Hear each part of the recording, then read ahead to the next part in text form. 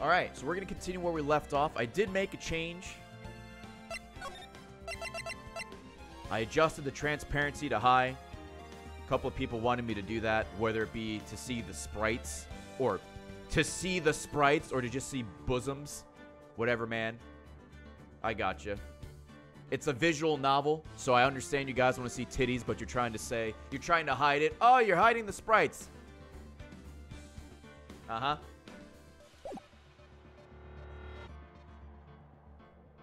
Alright. Today we're going to finish up Case 3. We're going to do Case 4. And depending how long that takes, maybe we'll start Case 5. We probably won't finish Case 5.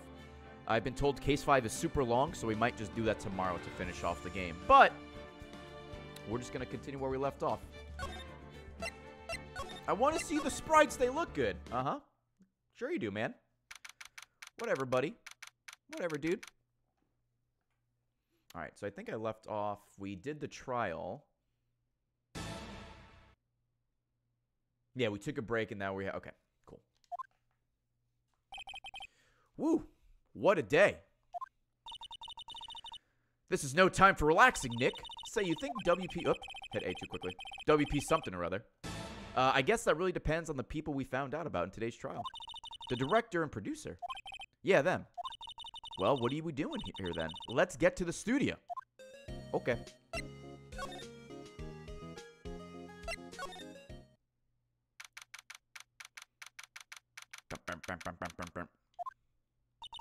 No one's here.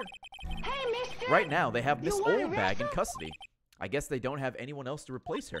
Hey, in the guard station, look, she left her donuts. What? I wasn't gonna eat them. I mean, you could. I don't give a fuck. No one's here but us. Take that shit. Okay. Fucking Oldbag. Wendy Oldbag. Look, it's that assistant girl. It's Jamie. Hey. Hi, WP's lawyers, right? I like how they filled the void with the fucking, like, taped up cardboard. I heard about the trial. Great job, guys. Oh. Ho-ho! Don't mention it. Is it true they caught the security lady? Oh. Oh. Oh, ho-ho! Actually, she just called me. She told me to cover up that drain. You mean that one? Wow, what a mess. I know. I'm not so good with handiwork. Some assistant, right? Yeah, but you do work on the props and the backdrops, right? Right. Just lots of times they end up looking worse than they did before I fixed them. Oh. Oh, well, I'm sure these things happen. Nothing to worry yourself about. You're right. I won't. Personally, I think she would worry at least a little bit more. Thank you for the order. If you'll excuse me, I have to go to the guard station. I'm supposed to fill in for Miss Oldbag. Right. See you later, then. Good luck with your investigation. Hell yeah. So the fanboy they were talking about in the trial today, he came in through that drain? So it seems. I guess they covered it up in a hurry. Hey, Nick. If that drain's covered, the boy won't be able to get in. Yeah. I think that was the idea. I feel kind of sorry for him, though, don't you? What, you want to rip the grate off? Really, Nick? We can? Whoa, she's serious. Uh-oh. Yeah, rip it open. Well, I guess some things are just made to be broken. Yay. You know, Nick, you're pretty swell sometimes. Sometimes. Hi-ya. There. That should make the kids happy. The things we do. We do it for the kids.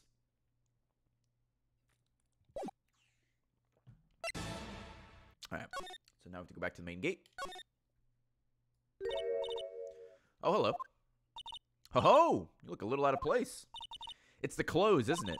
I thought my camo vest might do the trick. Kind of an alternative guard fashion thing. So how are the studios doing? There's police wandering around everywhere. It's terrible. They won't even let me clean up. Don't want me disturbing evidence.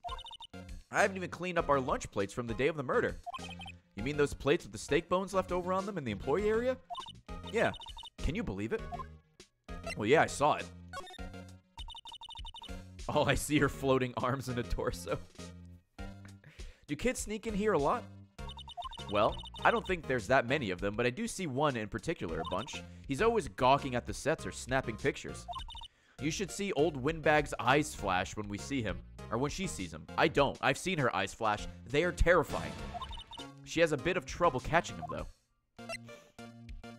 I heard something at the trial today. They said that the director and producer were here the day of the murder. Oh, sorry. I was in the prop storage room, so I didn't see them. I guess they were here, though.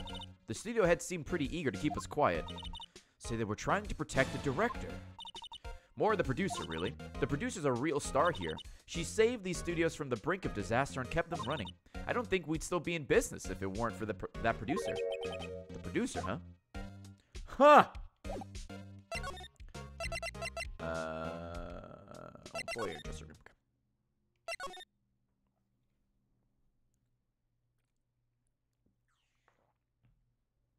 Bump, bump, bump, bump, bump, bump, bump. Hold on 1 second, chat. Gotta fucking get rid of some creepers here. Okay. Jesus Christ. Alright. Dressing room. What the fuck? Who are you dudes? Lamau. Yo, we bringing in... Well, what was this game come out? Mid-2000s? Was Elite Speak still cool in the mid-2000s? Anyone know? Hell yeah. We got Elite Speak. Was this game 2001? This game was 2001? Hold on. Stopping the game. Before we get to this great guy. No, it's 2000. Oh, 2000. Oh, 2001 in Japan, 2005 in America. That's what it is. Okay. I gotcha. Anyway. Oh my fucking God. Huh, Wait, you first. Who are you? You look pretty suspicious to me. Whatever, lamers. How can you not know the great Salmonella? Oh my God. Your parents hated you the moment you came out of the vagina. You were a mistake. I make Talit shows, the Steel Samurai, mine. RTFC. Read the film credits. Hey, mister. You want to wrestle? Really? You're the Salmonella? I'm so sorry. You look so... like a fucking dweebus. No, quite all right. Really. It's fine. Huh, Raffle. What is it? You know, on closer inspection... yeah, hot, slobber. Hey, did you do a lot of cosplay? Because that costume rock source. Yes. Rock source? What? Hey, you're drooling. Huh? Lol. Buffer overrun. Pant. You've triggered my creative powers. Yes, it's coming to me. Pink Princess. The sequel to Steel Samurai, Pink Princess, Warrior of Little Old Tokyo. Raffle Lamau. Pink Princess. Why's it gotta be Little Old Tokyo? Why can't it have a cool name like Neo Old Tokyo? Maya, we really need to talk about cool.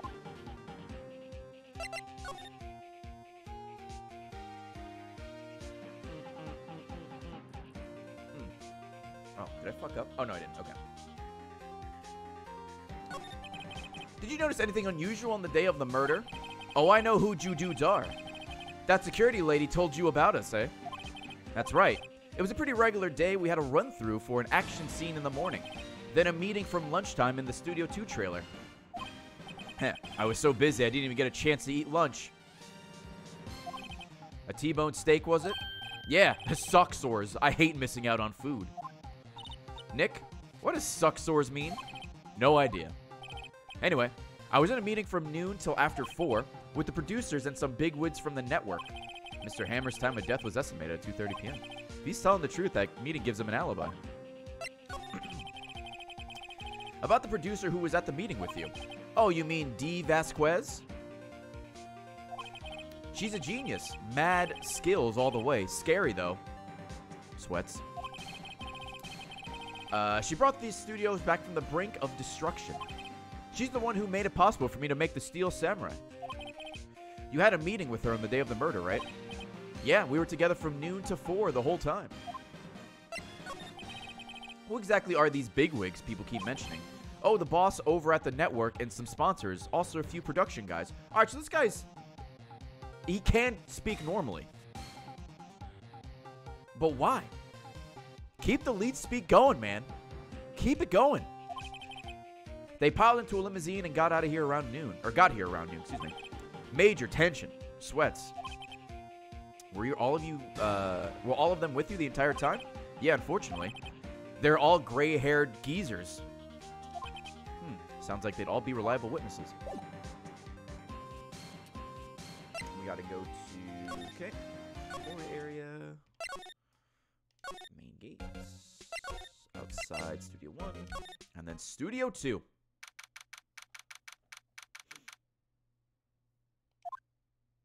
Hey, Nick. It looks like Detective Gumshoe isn't here today. You're right. He's probably up to his neck in paperwork after the commotion at today's trial. So, Nick, remember that Studio 2 we heard about at the trial today? It was down that path with the fallen tree, right? Yes, your big fucking dome is literally blocking the sign. Oh, $50 tip! What's up, Ray? Great to see you. It's great to see you play the Ace Attorney. It's one of my favorite game series. Has been very inspirational to me. Hope you'll have fun with the rest of the series. Thanks, man. I will. It's been pretty fun so far. Brings out the creepers in chat, but, you know, you just throw them in stream jail and ban them. But I've been liking it. It's pretty funny. I think this is the only visual novel I've played. Is Dream Daddy a visual novel? Or is that a dating sim? Or are they different?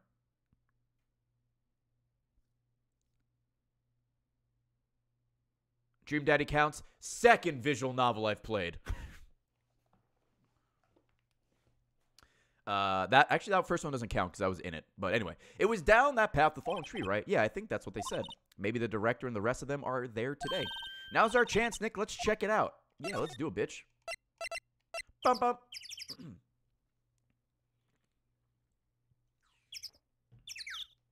Okay.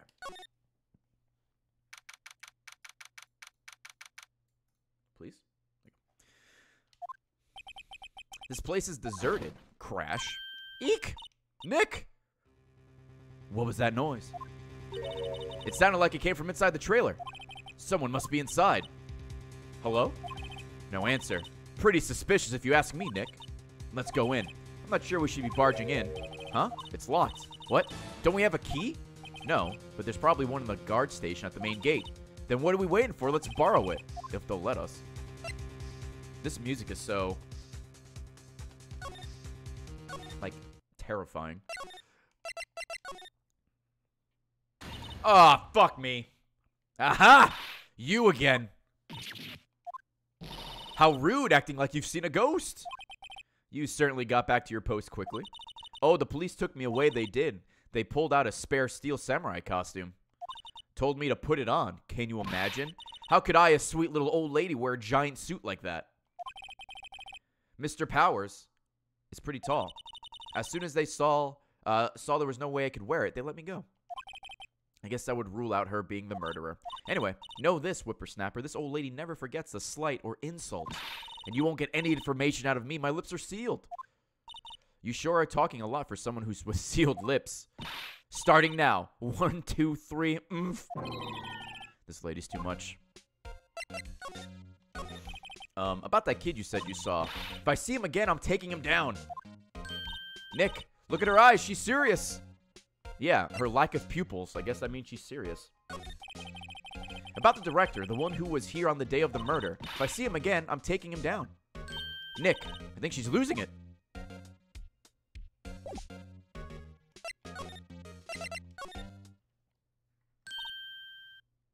Oh. This kid plays Fortnite. Hey. Hey, wait. I bet he came in right through that drain. Hey, kiddio, what's your name, sport? I'm not a kid, so don't talk to me like that. Huh? But you are a kid. What a rude little brat. That's no way to talk to an adult. I don't see no adults around here, hippie fashion chick. hippie fashion. Nick, I think I'm being mocked. Gotta hand it to Maya. She's pretty sharp and pretty mad. I'm Cody. Cody Hackins. Oh my god. Fuck. Call me Kiddo again and I'll cut you down where you stand, evildoer. God. That camera, though. So you're a fan of the Steel Samurai. How dare you utter that name, evildoer? What do you mean? We're on the Steel Samurai's side. Ha! Ha ha! You can't fool me! Okay, then what's the last line said by the innkeeper in episode 8? Ha! Easy. Like some fries with that? Not bad, Kiddo. Watch it. What are they doing? This kid is so fucking cool. So you heard anything about the incident the other day? You were here, weren't you? Did you see anything? He always, the Steel Samurai always wins, always. Yeah, I saw him. I saw everything. What? But no way I'm telling you losers. What? Wait. Let me go. He's gone. Huh. Something fell off the table when he bumped into it on his way out. A bottle. Why was it sitting there, I wonder? Ah, sleeping pills, huh? Yeah. Anyway, what was that kid saying? He saw everything? That is what he said. Pills here. Well, the thing's empty, but pills here. Kids do say the darndest things. Huh. Where's that old windbag? I'd have her to leave her post. Hey! Nick, that was her. Stop, whippersnapper. Yep. Sounds like she's chasing after that boy. Natch? Uh-oh. She tripped. Maya sure looks happy. Let's see. Oh. Hey, Nick. Now's our chance. Let's check the guard station. Good idea. Oh. This is it, Nick. The trailer key. The key to that studio, or that trailer in Studio 2. We'll be borrowing this, right, Nick?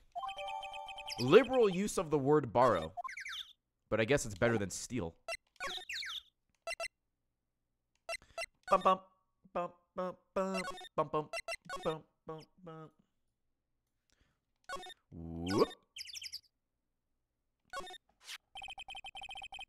I wonder if the key we borrowed from the guard station will work. It opened. Great. Let's go, Nick. She seems eager all of a sudden. Well, you first, Nick. Ah, not that eager.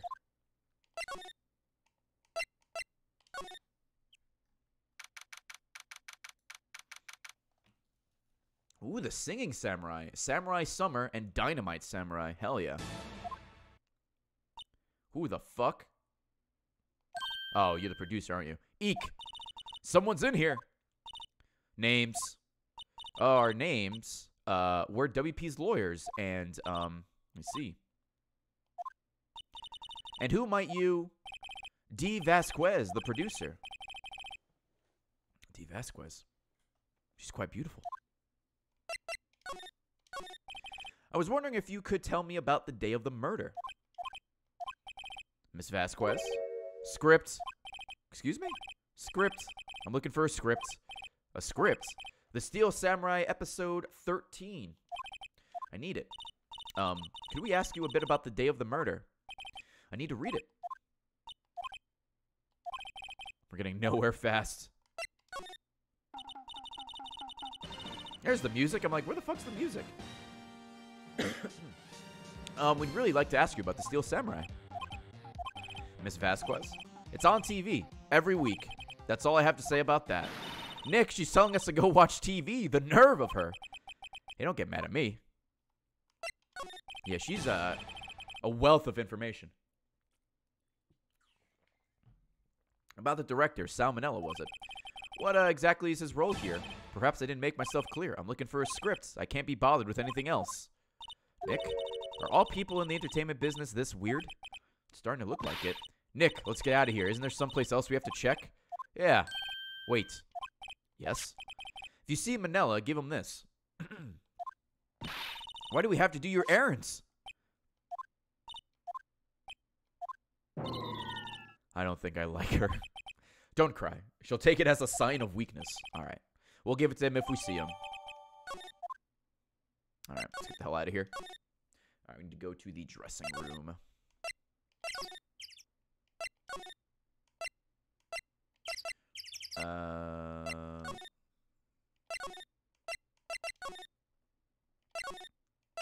There we go. Oh, fuck. I guess he's in here. That would make sense. Alright, we gotta give him the memo. Here, I got this from the producer. Huh? Bring me the script for episode 13. Episode 13? Where did I put that one? I must have left it somewhere. Sweats? Oh. Where's my fucking fan not on? There we go. Uh-oh, my ass is pwned. Who spells pwned like that? There's no O in pwned, you fucking idiot. If I don't find it, shakes. Nick? It might be quicker to just look in all the places where he's likely to have been. I agree. I would to go... Hold on.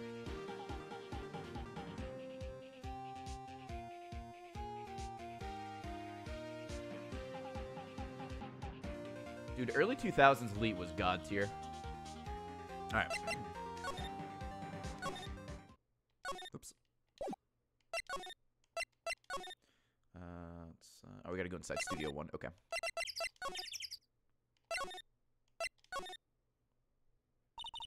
We're back at the scene of the crime. Let's find out what we need and get out of here quick, Nick.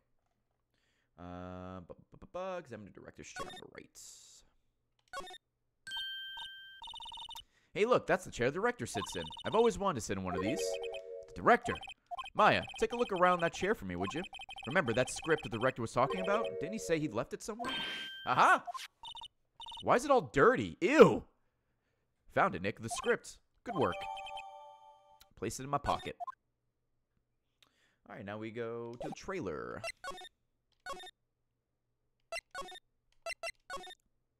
Yo, Cake Sailor, thank you for the $5.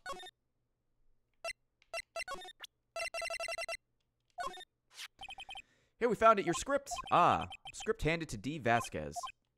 You're not gonna talk to us? Quiet. I'm reading. Just you hold on. What's the big idea? Who do you think you are anyway? And do you even know who we are? I'm about to bust. Powers as lawyers. Thank you for the pre-order. Appreciate you. Right. Am I a suspect? No, it's just... Well, no, but... You wanted to know about the day of the murder. Yes. Anything you could tell us would be a big help. You know, there was a meeting here at noon. Yes, with the director and the people from the network. Correct. Now listen closely. None of the people in this trailer that afternoon went to Studio 1. It was impossible for us to leave. Possible? Why? The path was blocked. The path? The path.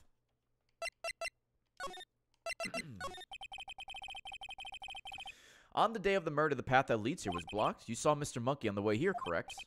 Mr. Monkey? The monkey with the broken head. Oh, right, that. What an original name. Its head fell over in the wind on the day of the murder. They didn't start moving the head out of the way until after 3. You couldn't fucking go around it? It was after 4 by the time the path was unblocked. Capiche? Everyone in the trailer was stuck here until the path was cleared. Stuck in the trailer, stuck until after 4. Hammer died at 2:30, thus none of us could have gone to Studio 1.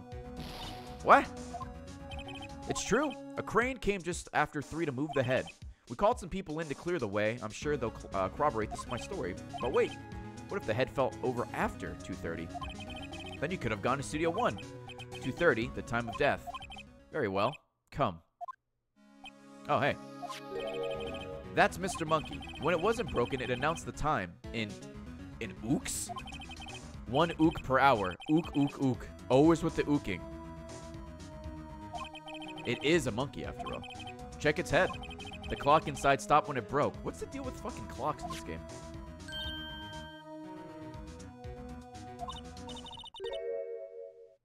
Nick, it stopped at 2:15. 2:15. That's right. The path was blocked from 2:15 till after 4. Therefore, we're innocent. Mr. Hammer died in Studio 1 at 2:30. See? Goodbye. Alright. What do we do, Nick? There isn't anyone besides WP who could have killed Hammer. It's over. We're finished. Sure doesn't look good. Guess we should head back to the office and plan our strategy.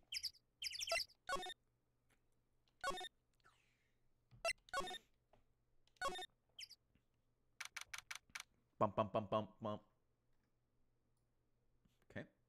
Whoops. Now what? We're fresh out of clues. Everyone's alibi is watertight. We don't have any promising leads. Got a random hair in my eye. Things are looking pretty grim. It's a little early for giving up, don't you think?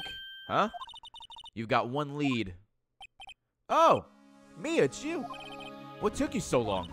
Sorry, Phoenix. Maya has trouble calling me unless she's really in trouble. Right. Oh, wait. I guess that means we're really in trouble. I'd say so.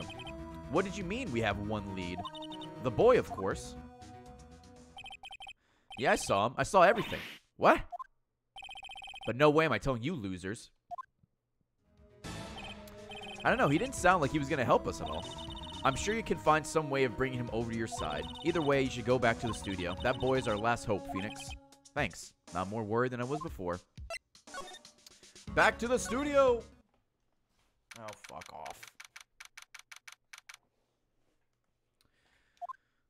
Huff, puff, huff, puff. She's out of breath, dude.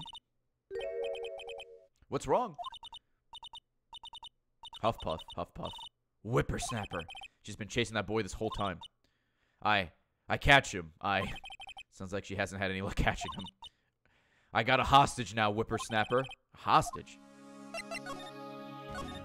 What happened to the boy? If I see him again, I'll lay him flat. My, what a violent old lady. Actually, I met with the director just now. Eh? Huh, my heart. I don't feel so good. Is she okay? Before I go, I'd like to visit the place where poor Hammer died. Right. She was saying she wanted to visit the studio where he died. What's this about a hostage?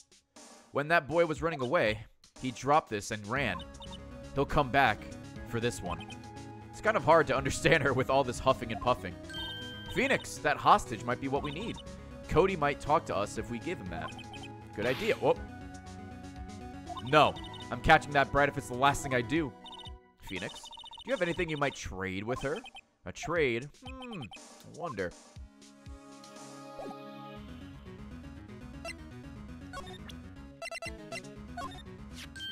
Hey, that's a card. Studio 1. Right. A card key to Studio 1. I could visit poor Hammer. I like to visit. He died. Woo. I was his fan. You don't have your own card, Miss Oldbag? Studio 1 isn't my turf. You'll let me borrow it. Or borrow it then. If I give her the card key, then I won't be able to get in the Studio 1. Lend her the card key. Why don't you let her borrow it, Phoenix? I guess it can't hurt. Here you go, Miss Oldbag. Card key lent to Miss Oldbag. Listen to me, Sonny. I don't like having debts to no whippersnappers. You take this and we're even. Deal? What's this, a steel samurai trading card? That sneaky kid dropped it. I figure it's pretty important to him, though. Thank you. I may have a use for this. This must be the hostage he was talking about. Right, I'm off. There she goes, hobbling off toward the studio.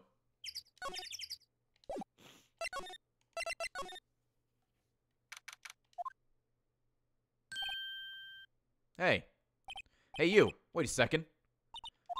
Phoenix, was that the boy? Yep, his name's Cody Hackins. I think he ran to the dressing room. To the dressing room we go.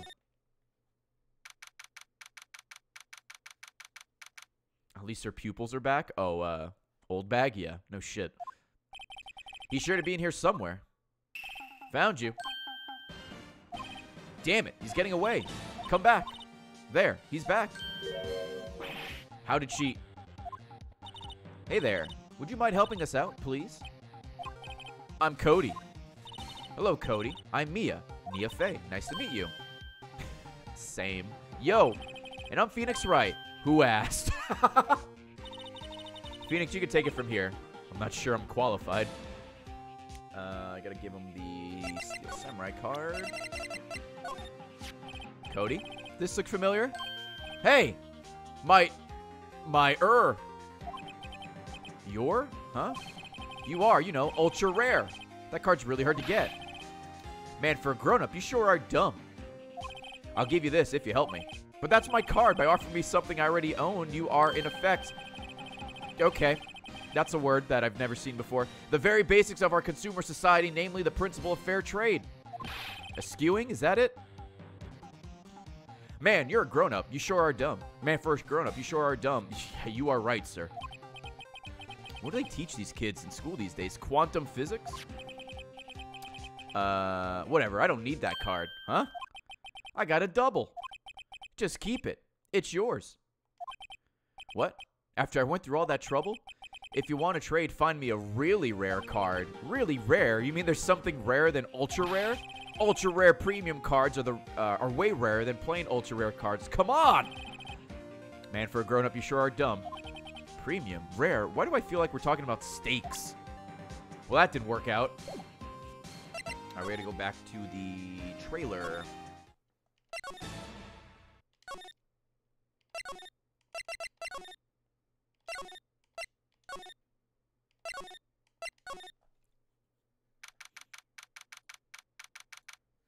Okay.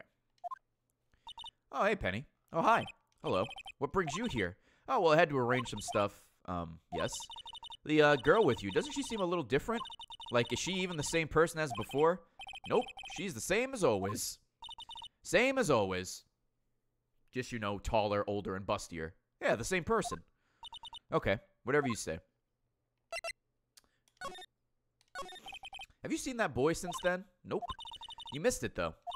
The security lady was chasing around after the boy so fast I thought she'd collapse. Of course, he got away in the end. Boy, was she mad. Actually, we saw them. How's the old windbag doing? She was squeezing donuts through her clenched fist back at the guard station. That's a waste of donuts. Some people take their job a little too seriously. Are all of the posters on the wall here of Hammer? Yes. It's really a terrible loss for the studio. But his popularity had been waning recently, right? That's true. Then again, after what happened?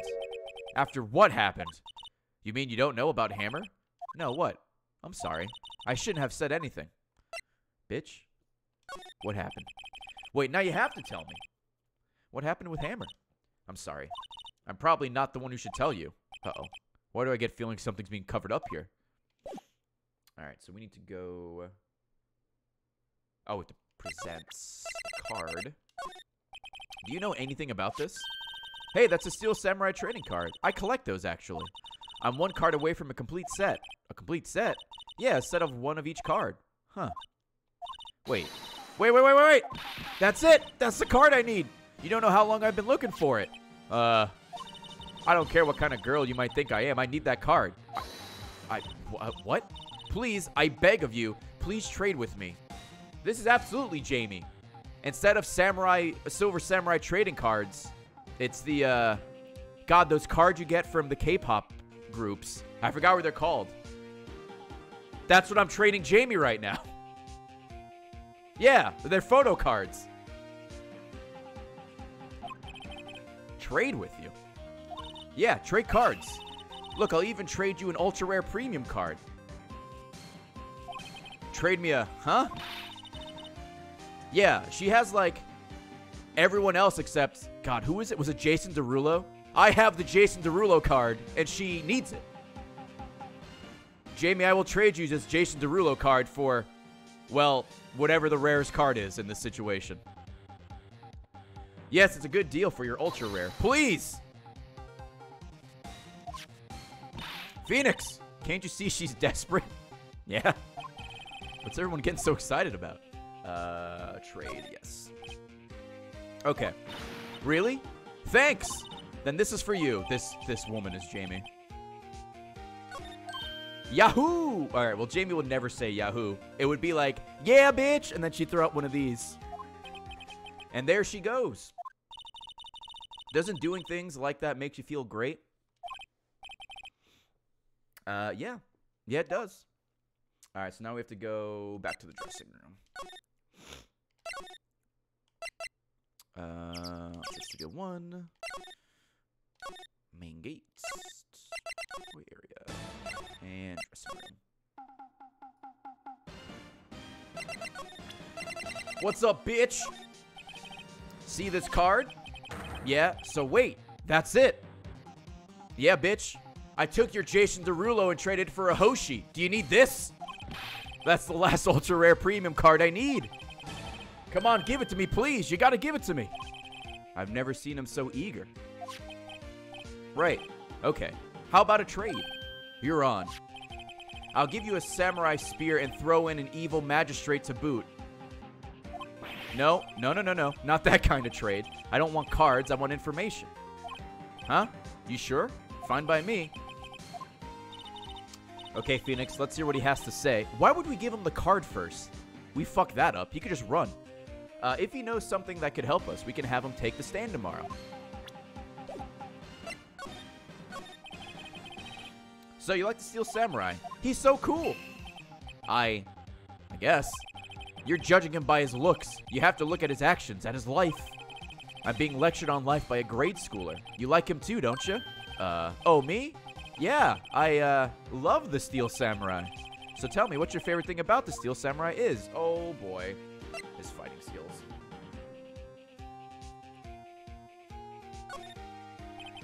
Gotta think of something. I like it when he vanquishes his foes. Yeah, Wazam. Alright. The Steel Samurai always wins. Always. Check this out. It's my fan album. Oh, God. What the? It's all pictures of the Steel Samurai. I go to every live performance. Those stupid publicity stunts where they beat each other up in public. I always take a picture when the Steel Samurai lands the final blow. Wazam! I got them all. I never missed one. A perfect collection. Check it out, my new digital camera. Wow, that's very impressive. The newest model, isn't it? You bet, lady. I just got it for my birthday. My album has a name. Want to hear it? The Steel Samurai. Path to Glory. The Steel Samurai always wins. Always. Hey, if you want this, you can have it, lady. Really? Are you sure? Yeah, I took these with a digital camera. I got all of the data at home so I could always make another one. Well then, I'm happy to accept. Thank you. Path to Glory received. What's with people always giving stuff to Mia? What a life. What happened? You were here on the day of the incident, right? Yeah. Did you see anything unusual? Cody, he needs to know because he's fighting for justice. Isn't that the Steel Samurai's motto? For great justice? You have to help us fight for great justice, too. I saw everything. Well, we might get some useful information out of him yet. Cody, I need to ask you something very important. What did you see on the day of the incident? I got here that day around 2. I had to come in through the woods out back so that old lady wouldn't see me. I got kind of lost, though. I was in there for maybe a half hour or so. Then I finally got to the studio. After that... What is it, Cody? The Steel Samurai killed the bad guy. He used the samurai spear just like always. One shot, one kill. It happened so fast, I got scared. I went home after that. I see. It must have been hard for you. Man, you say those nice things, but it's so obvious you aren't speaking from the heart. Right. Mia? Yes? I think we can say for sure that means the Steel Samurai did it. True enough. And the director has an alibi, so it wasn't him. Indeed. It's the only person left who it could have been, is Will Powers. I have to admit, it's kind of a shock, but if you put this boy on the witness stand, your client will be guilty for sure. Let's not call him then. I think that would be wise. Best to leave this one alone. Not so fast, pal. Oh, God. I heard everything. This boy here's a key witness, and he's under police protection starting now. Come on, son. You've got a rendezvous with me down at the precinct. No, I ain't going. Why would... Oh. Did he just snatch that fucking kid? That didn't go so well. We're back to 0 leads, and now we have a serious handicap in court. What are we gonna do, Mia? Well, I really need to get going. Don't worry, Phoenix. I'm sure you'll be fine. Whoa! No, come to the trial tomorrow, please. I need you there. Phoenix, can I ask you something? Do you really believe that Mr. Powers is innocent? I believe. Of course he is. That's all I wanted to hear. Excellent. I'll see you in court then. Great. Thanks, Mia. See you soon.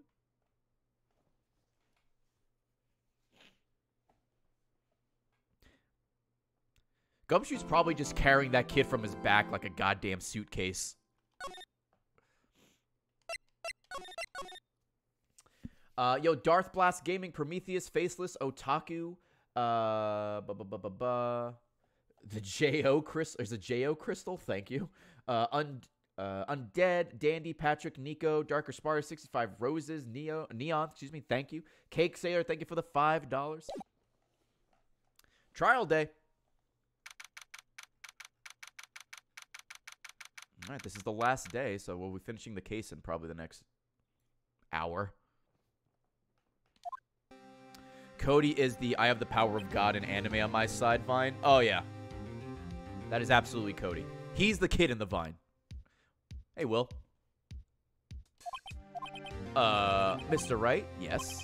Why do you look so unhappy? Oh, nothing. Really, it's nothing. Right, Mia? Uh-oh. She looks even unhappier. Phoenix? Your client is now practically a dead man walking. Perhaps that's why I feel particularly close to him. This is no time for dead people jokes, please. You know we're going into this trial utterly defenseless. Yet, if Mr. Powers is truly innocent, we should be able to find something overlooked in the evidence to prove it. Something overlooked. We have to find something, Phoenix, today. It's that or lose the trial. This isn't going to be easy.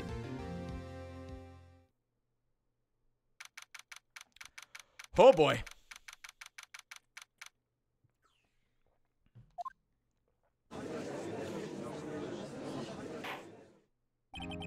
Court is now in session for the trial of Mr. Will Powers. The prosecution is ready, Your Honor.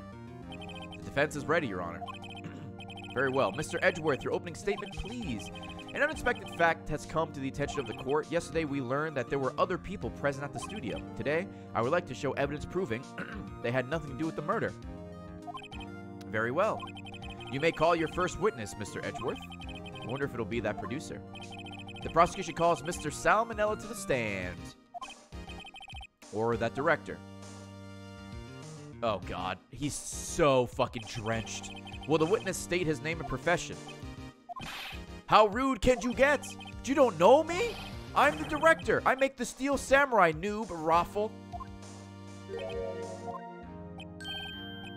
Salmonella. I'm a director. Television. Were you at Global Studios on the day of the murder? Why is Edgeworth... They never say their name immediately. They always give some fucking spiel. Anyway. Someone get this guy a mop. Yeah, no shit. Yes, Your Honor. Very well. Please testify to the court about the events of that day. Phoenix? Let's start by picking this testimony apart.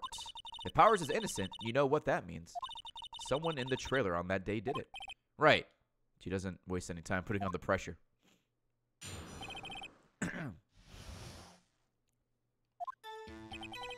I was at the studio from around 9 that morning. During the morning, I was doing an action scene run-through. It took a lot more time than I thought it would. I hear that everyone else ate lunch in the employee area, but I had a meeting in the Studio 2 trailer, so I ended up skipping lunch. We were in the meeting until around 4. During that meeting, well, I'm pretty sure no one left their chairs. That's about it. The time of Mr. Hammer's death was 2:30 p.m., and according to your testimony, you were in a meeting at that time. Mr. Wright, you may begin your cross-examination. Yes, Your Honor.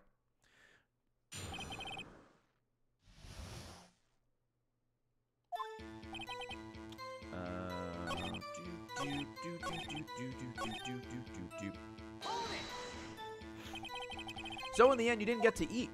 Yeah, no steak at least. Can you believe it? That must have been tough. Phoenix, yeah? Doesn't something about that seem odd to you? That's contradictory. Now that you mention it. Mr. Manella, what did you want? When I went to Studio 2, I saw something on the table there. There were 2 plates, the same kind of plates as the one in the employee area. Who ate lunch there?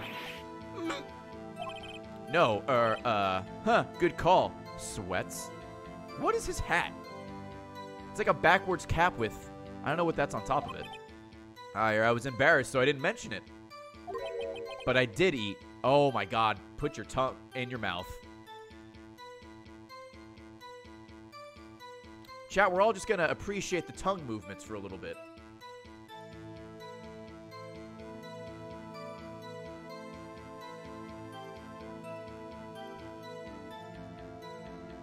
That's enough. A T-bone steak, you mean? Yeah, well, I mean, the assistant went through all that trouble. I brought it to the trailer thinking I could eat it later. Clearly a man who likes to eat. I suspected as much. So when exactly did you eat it? We took one break during that meeting. I woofed it down then. A mental image I will carry with me to my grave. Wait a second. If they took a break in that meeting, then that contradicts his testimony. I'll press on that a bit more.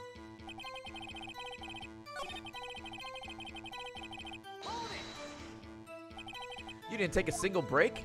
Well, yeah, not a one. What's he sweating so much about, I wonder? If only I had an idea. Wait a second. Maybe I do have an idea. Wait a second. Mr. Mandela, you just contradicted yourself. Didn't you just tell the court that you ate the T-bone steak during a break? Oops! Rough.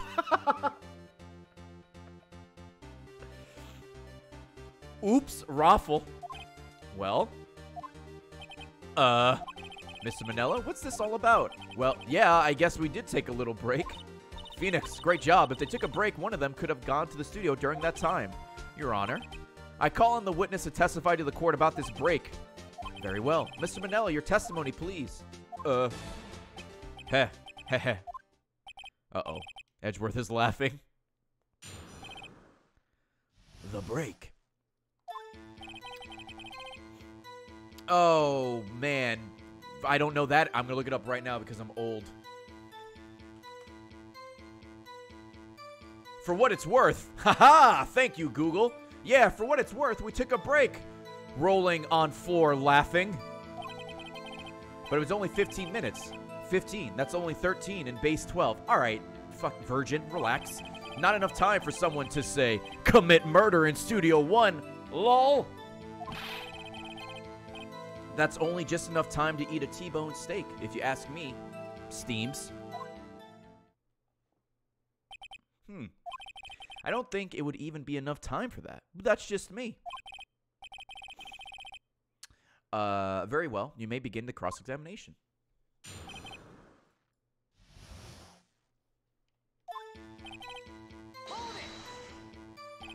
What time exactly did you take this break? I'd say it was from around 2:30 or so until 2:45. 2:30? That's the time of death. So we could have gone to the studio, one, killed Hammer, and come back. I guess it's possible time-wise. And then, murder. Why is that? Yeah, LOL stands for lots of licking. Haven't we had enough of this pointless line of questioning? Your Honor, the testimony to this point has made one certain fact painfully clear. The people in the trailer had nothing to do with this murder. It was impossible for any of them to go to Studio 1. What? Something wrong, Mr. Wright? Surely you aren't suggesting one of the people in the trailer went to Studio 1. Well, Mr. Wright, Phoenix, this is critical. Think about it before you give your answer. Do you claim someone from the trailer went to Studio 1? No, it's impossible, says my guide.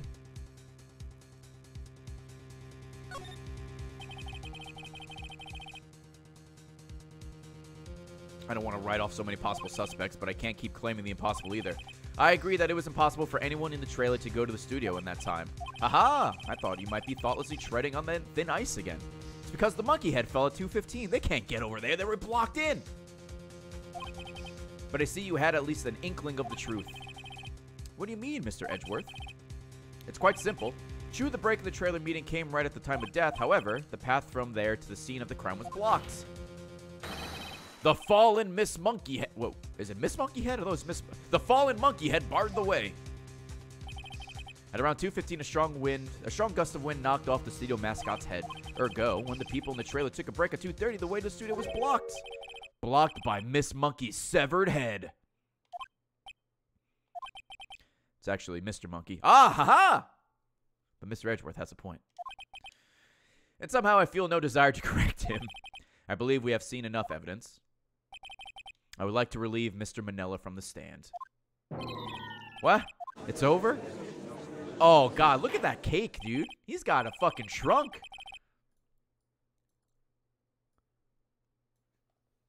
Very well. The court's opinion on this case is as follows. We have found that there were several other people in Studio 2 on the day of the murder.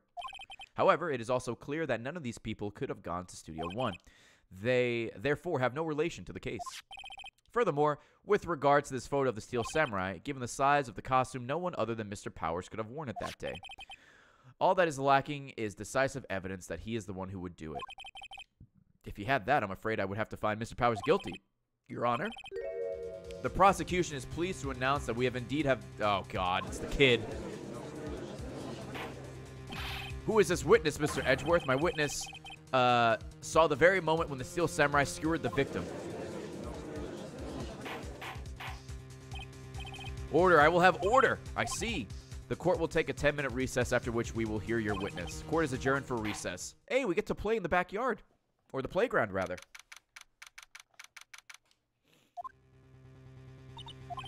What do we do now, Mia? If everyone in that trailer has an alibi. I'm sorry, Phoenix. I guess I was wrong.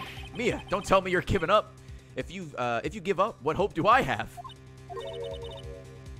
Good show. Great show, actually. Don't get me wrong. I've never given up on a trial before. Not while there was a chance. Only one thing became clear in your cross-examination. The people in the trailer could not have gone to Studio One. I thought there was more to it than that. But I was wrong. That's all there is. What's gonna happen to me? It kind of seems like everyone in that courtroom thinks I did it. They think I'm a murderer. Don't worry, Mr. Powers. If you are innocent, we will prove it. I guarantee it. Leave it to us and be yourself. Be strong. You are the Steel Samurai, hero to children everywhere after all. Thanks. Okay, Phoenix. This one's for the kids. Let's do it. That's an extra live stream.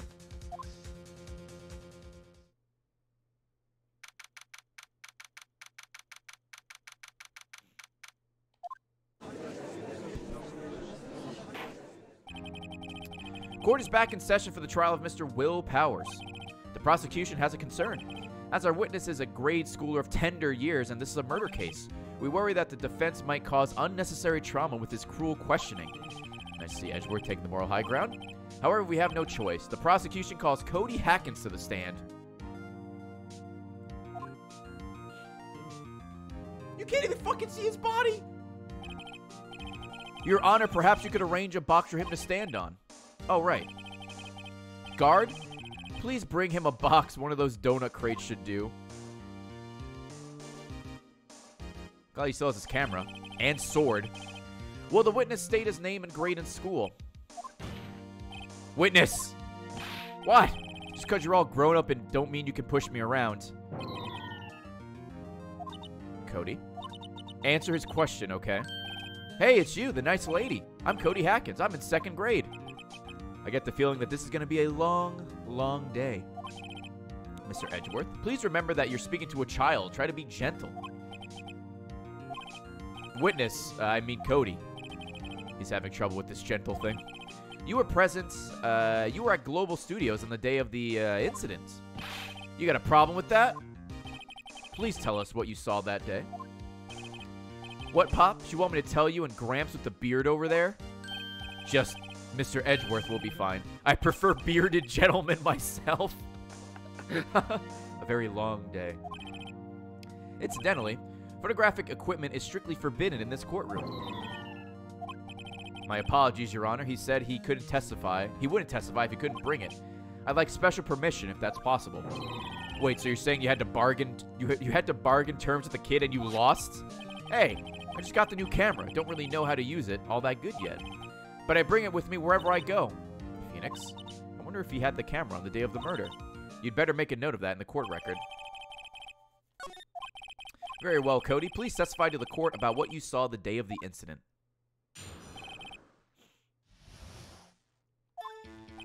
I wanted to see a Steel Samurai rehearsal just once. I found a map on the internet and went to the studios that day. I went through the woods off the path so that old lady wouldn't catch me. I was going for the studio. I got kind of lost on the way, though, for about 30 minutes. When I came out by the studio, there was the Steel Samurai. It totally rocked. Right before my eyes came out the bad guy. Of course, the Steel Samurai took him down. Pow! If I had my camera with me, that would have been the time for the shot, I tell you. This motherfucker says he always has his camera. What are you doing, Cody? You fucking lying? You bitch? Anyway, I couldn't get into the studio, so I went home.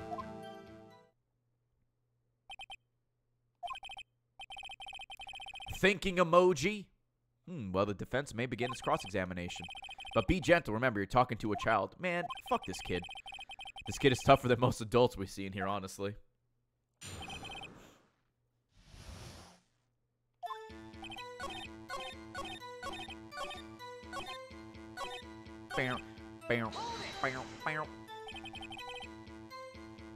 If you had your camera, you mean you weren't carrying your camera then?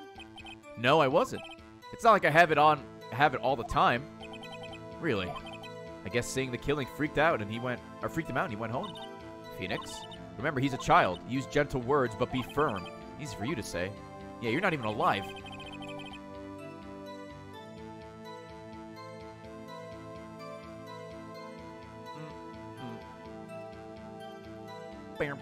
The music is banging, dude.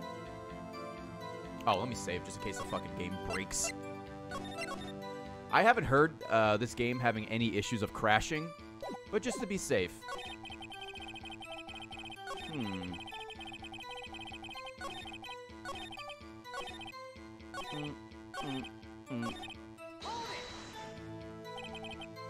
Oh. Did I not just do this? How dare you save?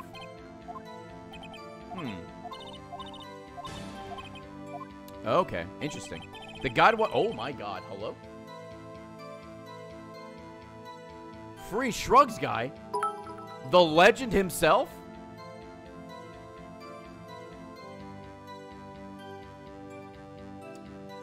Hey Ray, just dropping in to say I'm excited to see you playing one of my favorite game series of all time, even if just for the achievements. Hope you end up enjoying the games and maybe finish them all, as the story and characters just get better as the games go on, and hopefully the other games in the future if Capcom decides to end up porting them. That'll be great. I guess maybe they're porting them to see how they do. But yeah, I mean, these can be played on anything. But it's a lot of fun. I'm very much enjoying it, I will say. Thank you, Free Shrug guys, for the 3,500 bits. Port them, Capcom, please. How many games are there? They're like 6 or 7? This is the first 3.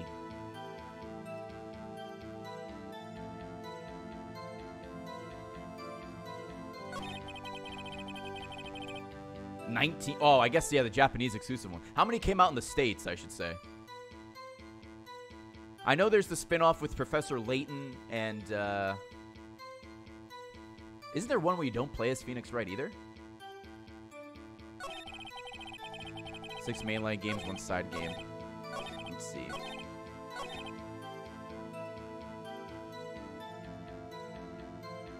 Edgeworth has 2 games. Okay.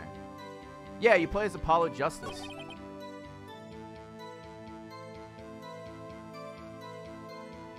Okay. This is interesting. The guide says I need to press him on if I had my camera with me, but it's not letting me, He's like stuck here. Apollo is part of the mainline game, though?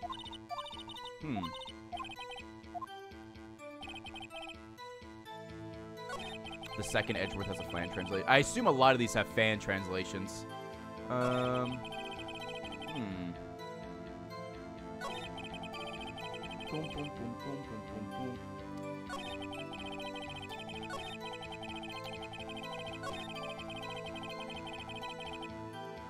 Oh, you're right. You're right. Sorry. Where was it?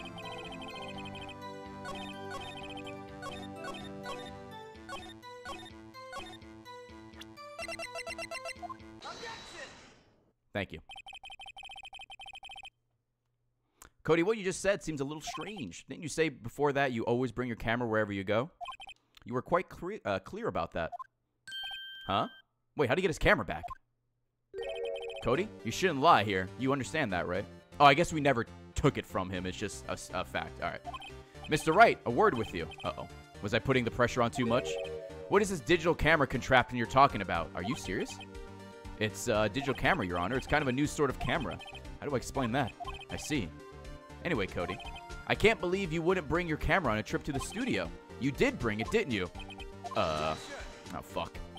Mr. Wright, how cruel you are to terrorize a poor child so. I don't care if he's a child or a prosecuting attorney. No one should lie in court. What do you mean, or a prosecuting attorney? Well, Cody, What? Yeah, so I had my camera. So what? You got a problem with that? So, you did have a camera. And did you use this camera? Why would I use it? I was too busy watching. Very well. Please testify to the court about what you were so busy watching. How many achievements are in this game? 30. Okay.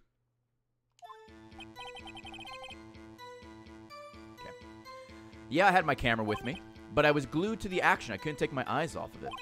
The Steel Samurai, he goes for the bad guy. Wham! Then the bad guy stopped moving. He's so strong. The Steel Samurai rules. Is that all?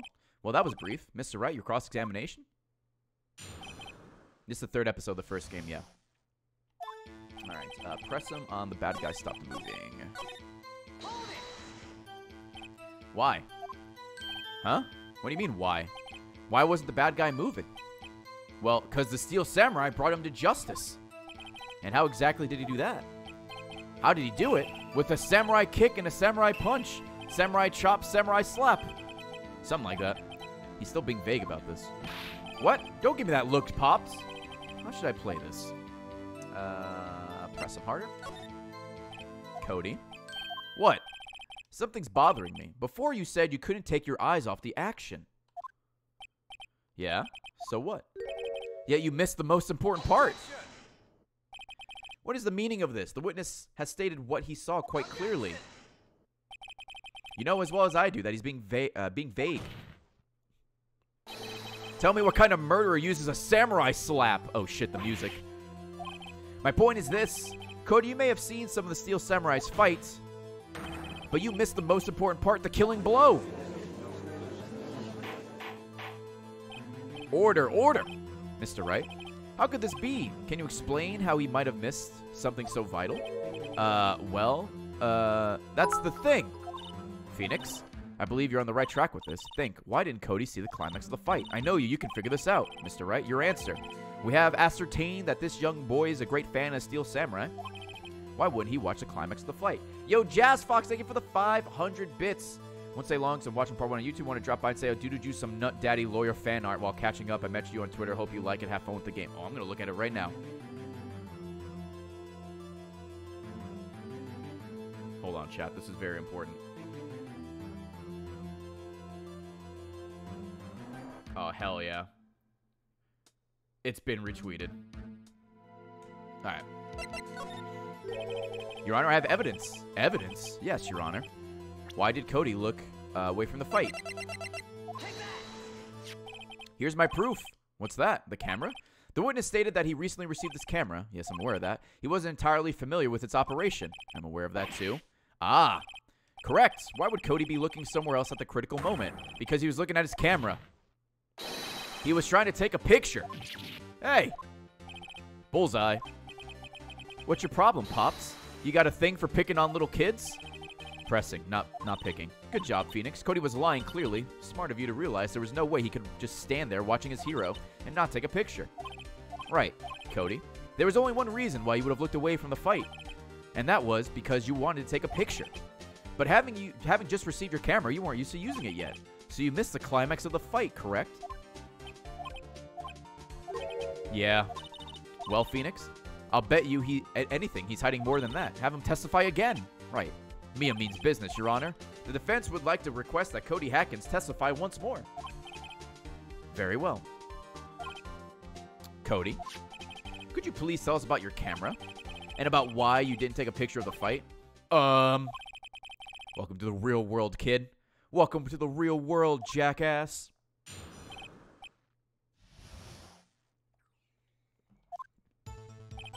Yeah, you're right, Pops. The Steel Samurai had just escaped from the clutches of the villain, so I held up my camera to take a picture, but the lens wouldn't open in time, so I missed it. That's all that happened. Yup. Anything strange in that testimony, Mr. Wright? I'm not sure, but I'd like to proceed with the cross-examination anyway. My dad's not a phone. Duh. Whoops. I went too fast. So I held up my camera, take a picture. Is that the end? Yeah, we go. Hold it. That's all. Ray, I miss IB. Then listen to the old episodes. Also, that you said that like 8 times in a row in chat. So, I don't know what you want from me, man. Yeah, I told you. I didn't take a picture. I would have once I got that lens open. Did he really not take a picture? Not even once? Press him hard. Nah, he definitely would have taken a picture. There's got to be something here I can use. Cody, listen up. Cody Hackins, I know exactly what happened that day. You took a picture. Hey, bullseye. How'd you know? I see through all your lies, Cody Hackins. It's one of my powers. Wow. This feels great. Yeah, I took a picture. Perhaps you could change your testimony to reflect this, Cody? Took a few shots. Took a few shots, but it was too late, then I erased them. Here's your book. Objection! Cody. What? Man, every time you say Cody, you follow with something bad. I just wanted to thank you for giving me this the other day. Huh?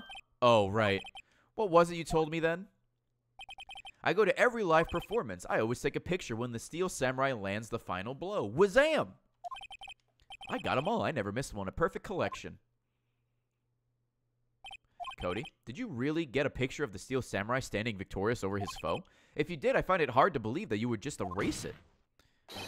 Wouldn't you keep it for your album? Ah! Mr. Wright, what exactly is this album? It's called Path to Glory. It's a collection of pictures of the Steel Samurai, all taken by Cody Hackins. He claims it's the perfect collection of every battle the Steel Samurai has won. I see. Don't you find this very odd, Your Honor? Among all his pictures of the Steel Samurai, none were taken that day. It looks like he's picking his nose there. Yeah, I think it's one of like his idle animations. Order! Mr. Wright, have you an explanation? If the Steel Samurai had just defeated his adversary, I certainly would expect to see a picture of it in this album. Exactly my point, Your Honor. What the fuck? No, wait. No way. Phoenix, I think we finally discovered the truth. And what a truth it is. Mia, are we sure about this? Did he actually? Yes. I'm pretty sure what you're thinking is right. Tell them, Phoenix. Tell them what the truth is. Please explain to the court what's going on here. Why was there no picture in the album from the murder, or the day of the murder? Why would the boy have erased the photo he took? I can't think of only one reason, Your Honor. The Steel Samurai didn't win. That's why Cody deleted those photos. You mean the Steel Samurai lost? Well, Cody, I'm right, aren't I? Tell the truth. The bad guy defeated the Steel Samurai. No way! No! It's impossible. The Steel Samurai never loses. He never loses to anyone, ever. Your Honor, the witness has revealed everything with his words. He lost! There was a reason why he lied and told us he didn't take a picture. The same reason he erased his precious photos. For Cody, it was inconceivable that the Steel Samurai could be defeated. However, Cody witnessed the impossible. He saw the Steel Samurai lose. Yet to admit what he saw would destroy everything he believed in. That's why he lied and said the Steel Samurai won. He couldn't handle the truth! Second grader, by the way. Probably has homework he has to do. And I'm just grilling him in court. Order! I will have order. Witness. Cody. Is this true? What did you see? Tell the court what you saw.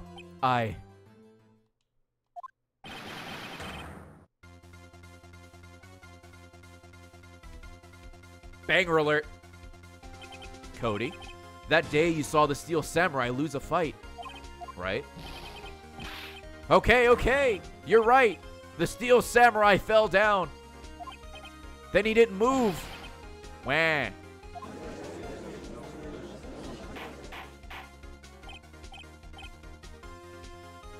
Order. What kind of stunt are you trying to pull, right? The Steel Samurai was the murderer, not the victim. Yet, according to your witness's testimony, the Steel Samurai was the one who fell. I guess we're not being gentle anymore. Mr. Wright, what's going on? Apparently, we have all made a serious error. An error? What's this all about? If you understand what really happened, it's actually quite simple. At the end of the fight, the Steel Samurai fell to the ground and lay still. In other words, the Steel Samurai was not the killer, he was the victim! Don't you see? Jackhammer was the Steel Samurai. Smooth the Groove's cover of this song is also pretty dope. Smooth the Groove's cover of every song is pretty dope. He put out one yesterday of some real obscure, I think Japanese-only Game Boy game, and it was great. Anyway, order. So the Steel Samurai in this photograph, you're saying the man in the costume was the victim, Mr. Jackhammer? That's what I'm saying, Your Honor. Jackhammer was present at the action scene run-through that morning. Thus, he obviously knew about Will Powers' foot injury. But wait! Hadn't Mr. Hammer gone to Studio One already? That's what everyone thought, but remember what Miss Oldbag said in her testimony? On the day of the murder, I arrived at the guard station at 1 p.m. Did I see poor old Hammer? Nope. He'd already had gone to the studio before I got back to the guard station. Mr. Jackhammer left the employee area after lunch. However, no one saw him going to Studio One, nor was there a picture of him.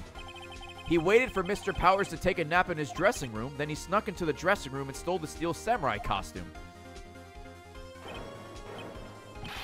But why would the victim do such a thing? I don't know. I get it. No way. I thought that the Steel Samurai was moving strange, so it was a different person inside the suit. Pops! Oh, me? What? Actually, there was one piece of data I saved. Data? Yeah, a photo on my digital camera. What? Show us quick. No way, man. Not if you're gonna look at me like that. Now. Here, this is it.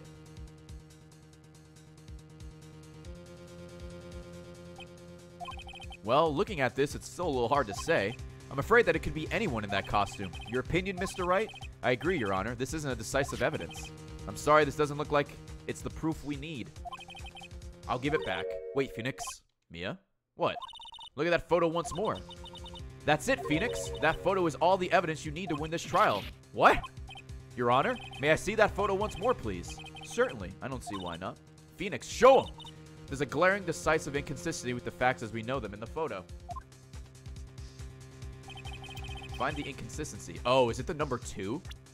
I think it's the number 2, but I'm going to check the guide just to make sure. Yeah, okay, that's it. It's Studio 2! And you have to hit. Oops. Your Honor, look at this. I see. A gate. Might I draw your attention to the number on the gate? The number? Ah, yes. Well, it's hard to see, but it looks like a 2. It's hard to see that that's a 2? Given the layout of the map, what else would that be? It's either 1 or 2. Are you... Whizam! We got him.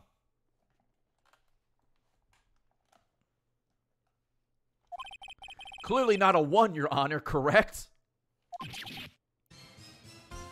Ah. I believe Mr. Edgeworth sees what I'm getting at. We're getting at a year 4 sub. Yo, Valkyrin, thank you for the 4 years. But that's impossible. What's this all about? Please explain so I might be shocked along with the rest of the court. The judge is not only me, but it's me whenever Tina explains something that, you know, a competent person would understand. And I'm like, if we're with someone else, I'm like, oh, I get it, but do you want to explain it to them? I actually don't get it. I'll use the studio guide map. Merwanda, thank you for the 15 hey guys. 1500 hey guys. Hey, Rain Chat, just stopping by to say hello, and I'm off to play Pokemon Go for Bagon Day. Oh, and this is for Orange Yoshi. That makes sense. Thank you for the 1500 bits. When you need to select an area on the map, move the cursor to Studio 2. The body was found here in Studio 1. However, what do we see in this photo taken at the time of the murder? It does not say 1 on that gate in the photo, Your Honor. Here is the true scene of the crime. The dressing room. Here at Studio 2. I see. That would explain the 2 on the gate in the photo. Yes. Yes, it would. Your Honor, if I find it very significant that the murder, or I find it very significant that the murder took place in Studio 2, the path was blocked. The path to the trailer was blocked, so we've heard. The path was blocked at 2:15. In other words, the victim went to Studio 2 before that time. Yes, I suppose that would be the case. Remember Mr. Salmonella's testimony? Allow me to remind the court. He said no one in the trailer was guilty because they could not have gone to Studio 1. Yet, in actuality, the reverse was true. Only someone in the trailer could have committed this murder. They were the only ones with access to the scene of the crime, Studio 2. Uh-oh.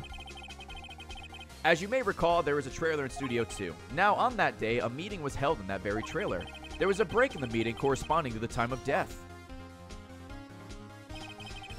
During that break, Mr. Salmonella and Miss D. Vasquez... is there a pun for D. Vasquez? I just don't get. Obviously, Salmonella is apparent, but... Anyway, we're outside eating steak. They were at the scene of the crime.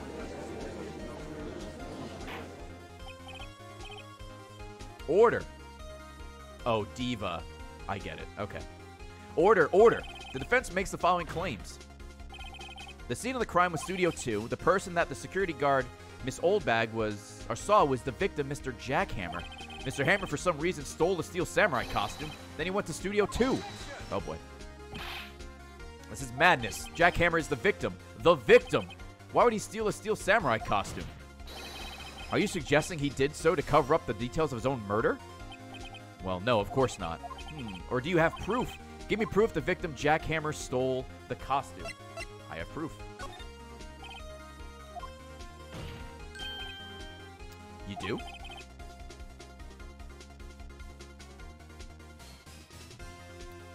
You do, Mr. Wright. Now that they're so surprised, suddenly I'm much less confident. I think I'm right, though. Here's my proof that Mr. Jackhammer stole the costume. The sleeping pills, bitch! This is it, an empty medicine bottle. I found it on the table in the employee area. The same table Mr. Hammer and Mr. Powers ate. The label reads sleeping pills. Sleeping pills? The defendant, Mr. Powers, spent the entire afternoon sleeping. He was drugged by Mr. Hammer. Wait a moment. That bottle does raise some suspicions, yes. But there is no proof that Mr. Hammer used it. Your Honor, I have an idea. An idea? Very well, let's hear it. I want to check this bottle for fingerprints. If my claim is true, Mr. Hammer's fingerprints should show up on this bottle. Huh? I suppose you're right. Very well. This court will take possession of the bottle. Hell yeah. This court will suspend proceedings on the current trial for today. Cody Hacken's testimony has revealed new possibilities in this case. In fact, things may have happened very differently than we previously thought. The Steel Samurai seen by Mr. Oldbag may have been the victim, Jackhammer. The scene of the crime was not Studio 1, but Studio 2. And those in the trailer did have time to commit murder. Mr. Wright? Yes, Your Honor. Your homework is to find the answer to the following question. Why would Mr. Hammer steal the Steel Samurai costume? Also, who killed him? And why? Find the answer for me by tomorrow. Oh boy. Homework. Oh boy, that's a lot of homework. Mr. Edgeworth? You will need to reconsider your stance in this case. Above all, you will need to reconsider your suspicion of Mr. Will Powers. As you say, Your Honor. This trial will be extended until tomorrow. This is the last extension. Cody's still there, by the way. Just standing there. He could probably fuck off at this point. Very well. Court is adjourned.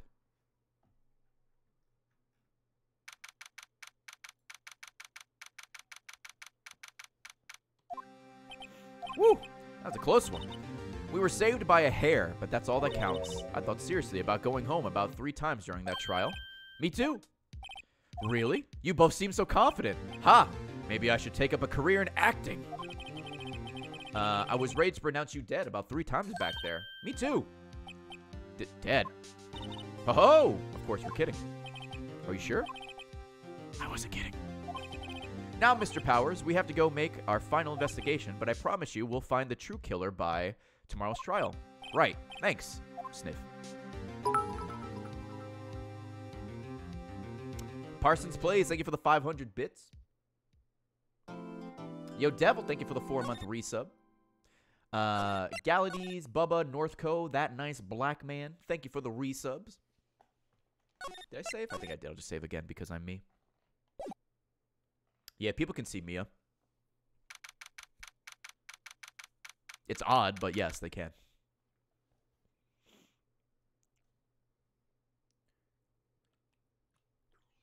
People can see Mia because Penny saw Mia and she was confused.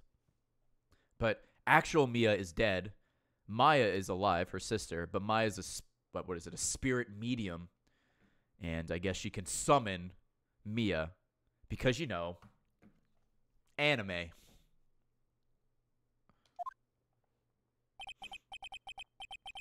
That was a close one, huh, Mia? Really, too bad. I'm sorry I missed it. Oh, in training medium, by the way. Maya! So what happened? Well, I think I've got a pretty good idea who did it. Now all I need is a motive and proof. Wow, good going, Nick. Under the initial trial system, tomorrow is the last day we have. Initial trial? What's that? That's the new court system they introduced 2 or 3 years ago. They had so many cases in the system, they decided to speed the whole process up. So under the system, trials have to end in 3 days. Yeah, pretty much. Well, we got no time to waste.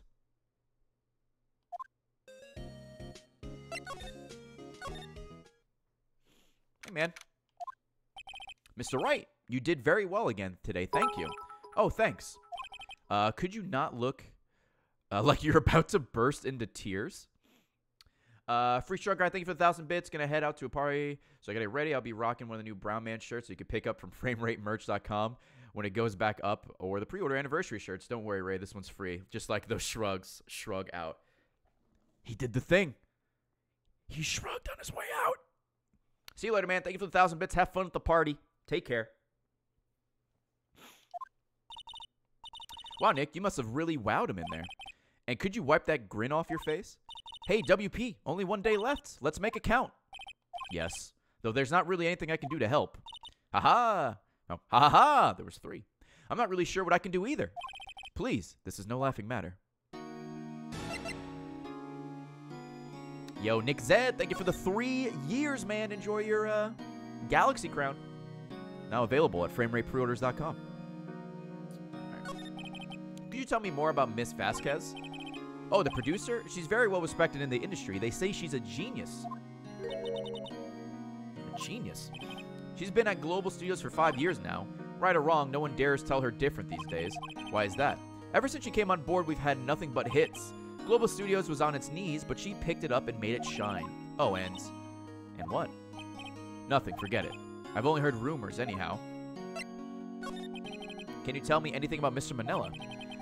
Oh, he used to be a minor straight-to-video director, but something in his work caught Vasquez's eye. She brought the Steel Samurai deal to him. Not everyone knows the name Salmonella. I heard he's pretty much at her beck and call, though. Whenever she says jump, he asks how high and all that. I can imagine him being at her beck and call, though I can't imagine him jumping. Ooh! Burn! Yo, Cube, thank you for the 560 bits. It's my birthday and I bought a cake and said it. Whipped icing, only found out it was regular icing, so I'm a big mad. Oh, that sucks. I'm sorry. Dude, return it. Also, happy birthday, man. I'll give you some brown birthdays in chat. This doesn't have whipped icing. It's just the cupcake, but I hope you like it. All right, Mr. Hammer. I was wondering about Mr. Hammer. He was a big star back in the day, yeah? But then he just dropped off the face of the earth. Oh, yes, you're right. In fact, he was my role model when I started in this business, but he just stopped taking on big roles.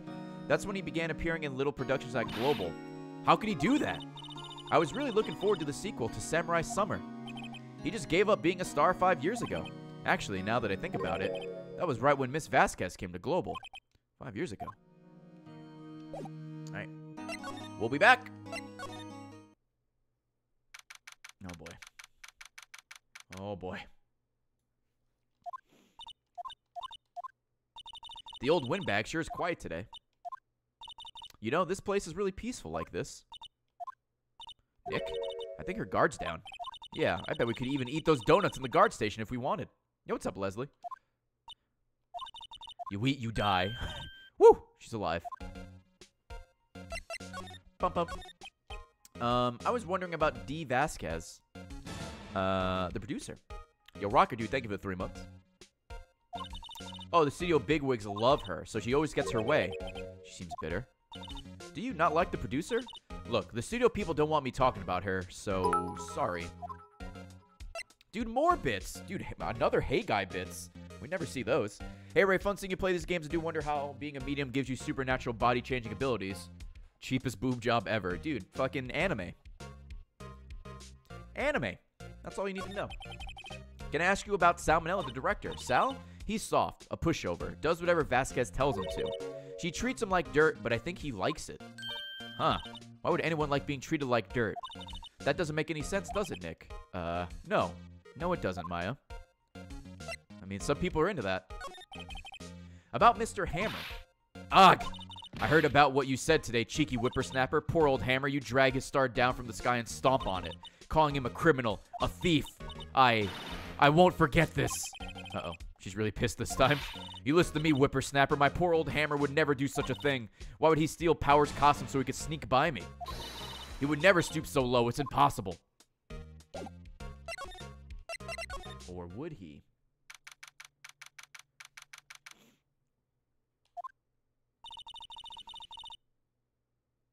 Yo, Pio, thank you for the 5 months. I guess they're not filming today either. I did want to see them filming just one time. This trial will be over and done by tomorrow. You can come see them filmed later. I guess. This is where you found that bottle of sleeping pills, right? Uh-huh. I wonder if there's any other clues lying around. Oh, God. No, no, no. No touching.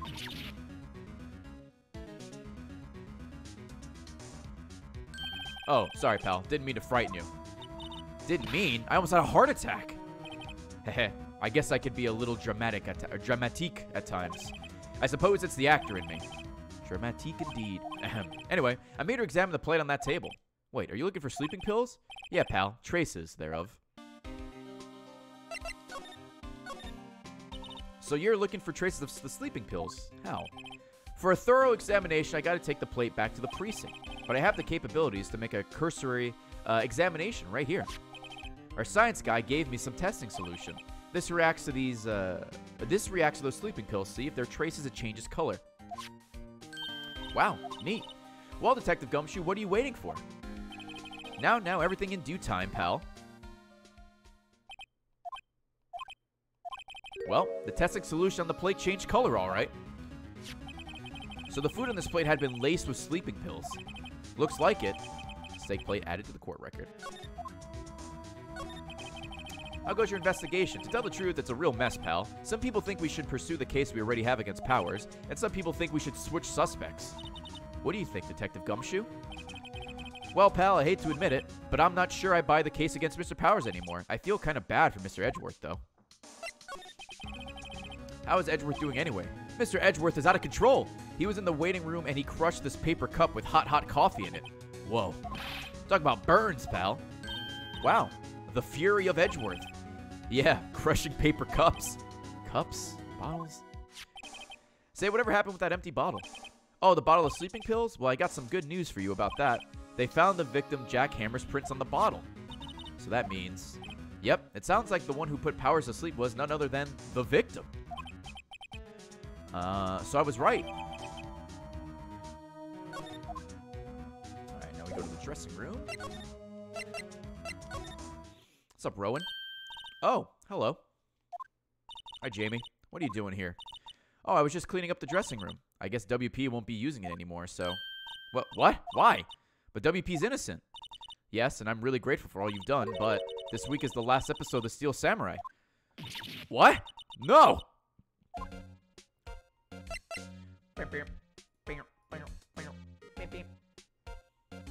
Alright, we got like 5 sections left and we're done with this case, and then we'll go on to the next one. I was wondering if I could ask you about Mr. Hammer. Yes. On the day of the murder, he went to Studio 2. Huh. I thought he went to Studio 1. He stole the Steel Samurai costume, too. What? Why would Mr. Hammer do something like that? Oh. I guess the rumor must be true, then. The rumor? Yeah. Miss Vasquez, that producer, had some kind of hold on Hammer. She had some dirt on him. He'd do anything, she said, apparently. Some dirt? What dirt? Dirt, you know, bad stuff. I know what dirt means. About 5 years ago, they were filming a movie starring Mr. Hammer. They were using the new studio, Studio 2. Some sort of accident happened during filming. After that, they never used Studio 2 again. They left the film set the way it was, too. The film set? Was that trailer part of the film set, then? What do you mean, the last Steel Samurai? I know it's a shock, but nothing can be done to save it now. Whoever really did kill Mr. Hammer also signed the Steel Samurai's death warrant. No. No! Also, I hear that Global Studios is going to change its programming. They're not going to make kids shows anymore. What? Why? I don't know. It's sad, but that's what Global Studios decided. Why aren't they going to make kids shows anymore? The studio bigwigs don't want the Steel Samurai around anymore. They want to forget all this ever happened. They want it quiet, you understand? How can they just do that? What about all the kids who love the Steel Samurai? It's okay. I'm sure the kids will be fine. They'll find a new hero to follow. No, that can't be true. If the program just ends, they'll be heartbroken for sure. Nick, say something. Yeah. I think evidence rather than words is called for here. Here, take a look at this. The Path of Glory. And this is... A fan collected all of these photographs. The kids love the Steel Samurai. The show couldn't or shouldn't just be canceled, or shouldn't be canceled just to save some adults, or so some adults can save face. I wouldn't think you would understand that better than anyone. Yeah, you collect the cards. You're right. Okay, but what can I do? Well, for starters, you can tell me something. Tell me what it is that Global Studios is so intent on hiding. Tell me about this accident 5 years ago. Okay. Could you tell us what happened 5 years ago? Well, I can tell you what I've heard. Apparently, 5 years ago, someone died, and it was Hammer's fault. Someone died? It was an accident, of course. Anyway, the producer, Miss Vasquez, managed to hush it up, and that's the dirt she had on Mr. Hammer. And that's why Mr. Hammer would do anything Miss Vasquez asked him to do. But it was an accident, right? Why didn't they just make it public? Well, you know, Mr. Hammer was a big star back then. They were afraid about what would happen to his career if word got out. I see. You know who knows more about this? Miss Oldbag. She was here at the studios back then, you know? Thanks. We'll try asking her, if she'll talk.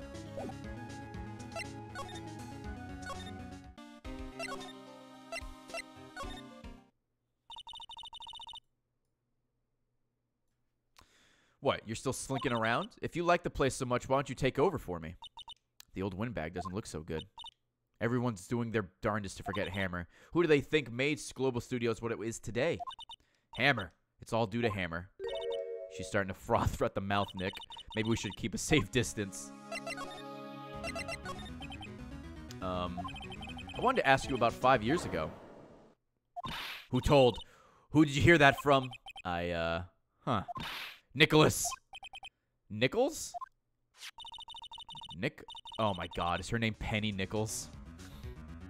Of course it is, dude. Of course it is.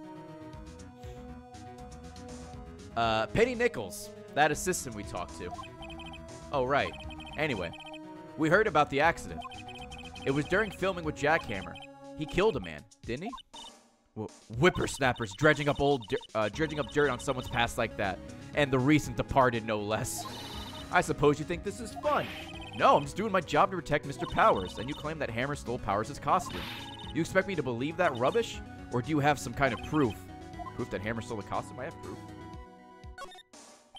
I'm sorry, Miss Oldback, but I do have proof. I can prove that Mr. Hammer stole Mr. Powers' costume. Mr. Powers ate a T-bone steak for lunch, correct? Well, yes, so? This is the plate that he used to eat that steak. There are traces of sleeping pill powder on the plate. Huh? I bet Powers put it in there himself.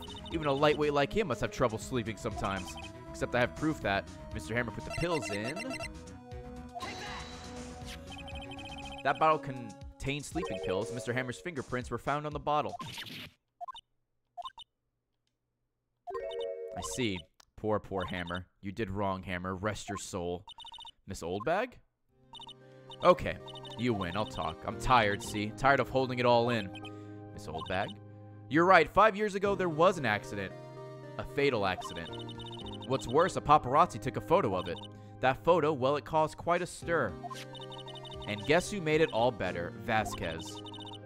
She has ties to the mob. What? She silenced that paparazzi. That was the beginning.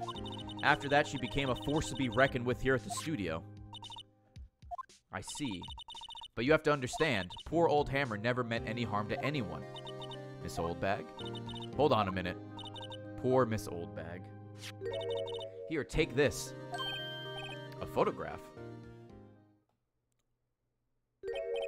Wait a second. This is the picture. Is this the trailer in Studio 2? Hammer was supposed to fight with the bad guy on top of those stairs there. He pushed the other actor and the man fell into the flower box fence. But how did you get this? It was a long time ago. I don't feel much like talking about it. I understand. This dude got fucking impaled. Alright, we gotta go to Studio 2.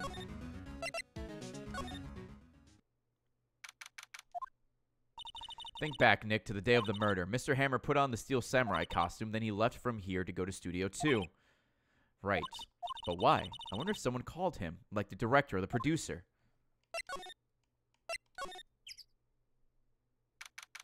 October 19th, Studio 2 entrance.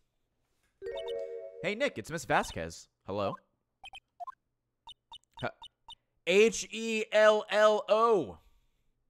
You guys remember the Jell-O commercials that spelled out Jell-O? It was like J-E-L-L-O, and then it would be like, it's alive! Does anyone remember that? Like the 90s? That just made me remember it. Anyway.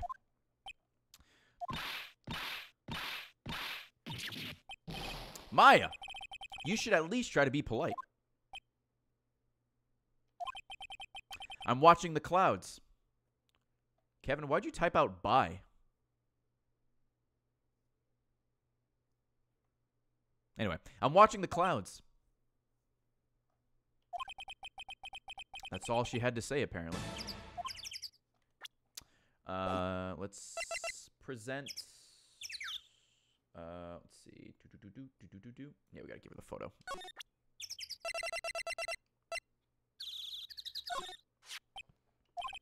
She's not even looking. Where? What? Where did you get that? Well, old bag? Old? She means the security lady, Miss Oldbag, Nick. Right. Anyway, Miss Vasquez, you hid this incident from the press, didn't you? And you used it to control Mr. Hammer. I wasn't looking at the keyboard, and they're right next to N and O. That's fair. The wind. Huh? It's gotten stronger, don't you think, the wind? Your conversation interests me. Let's talk about it more inside the trailer. Nick, she just went inside the trailer. Okay. You came. Well then, what was that you were talking about? Why is she so eager to talk all of a sudden? Miss Vasquez, you were using that accident. You were blackmailing Mr. Hammer so you can control him, weren't you? That's why he's doing kids shows for petty change. So I'm a blackmailer now. Well, that's what it was, wasn't it? I mean, sure, it was an accident, but you used it to drag Mr. Hammer down from his rightful place as a star. Oh, I haven't pulled anyone down from anywhere. Mr. Hammer's career went sour of its own accord. But you were the cause. You pressured him. And to think it was just an accident. Excuse me? What is this all about? You keep saying accident, accident. How are you so sure? What do you mean? Must I spell everything out for you? Think. What would it be if it wasn't an accident? No. No way. You and Mr. Hammer did it? On purpose? That is what I mean. Where's your proof? Can you prove it? Just think. Would he have let me run his life for 5 years over a mere accident? And I ran him hard, believe you me. But the security lady said it was an accident. Oh, well, she was a big fan of Hammers, you see. She jumped on the reporter who brought that photo into the studio. She wrenched it out of his hand, she did. Gave him a few bruises, too. So that's why she had the photo. She's an old fool. Of course, all the reporters would need is the negatives. He could have made a copy. But he didn't. The only copy of that photo is the one you hold. Give it to me now. What? This is valuable evidence. Boys? Are these the elite beat agents? Oh, shit! We got a crossover! Who are they? Professionals. They're good at erasing various things. What do you think? Would you like to be erased? What? The trial ends tomorrow. How unfortunate. It's a shame you'll have to miss it. Tell him why. Or tell me why. Why do you want this photograph so badly? This is Mr. Hammer's dirt, no? Why should D. Vasquez care about it at all? I'm sure you'll have plenty of time to think about that where you're going. So long, friends. Boys, a race away. No! Oh, gumshoe! Hold it right there. I heard everything, pal. D. Vasquez, you're coming down to the precinct with me now. Not bad. How is this guy always in the right place at the right time? Very well. It appears this contest will be decided tomorrow then in court. I'll be looking forward to it. Oh, I guess they just fucked off, huh? Alright. Hey, you okay, pal? Sorry, I was a little late with my entrance. I don't get many chances to practice that sort of thing. Detective Gumshoe. Thank you. Thank you. Thank you. I was really scared. Huh? Don't mention it, pal. Just doing my job. Detective Gumshoe? Sorry, it's just... I've wanted to say that line ever since I became a detective. Okay. I've got one more job to do today. I'm sure we'll run into each other again soon. Well, Nick, it looks like we're getting close to the bottom of this. And who's at the bottom? D. Vasquez. Alright. Woo! Yo, Dick Gumshoe is a real bro.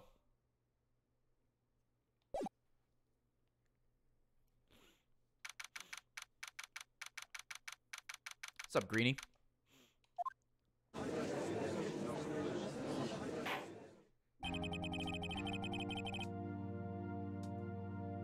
Court is now in session for the trial of Mr. Will Powers. The prosecution is ready, Your Honor. The defense is ready, Your Honor. Today will be the final day of this trial. I hope both the prosecution and the defense will be able to present decisive evidence. Very well, Mr. Edgeworth, your opening statement. In yesterday's session, the defense presented us with a new theory for this case. He claims that the scene of the crime was in fact Studio 2. Today, I will call on people present in the Studio 2 trailer that day. From their testimonies, the truth will become clear. Very well.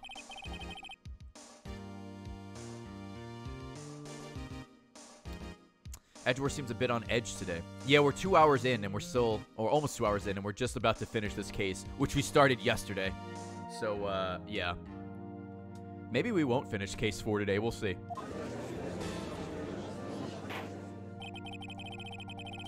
You may call your first witness, Mr. Edgeworth. The prosecution calls Miss D. Vasquez to the stand. Miss D. Vasquez is a producer who was present in the Studio 2 trailer that day.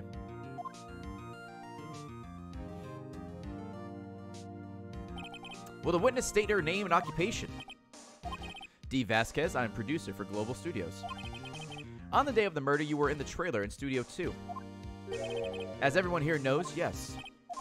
I dislike needless banter. If you must... Oh, man. Pontificate? Sure.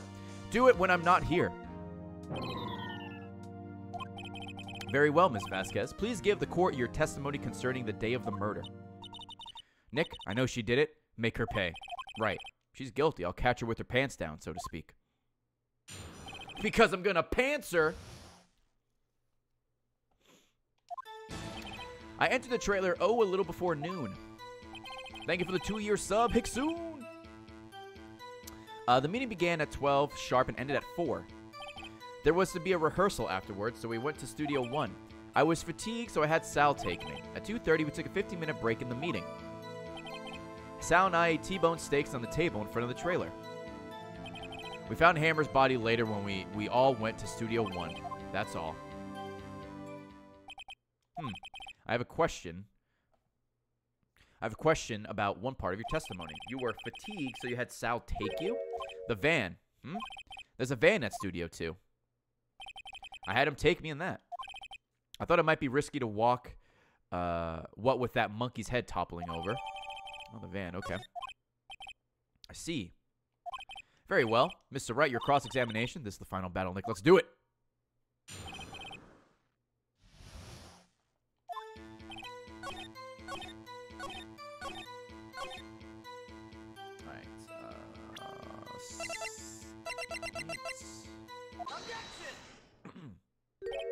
Ah, as I thought. You claim you ate a T-bone steak. But I say you did not. What's this now, Mr. Wright? Look at this. It's a plate? This plate was on the table in the employee area. As you can see, a large bone has been left behind. Mr. Wright, need I remind you it was a T-bone steak? Exactly my point. Remember, if you will, Miss Vasquez and Mr. Manella, excuse me, ate it at a table outside the trailer. Yet there were no bones left on the plate. The plates were bare! Miss Vasquez, tell me, how can a person eat a T-bone steak and not leave the bone? I'm about to bust. Yes, tell me, Miss Vasquez. You didn't eat any steak during that break. Thank you for the pre-order, by the way. FrameRatePreorders.com. You took your steak and threw it somewhere. Like that incinerator. I see. Then what was Miss Vasquez doing during her break? Isn't obvious, Your Honor? She was meeting with the Steel Samurai. Order. Are you saying, yes, Your Honor? Miss Vasquez left the trailer to eat her steak. She ran into the Steel Samurai. And then you did it. You killed him with your own hands.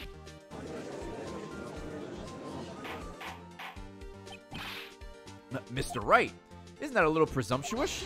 Oh. What kind of stunt are you trying to pull, Wright? Why waste a steak, you horrible woman? No shit. Yo, speaking of steak, went to Red Lobster again because that's my new kink. Had the surf and turf. Oh, it was so good. It fucks me up every time. Shout out to Red Lobster, where it's always Lobster Fest. Hashtag not an ad. Hashtag maybe someday an ad. Anyway, what kind of stunt are you trying to pull, Wright? Let him claim what he wants. You say I did it. Never had Red Lobster? You should. They're pretty good. The cheddar biscuits, I would kill a man. I killed the Silver Samurai for the biscuits at Red Lobster. Yes. Fascinating. And here I was worrying that today would be as boring as all the rest. Very well. Let us have a battle of wits, you and I. Any day, Vasquez. Good luck, Nick.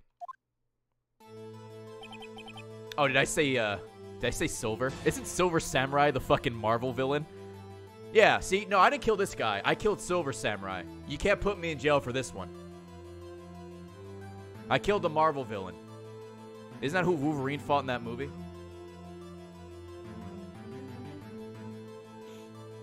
Let's see.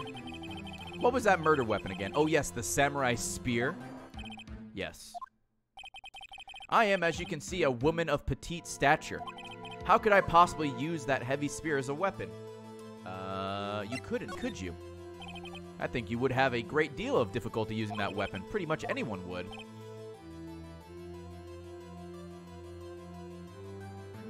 No, there's Silver Surfer and there's Silver Samurai. Is this name Silver Samurai? Am I losing my fucking mind? Okay, no. Silver Samurai's the guy. All right. Silver Samurai is who Wolverine killed in that movie. Silver Surfer is the guy that looks like Capri Sun when you drink too much. Ha!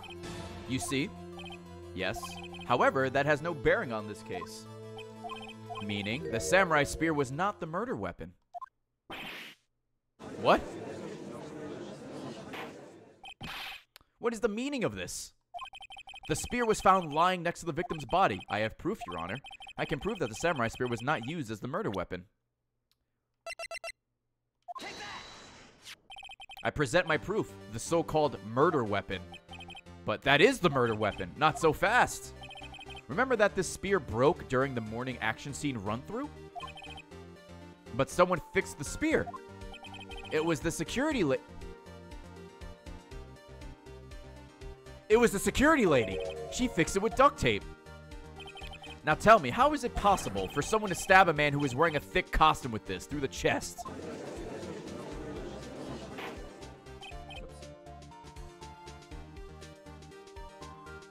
Order, order. Mr. Wright, what are you doing? Or what are you saying? Think about what you're... Silence! I'm the one testifying here, and I will be heard. Are you quite sane? Are you even aware of what you're saying? The samurai spear was not the murder weapon, then pray tell, what was? How was Hammer killed? Well, Mr. Wright, can you tell us what weapon was used to kill Mr. Hammer? Can't tell you. Ooh, my stomach just growled. Would I make a claim like that if I couldn't tell you what the weapon was? I'm afraid that your confidence can sometimes be unfounded, Mr. Wright. Very well, let's see what this murder weapon was. Look at this photo. What is this? Why, that's Jack Hammer standing at the top of the stairs.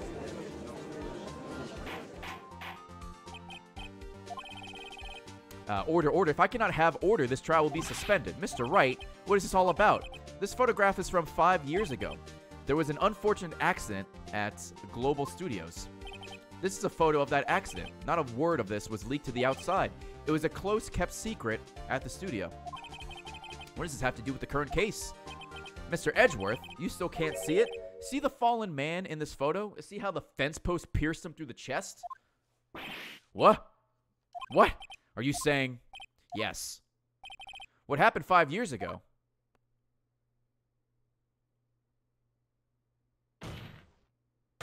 Has happened again.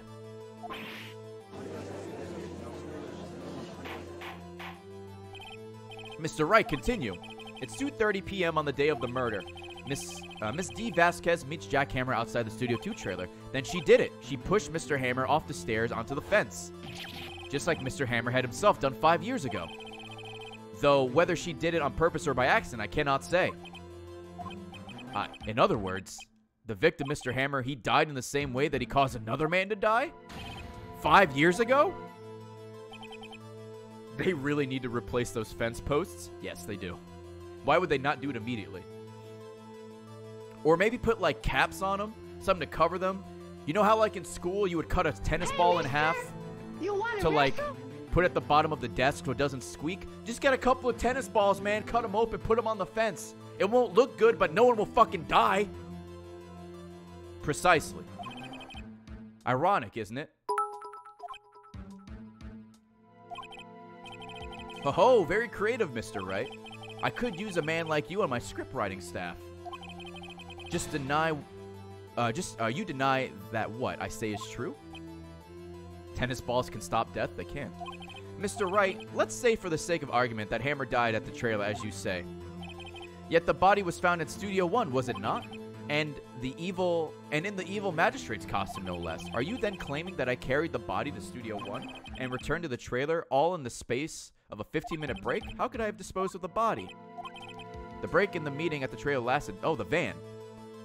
Lasted 15 minutes from 2:30 to 2:45. Could Jack Hammer have been pushed off the stairs to his death and carried to Studio 1 and placed inside his costume? There was enough time. Indeed. Well, Mr. Wright, how could she have dealt with the body? God, I'm going to need more water after this case. What if she had another way to carry the body other than with her own hands?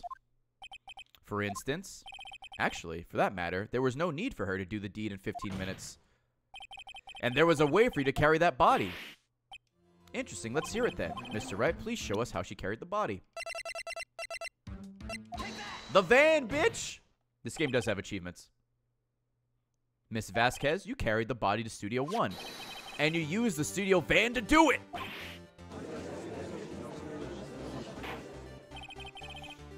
Recall your testimony. There was to be a rehearsal afterwards, so we went to Studio 1. I was fatigued, so I had Sal take me. There was a van there, right? I had Sal drive me. You used the van to carry the body to Studio 1. Then, before everyone else got there, you put the body into the magistrate costume. Hold on, Wright. Don't forget it was Sal Manella that drove the van. Are you suggesting that Mr. Manella was a conspirator? Of course he was. Of course Sal Manella has to have been a conspirator. The body had to be placed in the van and put into that costume. There's no way Miss Vasquez could have done that alone. I'm about to bust. I am about to bust, Hank. Thank you for the pre-order. FrameRatePreorders.com. Also, don't forget that they had to dispose of the Steel Samurai costume. They had to because it was covered in Mr. Hammer's blood. They probably burned it in that small incinerator. Well, Miss Vasquez, shall I continue? No need. You're smarter than you look, Mr. Wright. I lose. You win. It was fun. I win?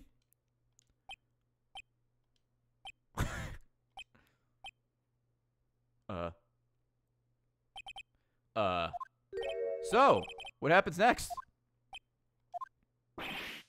Don't question mark me. Don't you have anything to say? What would you like me to say? Huh? I lost? Something like that? I just said that. Wait, so you mean D. Vasquez? So it was you. You killed Jackhammer.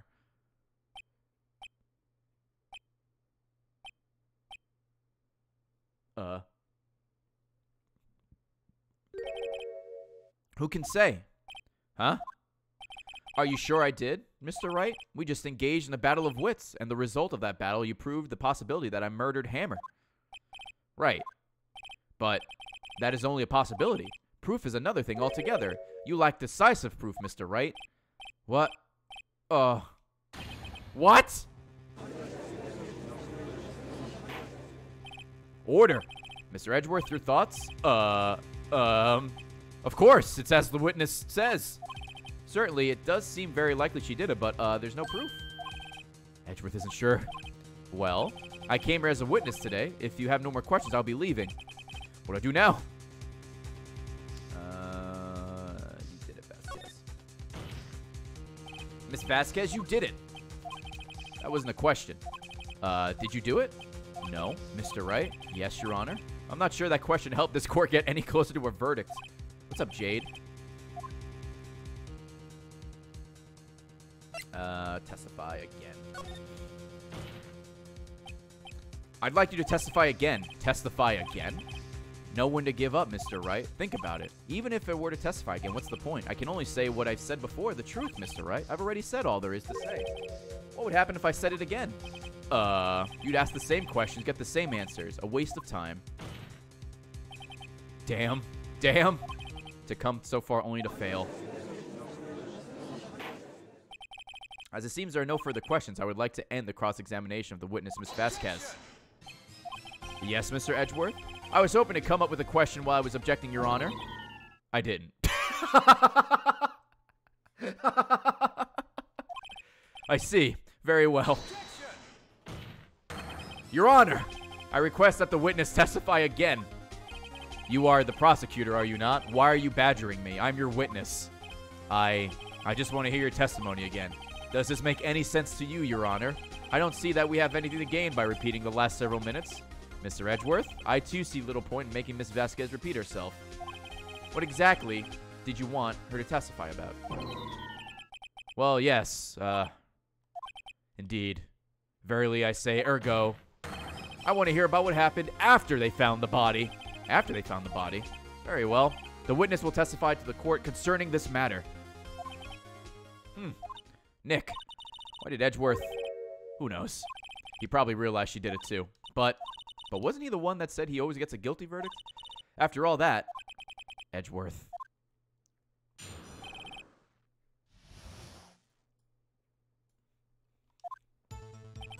I was with Sal and Oldbag, the security lady, when we found the body. The assistant was there too, only Powers was absent. I immediately called the police, then Powers showed up. The security lady, Oldbag, was quite agitated, pointing at Powers, saying he did it.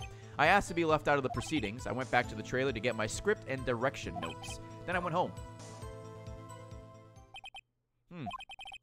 I see no issue raised by this testimony. Mr. Wright, your cross-examination. Okay, Nick, we're close. We're real close. She may be acting tough now, but if you put her on the spot, she's sure to falter. Find the key you need and twist the truth out of her, Nick. Right. Okay. I went back to my trailer to get the script and the notes. Nope, I know I went too far. My bad. I know, sorry.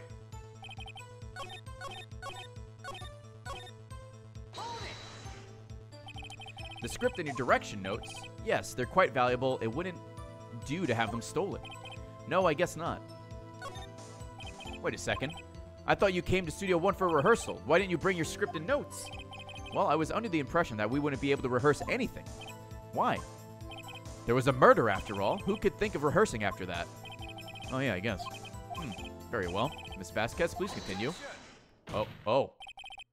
Your Honor, I have an objection to the witness's last statement. Oh shit, Edgeworth! Huh? Think. Miss Vasquez said she didn't bring the script because there wouldn't be a rehearsal. Don't you see what that means? She would have had to know about the murder before going to Studio One.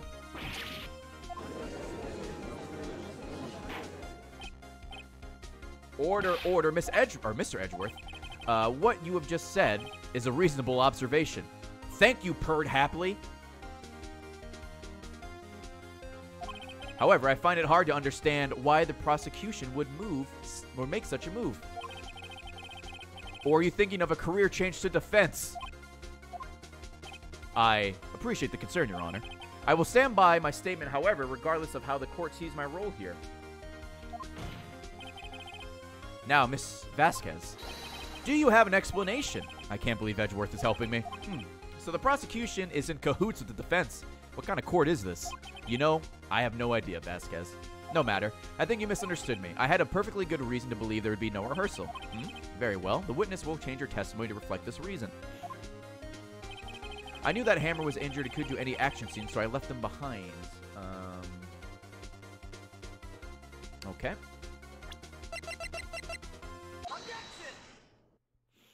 You knew that Hammer was injured.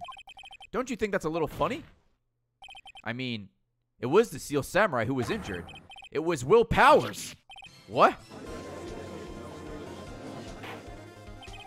Mr. Wright, explain yourself. Yes, Mr. Hammer is dragging his leg in the photo, but that's because he was pretending to be Mr. Powers. Pretending? One person was injured on the run-through that morning. That person was Mr. Powers, not Mr. Hammer. Now, why did you think it was Mr. Hammer who was injured? I already said it was Sal who told me. That's right. He must have gotten it wrong. I think not. Mr. Manella was at the run-through that morning. He would have known it was Mr. Powers who was injured. He saw it happen. Why would he tell you the wrong person? Miss Vasquez? Actually, you didn't hear anything from Mr. Manella. You saw Mr. Hammer limping with your own eyes. Yes, but wasn't Mr. Powers who was injured? Yes, but remember, Mr. Hammer was dragging his leg too. He was pretending to be Mr. Powers. And when he was doing this, well, it would have to have been after he put on the Steel Samurai costume and went to Studio 2 where he was murdered. Exactly. Miss Vasquez, you met him, didn't you? You saw the Steel Samurai limping. And Mr. Hammer was in that Steel Samurai suit. That's why you were confused. That's why you thought it was Mr. Hammer who had been injured that morning. Oh, shit. Order, I have order. All right, we'll have order.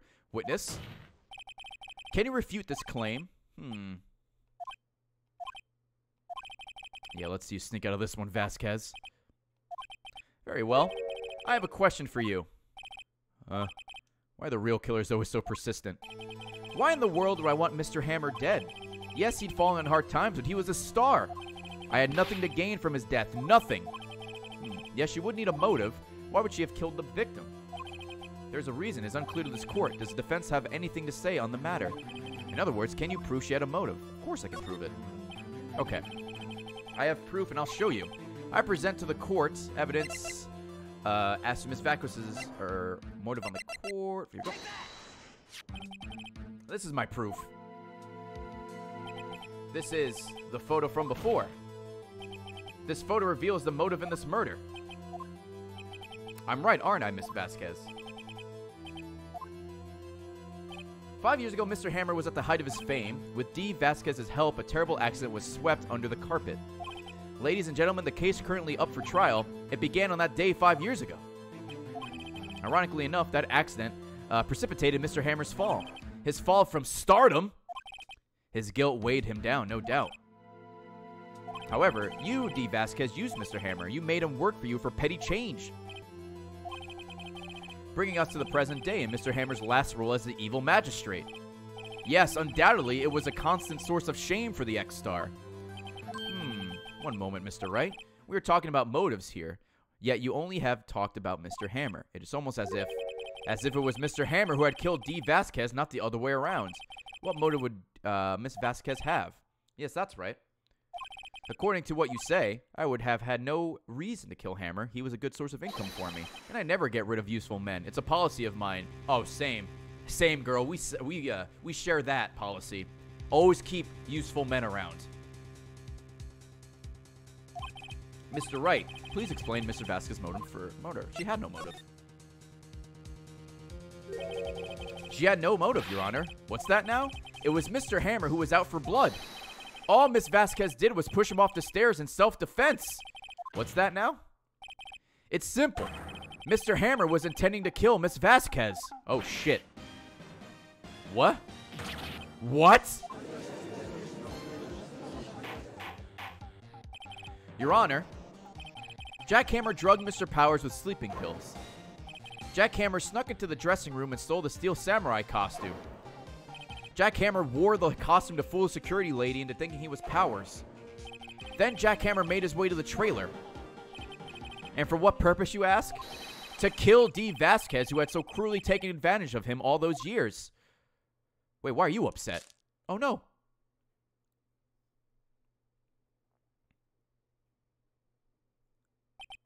So you did it. You did do it, didn't you? Yes, I am guilty. It was me. Someone call an ambulance. There's blood everywhere. We're too late. Ah, Miss Vasquez, what? What happened here? Manuel fell from the... Why is there always a Spanish guy? Manuel fell from the trailer stairs. Manuel! Manuel! Miss Vasquez, please try to remain calm. No! No! How could this... It was an accident. Mr. Hammer was doing an action scene and... No, Manuel! Manuel! Dies in Spanish. Don't touch him, Miss Vasquez. No! Please. Please don't touch him. Or please don't die. Please.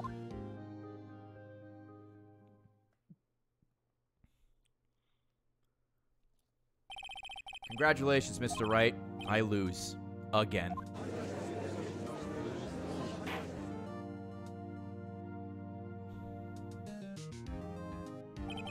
Mr. Edgeworth, where's Dee Vasquez? In the waiting lobby, Your Honor, as calm and collected as ever. I see. Mr. Wright? Yes, Your Honor. It appears you have brought about yet another miracle. Thank you, Your Honor. I think not, Your Honor. Will Powers was innocent. That he should be found so is only natural. It's no miracle. Or not a miracle. Yes, you're right. Very well. This court finds the defendant, Mr. Will Powers, not guilty, boys. When the hell did you come to the stand? That is all. The court is adjourned. What a roller coaster of emotions on case 3. We still have 2 more. Defendant lobby number 3. Can you hire me? Sure. Do I get to use this guide? I don't know what to say. Thank you so much. I'm just glad you're okay. Yes, but... What's the person's name that made this guide? Ah, Haptism. I need Haptism. Yes, but it's sad. I know now that Mr. Hammer stole my costume. It's bad enough that he wanted to kill Miss Vasquez, but to think that he tried to frame me for murder? It makes me sad. Tell me why, Mr. Wright. Huh? Tell me, why did Mr. Hammer want to blame me? Well, this is what I think. Mr. Hammer wanted to put blame on you because... It's because you were the Steel Samurai. Because I was the Steel Samurai. Mr. Hammer was a big star once, but he was reduced to acting in a kids show as the villain to boot. The kids loved the Steel Samurai, and so he hated you. I think I understand. He could have just told me. I would have changed places with him any time. I think you're missing the point. Thank you. I'm just glad it's all over. So am I. So am I. Congratulations, WP. Oh. Thanks to you, I'll be able to don the Steel Samurai outfit once more. I can't wait to get back into that sweaty costume and... Is something wrong? Nope, of course not. Ah! Nick, Edgeworth. Uh-oh. Say something, right? I'm not good at small talk. Huh? What? That was too bad. That was too bad, Edgeworth. You don't waste any time gloating, do you? No, I really want to thank you. Vasquez would have gotten away if you hadn't stepped in. Pleased to meet you. I'm Powers.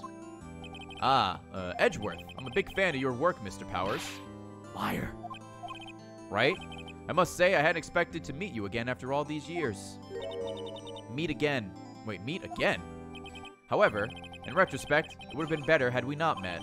Thanks to you, I am saddled with unnecessary feelings. Unnecessary feelings? Yes. Unease and uncertainty. Aren't those kind of necessary? They only serve to get in my way. You listen to me, Phoenix, right? Don't ever show your face in front of me again. That's what I came here to tell you. Oh. Well, that went well. Mr. Wright, was that guy your friend? What? Friends? As if they're rivals. Rivals. Right, Nick? For now, we are, I guess. Huh? Why do I get the feeling I'm missing something? Come on, Nick, tell me. What's the deal with you and Edgeworth? And so the curtain closed on another trial. I caused quite a stir by revealing that accident from 5 years ago. It was the talk of the town. Thankfully, Global Studios rethought its programming change, then went back to making kids shows again. Nick! This is it. The new show starts today. You're gonna watch it with me, right? I'll admit, I was kind of surprised. I didn't think they'd seriously go through with it. You have to buy trading cards too, okay? We have to trade with Cody and the assistant. Fine, I'll do it. Isn't it great that WP gets to play the lead again? I wonder if they'll show his real face this time. I don't know. I don't think the world is ready for the real Will Powers. The end. Damn, dude, what a fucking turnaround. The victim was actually, well, the bad guy. All right, the next one, case 4. Let's just look at the guide and see how long this one goes for.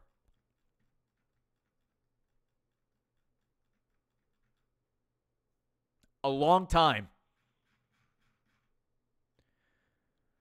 All right, so that case, if you count yesterday, took like 3 hours, maybe 3.5.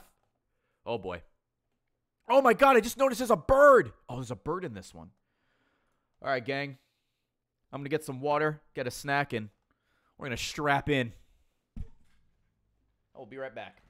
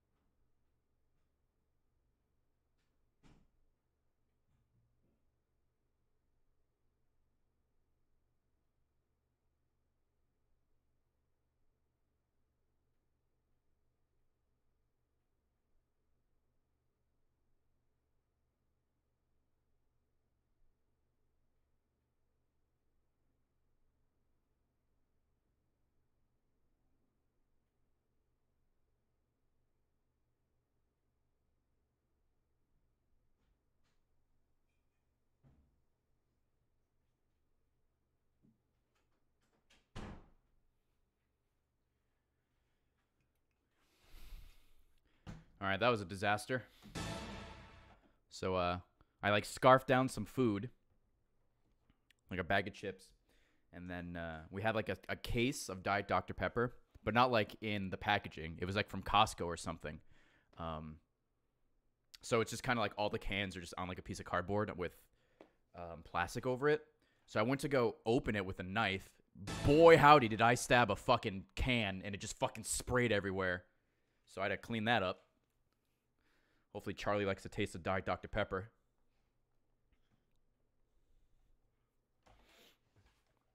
Oops. All right.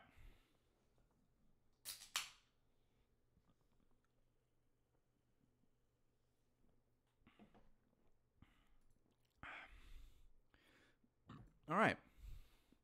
Shall we begin case 4? Well, let's do it, man.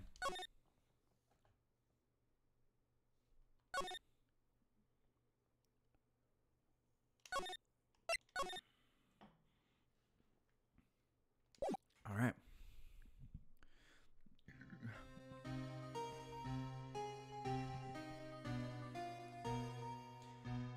It's been, what, 15 years? About that, yes. 15 years is a long time to wait. You can't imagine how much I've suffered. You've suffered. But now, the perfect opportunity has presented itself. At last, I shall have my revenge. What? Merry Christmas. Fucking vanish.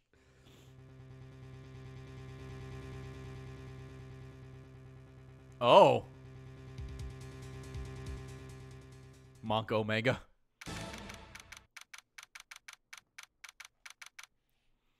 Oh, it is Christmas. The person that asked, the Pokemon randomizer starts on Thursday, the day of my anniversary. My goal is to try and finish this up by tomorrow. We'll see how far we get into this case then. Then we'll have Monday off, and then I don't know what I'm streaming Tuesday and Wednesday, and then Thursday we'll start the randomizer for the 4-year anniversary stream, which should hopefully be pretty hype. And then we have 420 on Saturday. Hell yeah. I might take off Wednesday instead of Thursday because of the anniversary, but we'll figure it out. But yeah, anyway, the thing's on Thursday.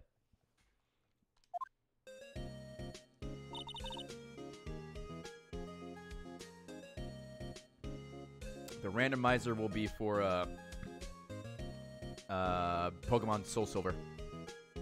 Kevin. It's alright. You can do it. I'll allow it. Hey, Nick. Do you know if there are any good waterfalls around here?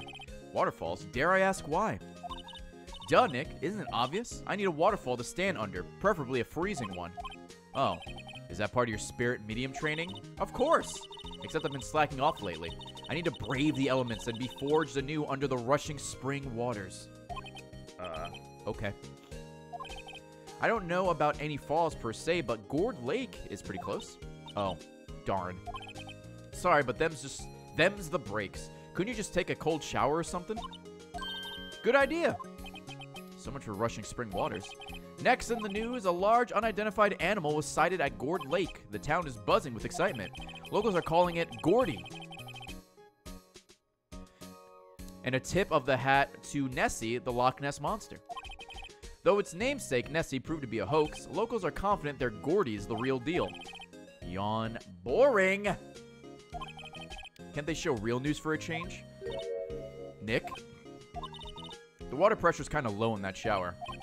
You want more pressure, huh? Why don't you go down to the fire department and have them spray you with the hose? Jesus. Good idea, Nick. Oh, okay. Apparently, Fey blood is no aid in detecting sarcasm.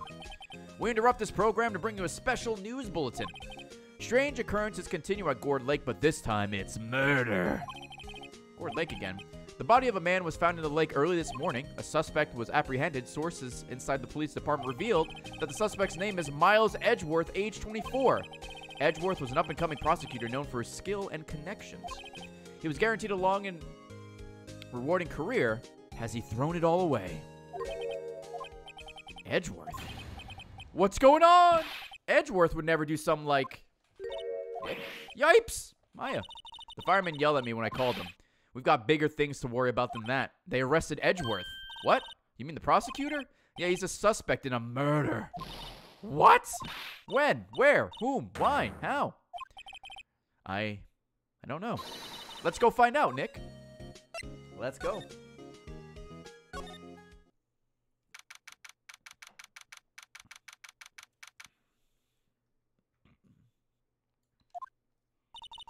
You know, Nick, we've all been in here one time or another, haven't we? Well, yeah, she's right. I guess it comes with the territory. I'm not sure it's something we should mention to too many people. Ah! Hey, Edgeworth, come back! What are you doing here? Nick, I don't think he's in a very good mood. Well, he is in detention. We're in a good mood when you were here. So you've come to laugh at the fallen attorney. Then laugh. Laugh! Well, why aren't you laughing? Nick, should we be laughing? Nah, it's a trick. Laugh and he'll get mad or burst into tears. Edgeworth, we don't have so much free time we can spend in coming down here to laugh at you. Yes, you do. Actually, he's right. I hope you wouldn't come. I didn't want you to see me. Not like this. I didn't want to see you like this either, believe me.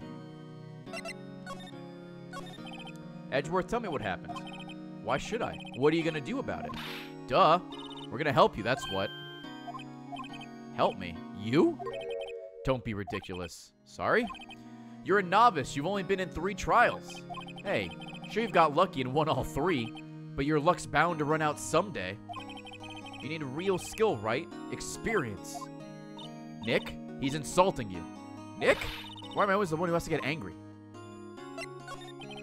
The murder took place at Gourd Lake, correct? Yes, late last night. The lake is a long way away from your offices in the courthouse. Why were you down there? I see no need to tell you. Mr. Edgeworth, you didn't really... Gordy. Huh? I went to see Gordy. Gordy? What's that? I'll tell you later. Why won't Edgeworth talk to us?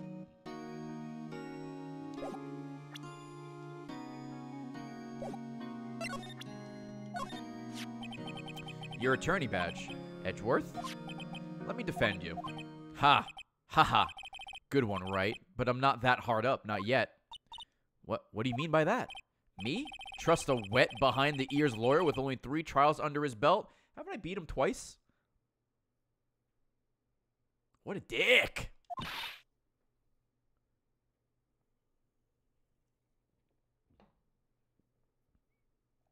What? My case is near hopeless, right? Every defense attorney I've talked to has turned me down. What? Simply put, they were afraid they'd lose. It occurred to me that it might be my fault that they lack confidence. After all, I did get every single one of their clients declared guilty. I don't believe it. Regardless, I don't want you involved in this. You in particular, I cannot ask to do this. Okay. Edgeworth, this is really hard for me to ask, but you didn't do it, right? Right? Think what you will. I have only one request, huh? Stay out of this case. Why? But Nick is trying to help you. I know. I know that. But I don't want your help, okay? Why not? Look, just go away and leave me alone. Nick, Mr. Edgeworth did it, didn't he? Maya, let's go investigate elsewhere. But Nick... Let's go. I mean, I would just go home and be like, fuck it, that was your chance. But, you know, the guide. This is where it happened. Yeah, Gourd Lake is in the middle of the park. I can see some police walking around in here. Questioning people, probably. Hey, is that Detective Gumshoe over there? Well, pal. There's enough of us here. Anyone found anything? Sorry, sir. Nothing. Idiot. The trial's tomorrow. We need clues on the double. But, sir, there weren't any clues. That's why we arrested that attorney, Mr. Edgeworth. It's clear, sir. Shut up. Just you try saying that again. I'll make you sorry if you do. So just get out of my face, pal. Yes, sir. Detective Gumshoe's kind of scary today. Recruits. Bah. Ah. Hey, you're that hairy guy, Hairy Butts. Are you fucking kidding me? Right, Phoenix Wright. Will he ever learn my name? And just what are you doing here, pal? Investigating? Huh? Well, yeah, I suppose.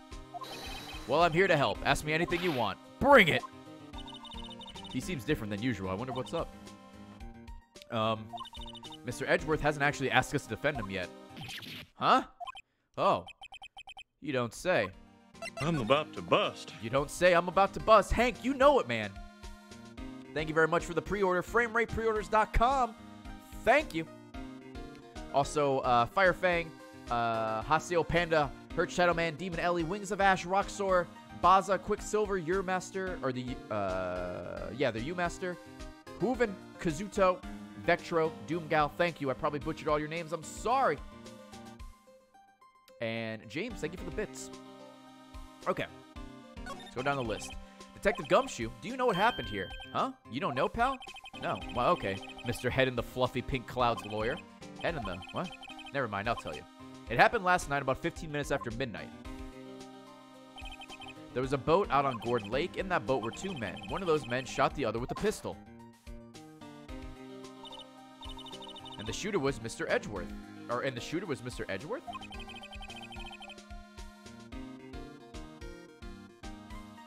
A cop who arrived on the scene arrested him. How did they get there so fast? Well, there was a witness. When the reporter came in, we raced to the lake. A witness. You don't think Mr. Edgeworth is a murderer, do you? Absolutely not. It's impossible. I don't care if there's a witness either. I don't believe a lick of it. Right. Who cares what the witness says? I care. You really believe in him, don't you, detective? Of course I do, but the police are pretty sure he's the killer. Nobody's even really taking this investigation that seriously. Oh no. After all the help Mr. Edgeworth has been to us, hard to imagine that no one's standing up to take his side. Well, at least you are, detective. At least you are. Is it true? No one will take Mr. Edgeworth's case? Yeah, he's a bit of a celebrity. If you defended him and lost, your reputation be sure to suffer. What's more, the case against him is, well, it's pretty solid. I suppose it would be if they have a witness. Hey, pal, don't tell me you're going to turn your back on him too. Remember the Steel Samurai case? Mr. Edgeworth helped you get your client declared innocent. I know. I went to Edgeworth. I tried. He really doesn't want us to represent him. Especially not us, he said. What? Well, that doesn't make any sense, pal. You should have heard him talking about you after that trial. He kept saying, right, right, right, over and over. Nick? I'm not sure that's a good sign. Neither am I. Why wouldn't he want your help? I don't get it. Who is this witness? Sorry, pal, that's confidential. Anyway, the witness saw everything, apparently. I'm sure they'll turn up at the trial tomorrow. Was there only that one witness? Yep, it was pretty cold out on that lake last night. And it was Christmas Eve, after all. Still, we're being thorough. You never know when you're going to turn up another witness. That's why we're here today, checking things out. So far, we're coming up empty. Oh, it's Christmas today. I'd forgotten. What are you getting me for Christmas, Nick? Talk to Santa. Detective Gumshoe, sir. What, find something? No, sir, not yet. But there was a call from the precinct. They want to hold an investigation briefing. A briefing? Right, I'm off. Oh, sorry, pal. I guess you heard. I gotta go. Any last things you want to ask me before I head back? The autopsy report. Well, yes. Do you have any information on the victim? Sorry. They haven't worked up the autopsy report yet. I'm still waiting for it myself. Actually, say, if you got the time, drop by the precinct. We can talk more there, pal. You're not coming back, detective? Probably not. Or probably not, pal. So what should we do if we have something to talk to you about? All right, here. I'll show you how to get to the precinct. Come down and see me anytime. Dope. Oh, hey, Detective Gumshoe. What? We'd like to take a look around the park. Can we walk around? Yeah, no problem, pal. You got my permission. Hell yeah.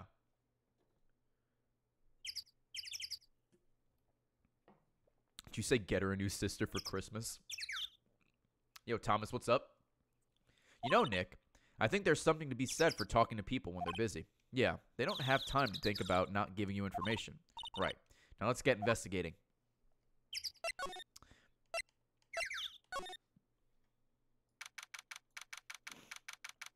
Ooh, samurai dogs. Wowzers, this is Gourd Lake? Yep. I'm not sure it warrants a wowzers, though. Probably not. But hey, look, that's snack stand. Samurai dogs. I want a samurai dog, please. I bet they're great. With a name like Samurai Dog, how could they not be? They're a little behind the times, though. The kids are all into the pink princess now. I mean, like, you know. Nope. Huh. Someone left some poppers here, you know? You pull the string, and it goes pop. Yeah, I know the ones. You see them a lot around New Year's. Hey, Nick, they might be a clue. Let's take them. Come on, admit it. You just want to pop them, right? Was it that obvious? Poppers. Suppose it couldn't hurt. Huh? Where'd they go? Into my pocket. Bump, bump, bump, bump, bump, bump, bump.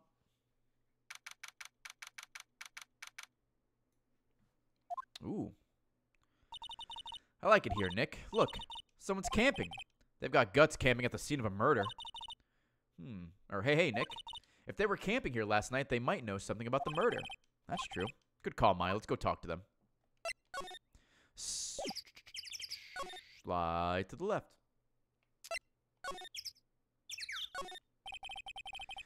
Jalapeno poppers? Oh, I wish. That camera has a mic and some sort of attachment. It must take pictures when triggered by a noise. Wow, cool. Let's try it out. Cough. Hi, I'm Nick. Maybe I'm not saying it loud enough. Hey, I'm Nick! Huh. Oh, God, that was close. She almost had a heated gamer moment there. Whew. Caleb, have a good night, man. Will you stop that? Maybe it's broken. Don't kick it. Maybe it isn't set to respond to voices. Well, what then? These things? The party poppers?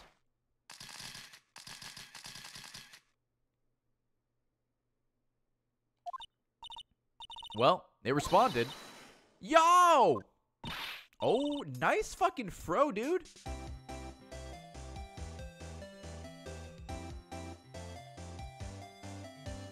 Hey, you. Get your hands off of that. Eek. What in the Sam Hill? Look what you've done now. There goes a whole roll of film. Ah, what? Huh? Sorry. Sorry's nice, but it don't pay my bills. You know how much a roll of that film costs? I'll pay you back. What were you thinking setting off a party popper in a place like this? Well... I'm about to bust.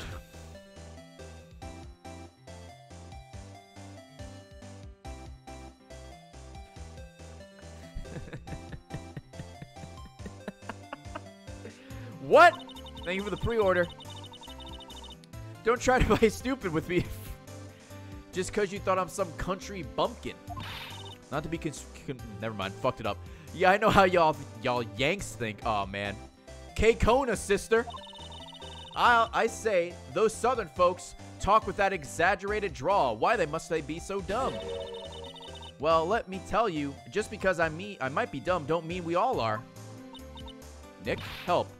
And who are you now? Her chaperone? Yeah, no, rather, we're sort of friends? Just figure out what you're gonna say and say it for bejesusum's sake. God, I'd rather sit through one of Papa's draws than listen to you stutter all day. Oh, boy. I guess we should pay her for the film. Watch it. Yes, ma'am. On second thought, I'll pay later. I'm really sorry.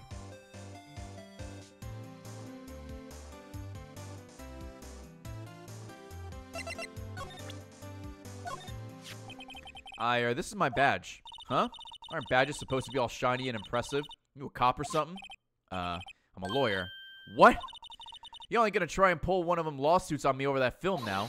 Because I'll have you know I'm a fighter, and I wrestled meaner looking things than you. She says that smiling. Nope, that's not it at all. We're here investigating a murder that took place here on the lake. A murder. Sounds cool. Why didn't y'all say that in the first place? Go ahead, ask me anything you like. Finally, some cooperation. You too.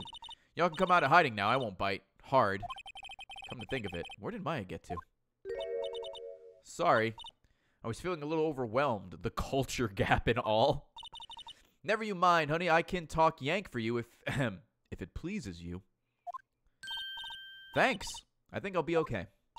Great then. I'm Lotta. Lotta Hart. But y'all can call me Lotta.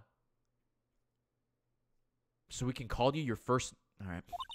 I'm here photographing meteor showers for a research project. Mighty pleased to meet you.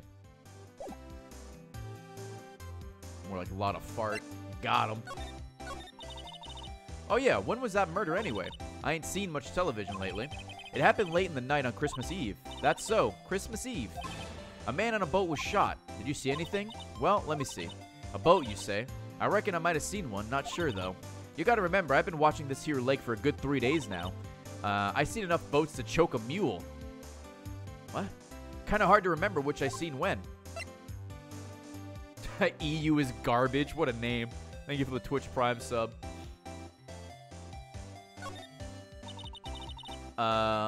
So what is it you do, Lotta? Huh? Me? Haha, y'all don't really want to know that, do you? Actually, I'm a research student at Country U, right in the heart of the Heartland. Wow, neat. Nick, she's a research student at university, Country U.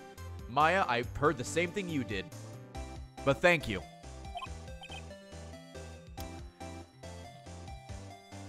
Country U sounds very similar to that Key and Peele sketch with all the football players, where the football player's name is first name, last name, and he goes to college, university. That's essentially the same thing here.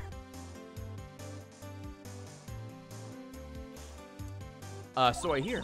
So when did you come up here? Let me see. I guess it was about 3 days ago. What are you photographing? Didn't I tell you that already? Meteors. Yep. Meteor showers. Falling stars. I'm an adult virgin. Yo, Bales, thank you for the 20 months. Being a tier 3 sub, appreciate it. Jackhammer noises. Dude, all about squeeps. That's quite a camera you have there. Y'all better know it. It's German made. A genuine Solingen. Yep. Isn't that where they make knives? So, what's that device you have stuck to the camera? It's a shotgun mic. Huh? Device? Your camera went off all by itself when I fired my party popper. Oh, that? That mic triggers the shutter whenever it detects certain sounds. It's programmed to pick up loud noises right now. A programmable camera? Neat! Lotta's camera is added to the court record. Alright. Lotta? Yeah.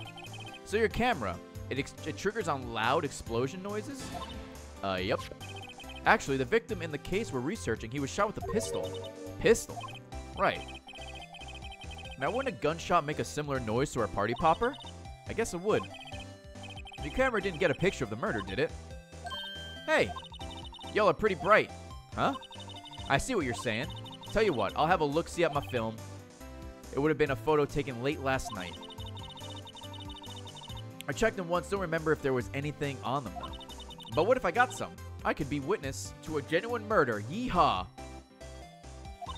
I'll go check that film. You'll come back now, you hear? No camping sign, by the way.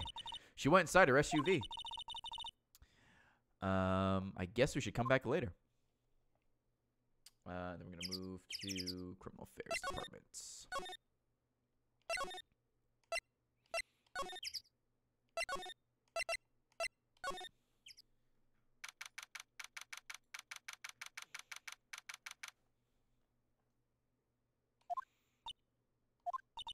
I guess Detective Gumshoe is still in that meeting. Hey! Thanks for coming down, pal. Detective Gumshoe. We just finished the meeting, for better or for worse. Get the feeling we're in for some bad news. Do you know anything about the victim yet? No. Still can't ID him. Has Mr. Edgeworth said anything? Not a word. So how did the meeting go? God, that thing in the back, like that stuffed plushie thing, is horrifying. It looks like it wants to give you a hug, chat.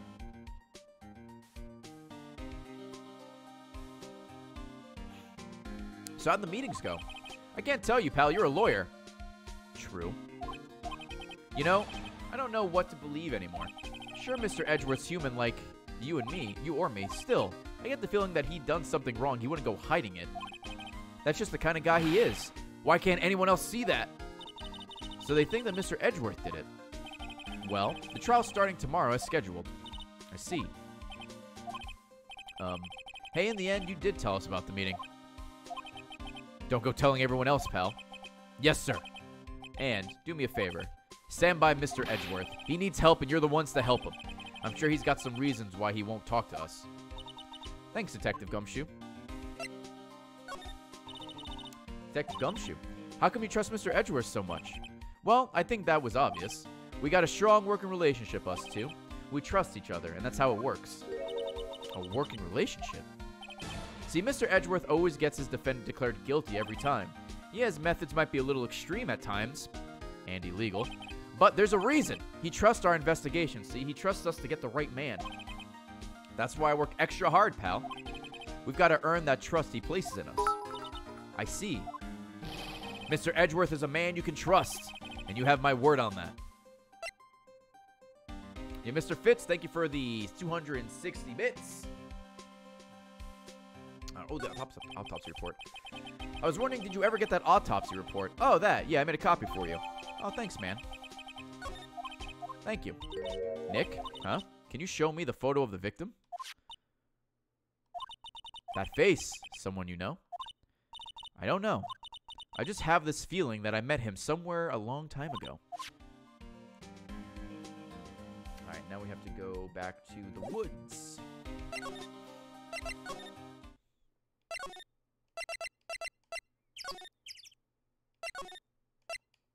Oops.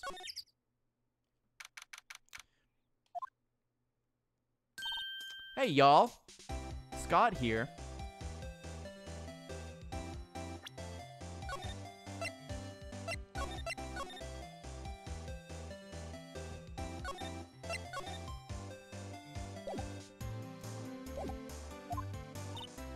Lotta.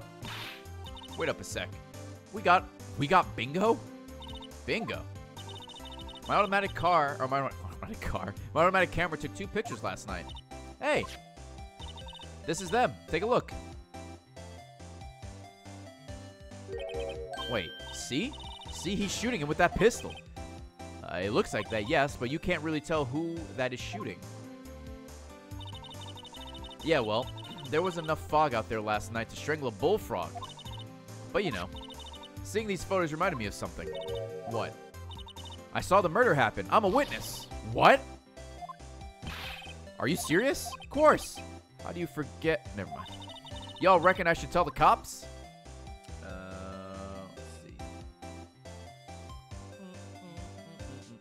Yes, I reckon so. I reckon so. What's that? Now don't joke all trying to mock my accent. I'm a sensitive lady. Hey, so I'm off to talk to the cops. Y'all can have this photo. Later. Wait, Lotta! What? Can't y'all see I'm kind of busy? Tell us what you saw too, please. Nice try, honey, but I wasn't born yesterday. I'm a witness, and that means I'm on the side of justice, and that means the cops. I'd sooner eat the south side of a northbound skunk than tell you. Are these even real sayings? Lotta! Don't let it get your skivvies in a bunch. Friends today, enemies tomorrow. Or was that the other way around? No matter. I'm gone. Hey, maybe they'll let me do some testifying. Hot darn. She left. Well, that's one more witness. What do we do now, Nick? Well, she saw something. There's not much we can do about it. The question is, what exactly did she see? I guess we'll find out on the trial tomorrow. Lake photo added. All right, go to public beach.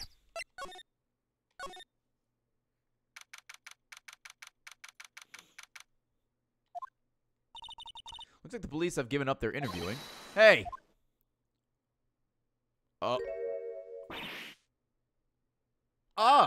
Nick, I think Santa's mad at you.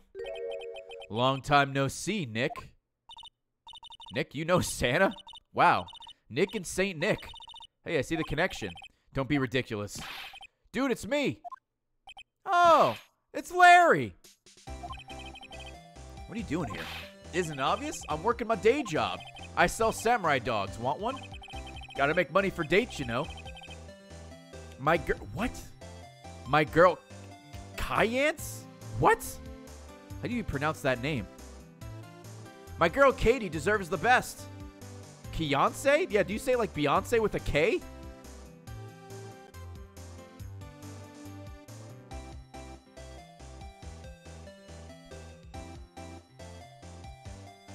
Beyonce. All right, well.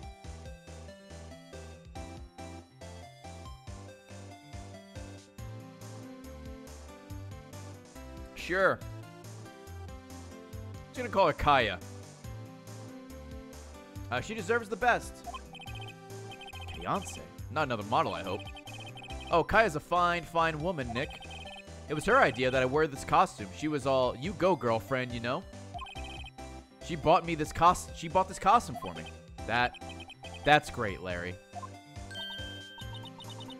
Wow, a Santa costume. She must be really nice. Whoa. Cute. Nick, who's she? She's not my what? No, she's not. I'm his partner, Maya Fey. I'm, the little sister. Sister? Wow, Nick, must be tough. Working 9 to 5, having to take care of a little sister.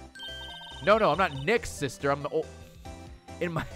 my older sister's little sister. Huh? Sounds great. Don't worry, Maya, he's not listening. Hey, Larry. There was a murder here last night, and since you work here, have you heard anything? Nick, you're wasting your time. Last night was Christmas Eve. He was with, Kaya, obviously. He wouldn't have been standing out here in the cold. Oof. I think what you just said caught him off guard, Maya.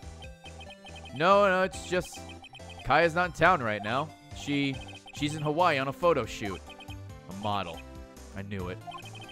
Well, anyway, there was a murder here on the lake. The trial's tomorrow. Huh. Neat.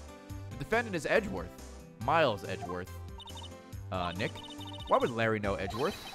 Whoa, Nick! You don't mean that, Miles Edgeworth. Old Edgy? Yep, he's a murder suspect. Whoa! Murder? Huh? You know Mr. Edgeworth, Larry? Yeah, of course. Edgy was in the same class as us in grade school. What? Tell me about the dogs. Huh. Oh, you mean the samurai dogs? Why are they samurai dogs? I mean, they kind of look gourd-shaped. Oh, well, originally they were gourd dogs, you know? Like guard dogs? Yep. Ouch. The samurai thing was Kia's idea. Oh, she's my woman, you know? She was all, change the name and you go, girlfriend. She made me that banner.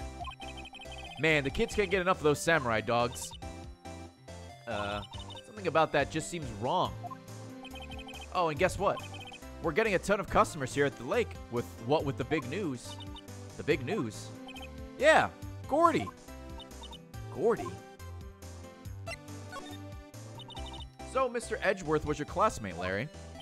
Yeah, Nick, him, and I used to hang out all the time. Wow, I never knew. Don't get me wrong, he's always been kind of a stick in the mud. Studying all the time, trying to be like father. Like his father? Yeah, Edgy's pop was a famous defense lawyer back in the day. Wow. Wait, you said defense lawyer? Yeah. Wait a second. But Mr. Edgeworth is a prosecuting attorney. What? Edgy's got a... Oh. Yep. This guy's hearing is exactly the same as me. I pick up words and I try to fill in the blanks from what I heard. Yep, it's exactly what he has, man. No, he's a prosecuting attorney. Where'd he... Oh, the knee.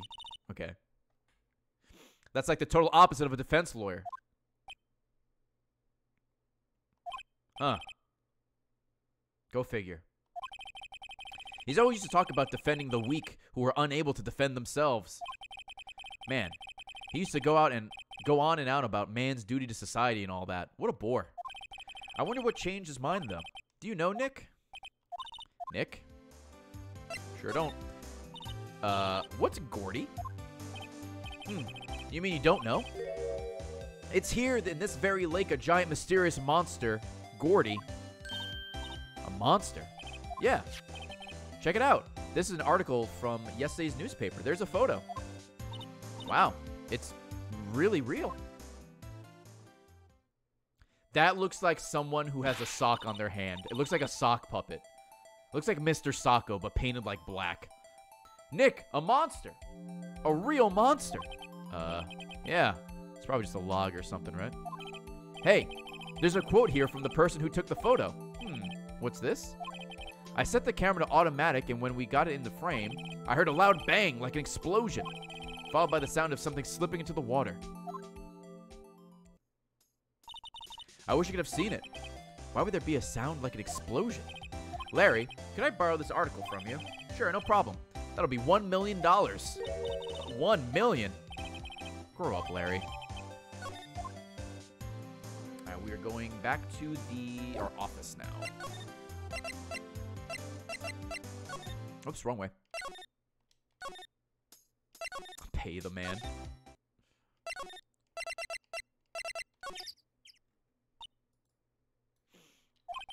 What is it? Oh. Nothing, just something's been bothering me. Could you show me that autopsy report once more? I respect the hustle, Larry. It's hard out here in the hood. Hey, I remember now. This guy. He's a lawyer that was at the office Mia worked at. Dude, is that fucking Edgeworth's dad? I met him once when I went there to hang out with Sis. That office. Wait. You mean Grossberg's office? Right. That guy. That was the last name I expected to come up. Maybe I should go talk to him, for old time's sake. Let's go to Grossberger.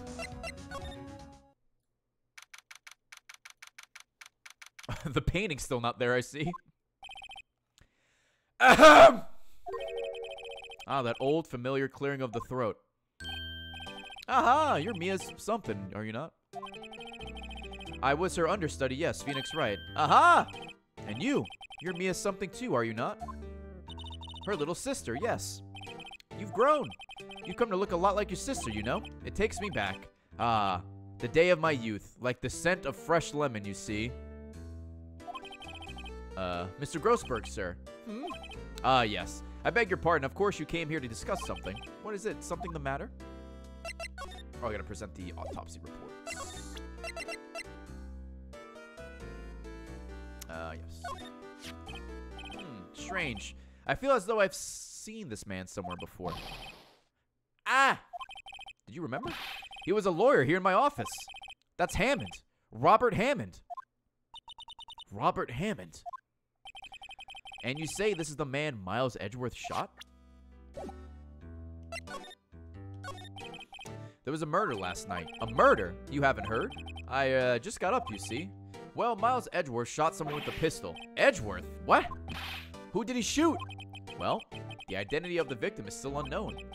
This is terrible news indeed. I guess he hadn't heard anything. Mr. Grossberg? Whatever happened to that painting? Oh, yes. I do not think it shall ever be coming back home to this office. I can't exactly claim it as stolen. I suppose it's my just desserts. Old, bitter desserts. Who is this Hammond guy, anyway? Mr. Hammond. He was the defense attorney in that case. That case? Yes, the DL6 incident. DL6? Where does that sound so familiar? Perhaps you remember? I'm sure someone mentioned it during the trial for Mia's murder. That was the incident where the police were so at a loss they used a spirit medium. Wait, you don't mean... Was that medium my mother? Yes, my dear. The spirit medium Misty Fay, your mother, contacted the spirit of the victim. But the case was a loss. No conviction was ever made. DL6 incident, yes. Happened 15 years... This is kind of like a... I think it's a new song. I don't think we've heard this one yet. Kind of spooky in a way. Anyway, happened 15 years ago. A very strange case indeed. They never caught the criminal, right? Correct. Misty Fay used her powers to talk to the spirit of the late victim. Her testimony led to charges being laid against one man. But Mr. Hammond won the case, and the suspect was declared innocent. And the police blamed my mother, calling her a fraud. You were the one who helped her out then, right, Mr. Grossberg? Yes. Yes, quite. Thank you. No. No, please. Don't mention it. DL6. Never thought I'd hear that name again. But wait. What does that case have anything to do with Mr. Edgeworth? It has everything to do with Mr. Edgeworth, my dear. The victim in the DL6 incident was none other than his father, Gregory Edgeworth. What? His father? If you want to know more, you should ask him yourself. Show him this. I'm sure he'll talk to you. Wait. This is a photograph of my mother. Misty Faye's photo. Alright, so we have to go to the detention center. The plot thickens. What's this? I was hoping you'd gotten my message the first time, Edgeworth. What about your defense? It's no concern of yours. Guess he hasn't found anyone yet.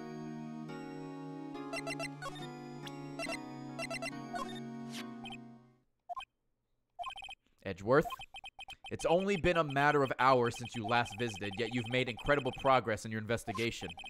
I'll admit, I'm impressed, right? You were always single-minded in your work, though. Once you start on something, you always see it through, don't you? About the DL6 incident. Right. DL6. I didn't want you to find out about it. That is why I refused your offer to defend me. I'm sorry if I sounded like I thought you weren't up to the job. I just want to keep you away from DL6. So, do you still think it would have been better for me to stay away? I don't know. But, I see no point in hiding anything from you now. Very well. Ask whatever you like, and I will answer to the best of my abilities. Hell yeah. Ladies and gentlemen, we got him. The DL6 incident was when my father died. Right before my eyes, he was shot and killed, and I saw it all. My memories from that time are foggy. I suppose it's a self-defense mechanism. In any case, a suspect was arrested, a man. It's pretty clear he was the only one who could have killed my father. The spirit medium they used to talk to my late father said the same thing. It was an attorney by the name of Robert Hammond that cleared the suspect's name. And Hammond is the victim in the Gourd Lake murder. Correct. That spirit medium, that was my mom. What? You mean you're... It's strange. I thought that terrible incident was about to end, and now... this. Yo, D. Harris, thank you for the 15 months. About to end. The DL6 incident happened 15 years ago. 15 years ago on December 28th. December 28th. The statute of limitations on the case runs out in 3 days. What? Nick? What does that mean? When a case statute of limitations run out legally, the case never happened. 3 days from now, DL6 will be closed forever. What happened to the suspect? The one who got off innocent? I don't know. He disappeared from public view. Nobody knows where he went. Or knows where to. If he's still alive, he'd be about 50 years old now. I guess I could understand why he'd go into hiding. It'd be hard to live a normal life after being a murder suspect in such a big case. So was your father a lawyer? He was. Gregory Edgeworth. He was quite famous at the time, apparently. So you were sort of trying to follow in his footsteps. I'd rather not talk about it. Okay. Oh, okay. Who would have thought there'd be a photo? Edgeworth, did you shoot him? What do you think, Wright? I don't think you're the kind to point a gun at anyone, no. So you didn't shoot him? No, I didn't. It wasn't me. Right? It pains me to ask you this now. I know, you want us to defend you. Yes, will you? Of course we won't.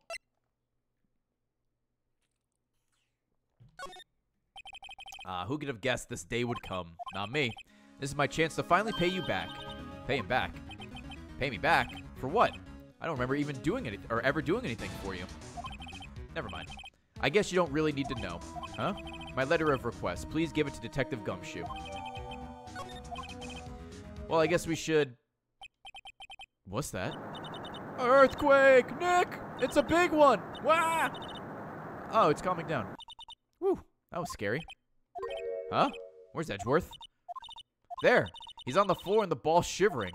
I guess he doesn't do so well with earthquakes. I've heard of running, but curling up in a ball? Well, I guess we're done. Mr. Edgeworth doesn't seem like he's gonna stand up anytime soon. Let's go, Nick. Right. We have to give Edgeworth's letter of request to Detective Gumshoe.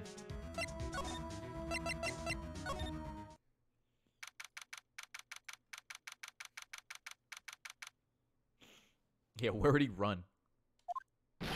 What's going on here? What's wrong, detective? This wild lady comes in here just a while ago, says she came to talk to y'all after hearing what Mr. Wright had to say. What's this about, pal? Lot of heart. Why are you going around finding more witnesses? You want to give Mr. Edgeworth the death sentence, pal? No, not at all. Just, I mean, she did see something. There's nothing I can do about that. I can't go around covering up evidence. You trying to say something about the way I do my job? No, sir. So, what did Miss Hart say? She says she saw Mr. Edgeworth fire the pistol. What? She even had a photograph to prove it. Right, I saw it too. But you really can't tell from the photo who is shooting. That's why she said she's going to enlarge the photo. She said it'll drop the quality a mite, but should let us see who's who. She can do that. Okay, so there's going to be an enlarged photograph that shows Edgeworth in the act. Great. Just great. In any case, she's going to be the one testifying tomorrow. What happened to the other witness? Well, apparently, there was a cancellation. Cancellation? I'm afraid tomorrow is going to be life or death for poor Edgeworth. We got a witness who says she saw the very moment of the murder, and we got a photo taken when the shot rang out. I'd say this sounds like a pretty unwinnable case. But wait, what did Mia used to say? If he's innocent, there's got to be something I've overlooked. It sounds like Mr. Edgeworth is going to ask the state to assign a public defender. I was just asked to file the paperwork. But you still got time, pal. Go talk to him again for me, please. You have to convince him. You have to make him let you defend him, please. I know you're the only one who can do it, pal. You're the only one who could save Mr. Edgeworth. Look what I got. Hey, you did it, pal. Glad I waited till the last minute to file those papers. I'll rip them up and start new ones for you. Thanks, detective. Well, see you in court tomorrow, then. Good luck, pal. Hey, you guys feel that earthquake a little while back? I was worried. Worried? We're fine. I've lived out here my whole life. I'm pretty used to them by now. Oh, I wasn't worried about you two. I was worried about Mr. Edgeworth. Oh, right. He did seem to overreact a little, now that you mention it. Yeah, well, I'm not surprised. It was a pretty big quake. I'm gonna go check on him. You two go eat and get your rest for tomorrow's trial later. I wonder what it is with Mr. Edgeworth and earthquakes. I wonder. He was never that scared of them when he was in school. Then again, I only really got to know him in 4th grade. He transferred to another school after that. I wonder what happened to Edgeworth. I'm sure we'll find out. Dude, speaking of earthquakes, there was once, this was many, many years ago, so like, this is when I was unemployed living in New York. I think there was an earthquake in a state nearby. It might have been Virginia or something. I forgot where it was. But the earthquake was so strong, it sent waves all the way to New York. And that was my only earthquake experience. And it was for like 2 or 3 seconds. But I was just sitting there gaming like a fucking degenerate. And I'm just like, what the fuck is happening? This is crazy. Like, it wasn't even that strong of an earthquake. It was just like nothing fell off my desk. It was just like, what is happening? And then it was gone. And then I looked it up and it was an earthquake and all that. And I'm like, that was 2 seconds of like a baby earthquake. If I was in like a real earthquake, I'd freak the fuck out. That's like unsettling.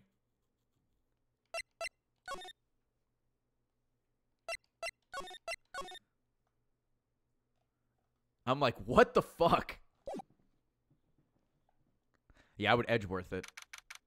Yeah, it happened. I looked online. I saw what happened. I'm like, oh, God, that was fucking weird. All right, back to playing video games. Like, nothing ever happened. But yeah, that was... God, that must have been like fucking... God, like 8 years ago or something? 8, 9 years ago? Karma. That's right.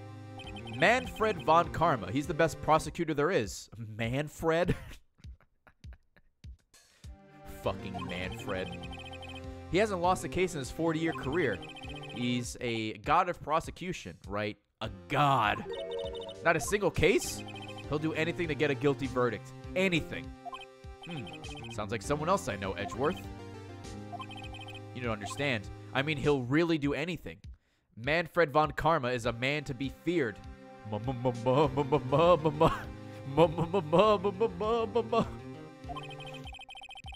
That's quite a claim coming from someone who forges evidence. He taught me what it really means to prosecute. What? Just picture a prosecutor as vicious as me, multiplied by a factor of 10. Ugh. So he was your teacher then, Mr. Edgeworth. Something like that. And now he's trying to get you found guilty. What a creep. Oh, wait. Maybe he's planning on losing on purpose to help you out. Not a chance. He hasn't lost once in 40 years. 40 years! He's as ruthless as me, times 20. Well, hold on. You said times 10 before. Make up your fucking mind, you murdering bitch. That's pretty ruthless. Like I said, he's a god among prosecutors. I guess that's something like Mia was to me. Speaking of Mia, Maya, we could really be using Mia's direction right now, don't you think? Oh. I can't. Sorry, I tried. I really tried, but I couldn't reach. You couldn't reach? I think it's because I haven't been training. My powers are weak again. Oh man, what bad timing. I'm really sorry. I'll try my best. I hope so. What are you whispering about? Oh, it's none. Well, it's time. Let's head in.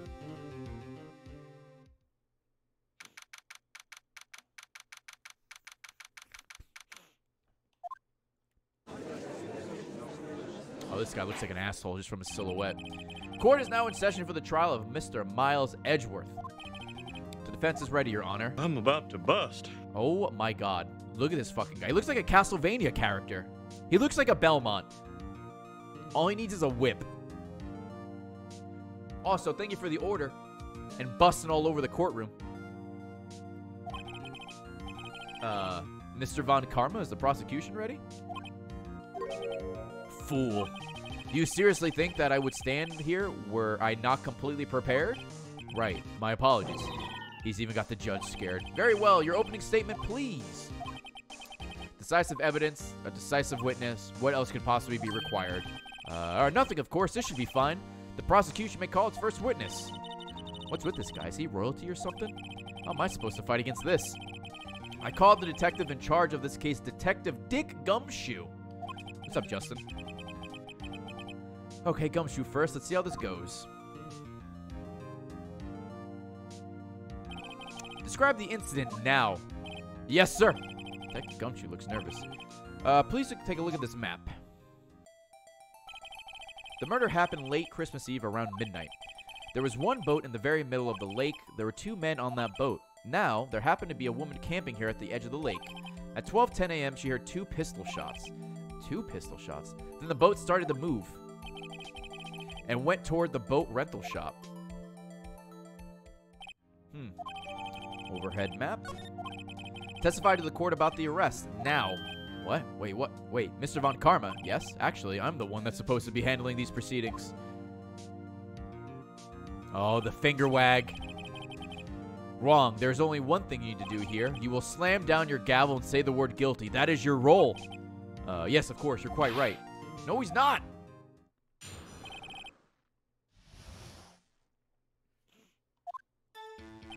A man called into the station around 30 minutes after midnight. We headed to the scene of the crime as fast as we could. That's where we found Mr. Edgeworth.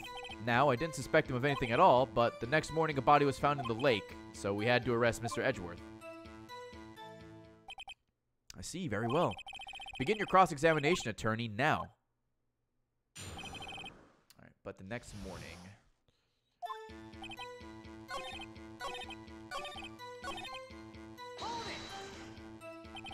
Did you find any clues on the body? A single bullet was recovered from the body. He was shot through the heart fatally. Judge, here's the bullet. It didn't strike bone, so its shape is well preserved. Very well. The court accepts this bullet into evidence. Okay.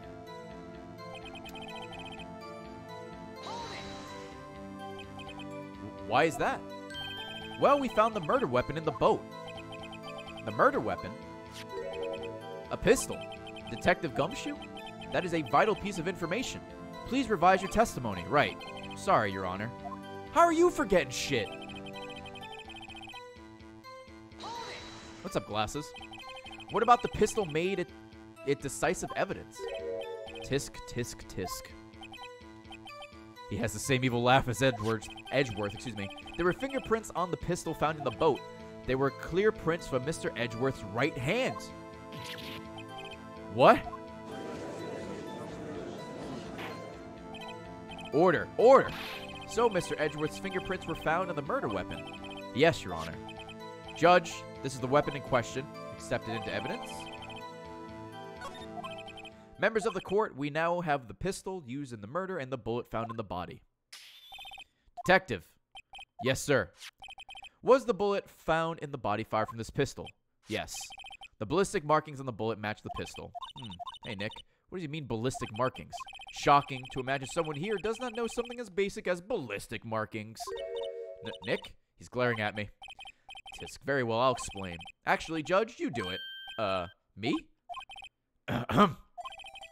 Ballistic markings are like the fingerprints of a gun. The barrel leaves distinctive marks on each bullet it fires. You can examine these ballistic fingerprints to see which gun fired the shot. It's quite accurate. Indeed. This leads to one inevitable conclusion. The bullet found in the victim's heart was without a doubt fired from this pistol. The pistol which, as you may recall, was covered with the defendant's own fingerprints.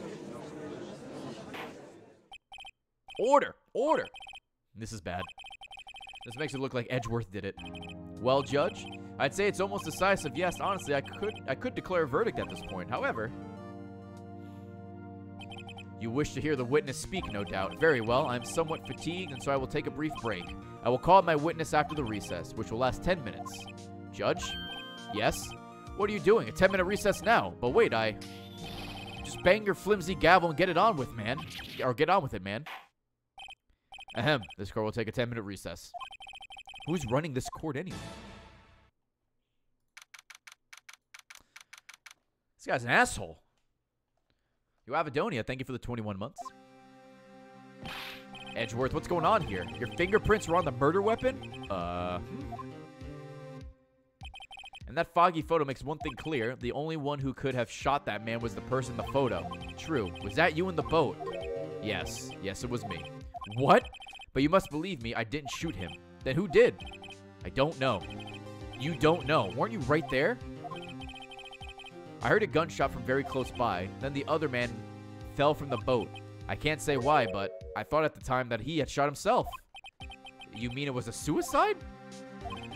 That's the only explanation I could come up with. Huh. I'm not going to convince anyone of that. Say, Maya. Huh? What? Any progress with Mia? Oh, sorry. It's no good. Ugh. I know. I'm no good for anything, am I, Nick? If I can't call my sister, I might as well not be here, right? Yeah, you're useless. Jesus. No, of course not. I need you here. I can see you're always trying to help out, even if you don't actually help. It's the thought that counts, right? It's okay, Nick. You don't have to make me feel better. I don't know anything about trials or defense. What's more, I'm a spirit medium who can't even contact spirits. Well, everyone has their off days. I mean, I've just been getting unlucky lately, but you never know when my luck is going to run out. Really? Whoa, whoa, whoa. Right? Don't jinx this case any more than it already is. It's bad for my heart. Oh? Oh. Sorry. Whoops.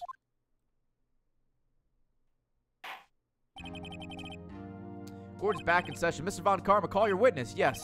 We'll miss a lot of heart take the stand. A lot of heart. You are a research student at a university. That I am. Good. Begin by telling us what you saw the night of the incident. And don't add anything trivial or subjective. Understand? Y'all need to learn some manners. Understand? Yeah, I understand. I understand. Very well. Your testimony, please.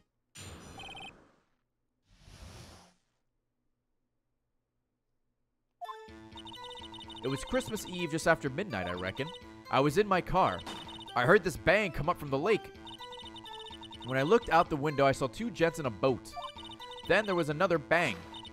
There wasn't nary a thing in the lake but that boat. Enough. Huh? Judge, she happened to take a photo of the incident. This is the photo accepted as evidence. Well, this is a surprise. This looks like the very moment of the murder. Oh my god, her boots. What's up, Zelda? Order. I will remove people from this courtroom if I do not have order immediately. As the witness testified, she looked at the lake when she heard the shot. There were no other boats on that lake, so the man in the boat with the victim must have been the one who shot him. Yes, it was defendant Miles Edgeworth. Order. Order. Order. I will have order.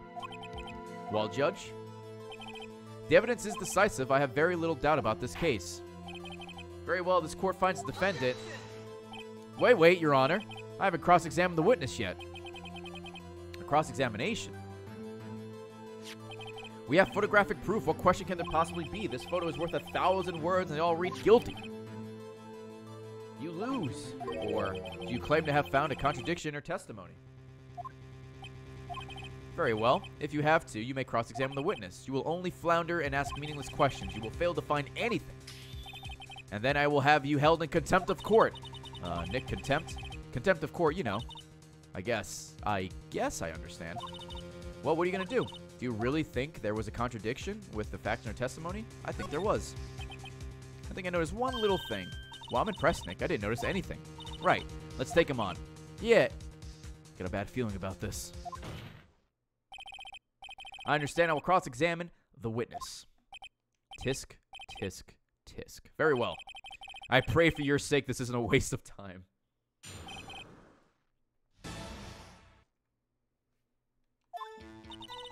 Alright, I was in the car.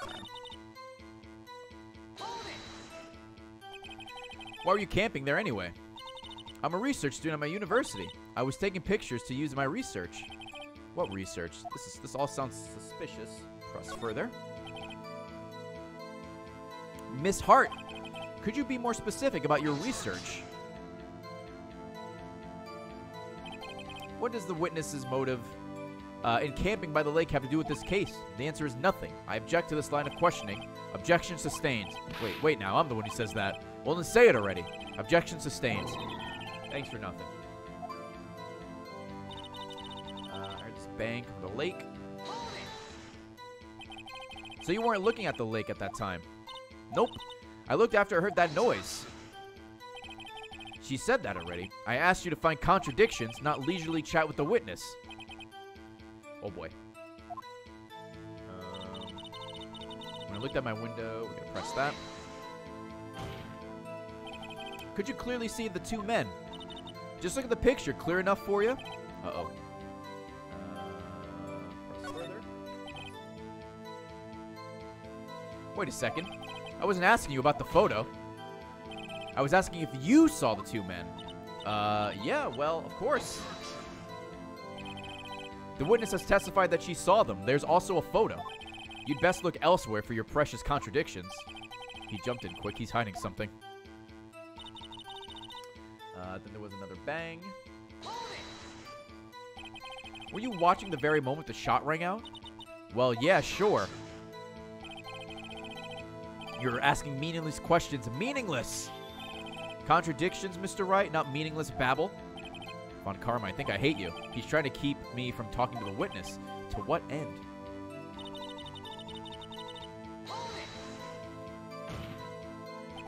Are you sure about that?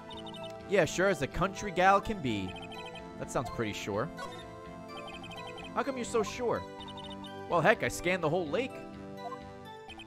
Scanned the whole lake? It almost sounds like she was more interested in the lake than the boat. Miss Hart, you...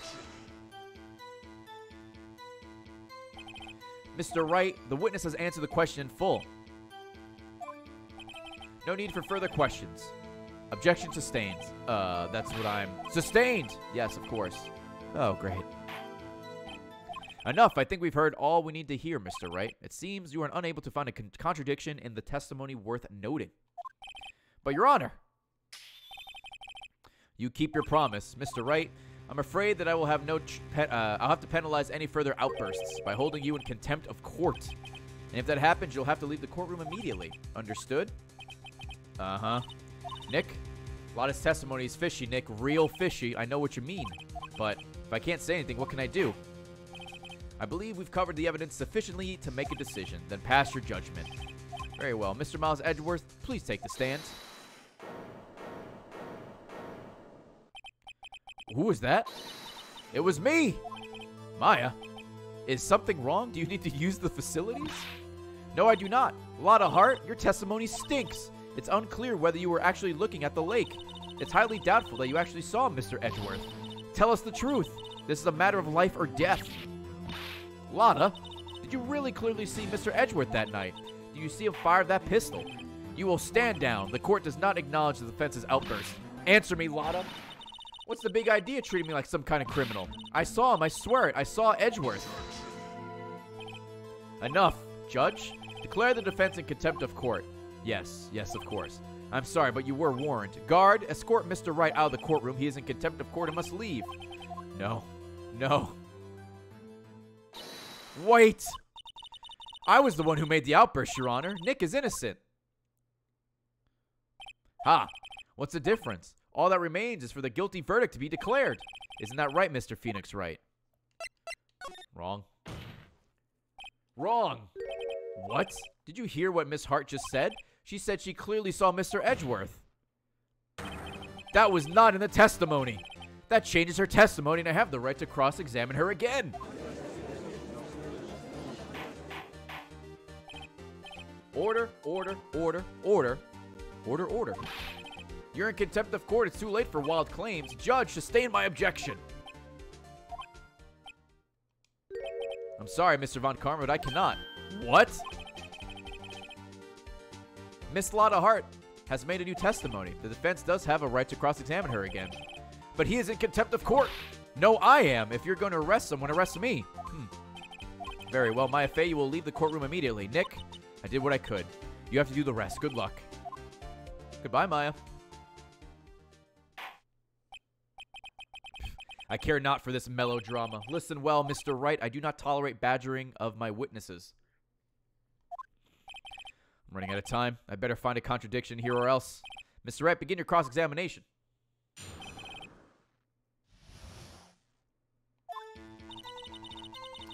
Okay. Objection! Yo, Rush, thank you for the, was that 1,500? 1,500 biddies. Ray, I want to say thank you for when I was in boot camp having a bad day. I thought back to funny things you've done to put a smile on my face and help me keep on pushing on. So here's to keep on keeping on. Semper Fi. Hey, thanks, man, for the 1,500 bits. I do what I can. Also, Colin, thank you for the 44 months. Got you. Got you, Miss Hart. Finally. What? You got what? Look at this photograph. Look at this photograph. The photo I took. The very same. There's something I want you to see in this photo. It's quite clearly visible. The fog, Miss Hart. So? The picture was taken with professional high-quality film, correct? Yet even it could not capture the faces of the men on the boat. Yet you claim you saw Mr. Edgeworth. How? What? Mr. Wright has a point. Oh, God. That's why I told her not to say that in her testimony, please. Yet now she has said it, Mr. Von Karma. How could you possibly see Mr. Edgeworth? Explain yourself, Miss Hart. What? Could you see the defendant that night? Of course. I said I could. I mean I could. Sorry. Then please testify as to the circumstances of your sighting. I did it. I finally found a hole in Von Karma's carefully vague testimony.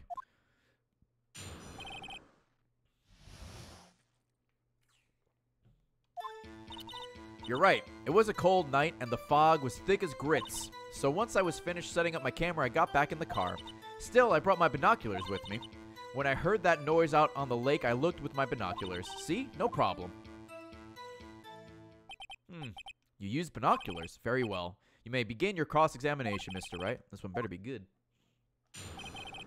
Binoculars, you say, huh, bitch?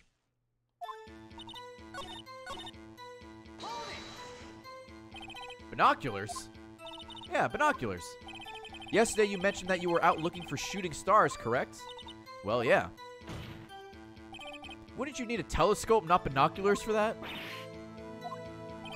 I've got doubts about your camera, too. Was that really to take pictures of meteor showers? The camera is irrelevant to this case. You can't say that for certain. Mr. Wright, is the camera really relevant to this case? If you believe it is, you may continue with this line of questioning. But know this, if you find nothing with this, there will be consequences. Well, Mr. Wright, do you wish to press further? I do. The camera is of utmost importance, Your Honor. It is perhaps the key to this entire case. Therefore, I will continue my line of questioning. Wow, maybe I went a little overboard there. Very well. Miss Hart, you will testify to the court about the camera. Yeah, I hear you. The camera was set up to take pictures of a meteor shower.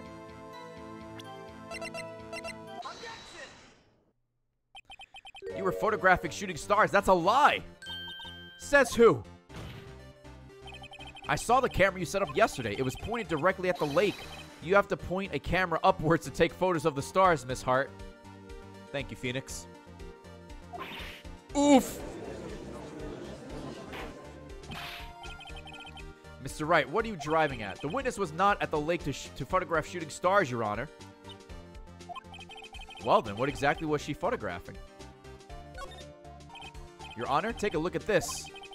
What was Miss Hart trying to take, or trying to photograph at the lake? Miss Hart, this is what you were trying to photograph. What's this? A newspaper article? Gordy? Ah, the sighting at Gourd Lake. Well, Miss Hart, I never heard of no lake monster. You got proof or something? Let's see you prove that I was down at the lake trying to photograph this Gordy. I have proof. I have it. Proof. Intriguing. Very well, let's see it, and no joking around this time, please. What is the proof the witness was trying to photograph Gordy? The fucking camera, man. The proof, Miss Hart, is your own camera. Your camera was set to take photos in response to loud noises, correct? Thus, this photograph here taken when a gunfire was on the lake. And here, this article about Gordy. According to this article, Gordy made a loud noise when it emerged. Kind of wish Ray would move the event list so we can see the penalty box when it comes in. Why? It's always blue. It's not going to go down. It's just a blue bar. Well, you were trying to photograph Gordy, weren't you? That's why you had set your camera to respond to loud noises.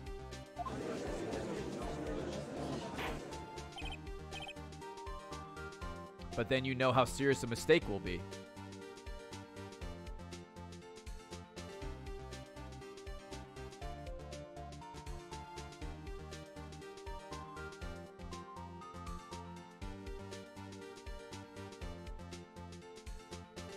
Order! Order! I see. I too thought it was a little strange. Yeah, sure. Well, Miss Hart, you were camping there to try and take a photo of Gordy, weren't you? Yeah. Gotcha, bitch. Greeny, thank you for the 600 bits. Started playing this game myself. Hope you're enjoying Weeb LA Noire. Dude, I am. Hope you enjoy it. So, smart boy, I was down there trying to photograph Gordy. You got me. So what? Huh? That don't change what I saw, does it? Exactly. What you just used... Well, or what you just used several precious minutes of our time to prove is nothing more than the witness is an is nothing more than that the witness is an idiot who thinks monsters exist. Hey. But as she so I can't even say that word. Said succinctly? Is that how you say that? So what? It changes nothing. Not true. You were hiding the whole thing about Gordy for some reason. I know it. But what could it have been? Whatever it is, I'm getting to the bottom of this. I can't believe this game used so many fake words. Why did you hide the fact that you were searching for Gordy from the court? Please revive your testimony. Ray, I'm not kidding when I said this case took 2 hours and I was skipping all the dialogue. Yeah, I totally think this is going to take like 4 hours. Right, fine. I'll testify. It won't change nothing, though. Something will change. It has to. And I'm going to spot it.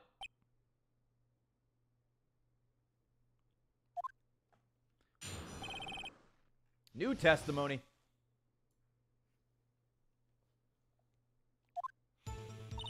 Actually, I'm not a research student at a university. I'm an investigative photographer. Imagine what a scoop it'd be if I got a picture of that monster. Oh, you're referring to Case 5. Okay. Yeah, well, I'm doing Case 5 tomorrow. Case 5 is going to take like 5 hours. Or 4 or 5 hours. That's going to be like the whole stream tomorrow. But then we'll be done with the first game at least. Imagine what a scoop it'd be if I got a picture of that monster. That's why I was camping out by the lake. But that's all I was hiding. When I heard the bang, I looked right straight out the lake. There wasn't much else to look at, so I just watched that boat the whole time. Then I saw a flash near one of the man's hands, and I heard another gunshot. I was looking right at the boat the whole time to cross my heart and hope to fry. Well, Mr. Wright, you may cross-examine the witness. The witness's testimony is unchanged from before. Whether she's a research student or a photographer has no bearing on this case. There's no need to waste more of our time with another pointless cross-examination. I claim the defense's right to cross-examine the witness, Your Honor. Von Karma's up to something, I know it. He doesn't want me to cross-examine her because... Why? Was there a contradiction? Very well. You may begin your cross-examination. You seem sure of yourself. You must have something in mind. Ha, that would be a first. Very funny. You understand that this is your last chance at a cross-examination, Mr. Wright. If there's no problem with the testimony this time, we will let the witness leave. I will announce my verdict at that time, Mr. Wright. Understood? Yes, Your Honor. All right. There wasn't much to look at.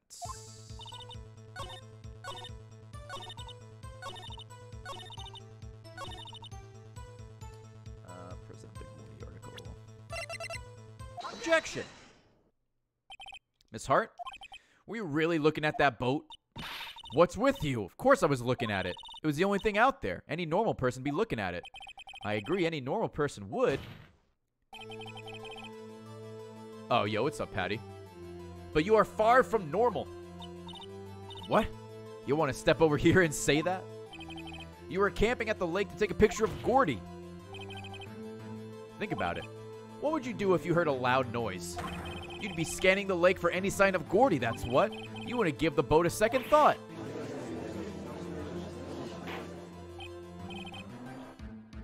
Order. Continue, Mr. Wright. You testified that you were watching the boat through binoculars. However, you wouldn't need binoculars to watch that boat. You needed them to search for Gordy, and that's what you were doing.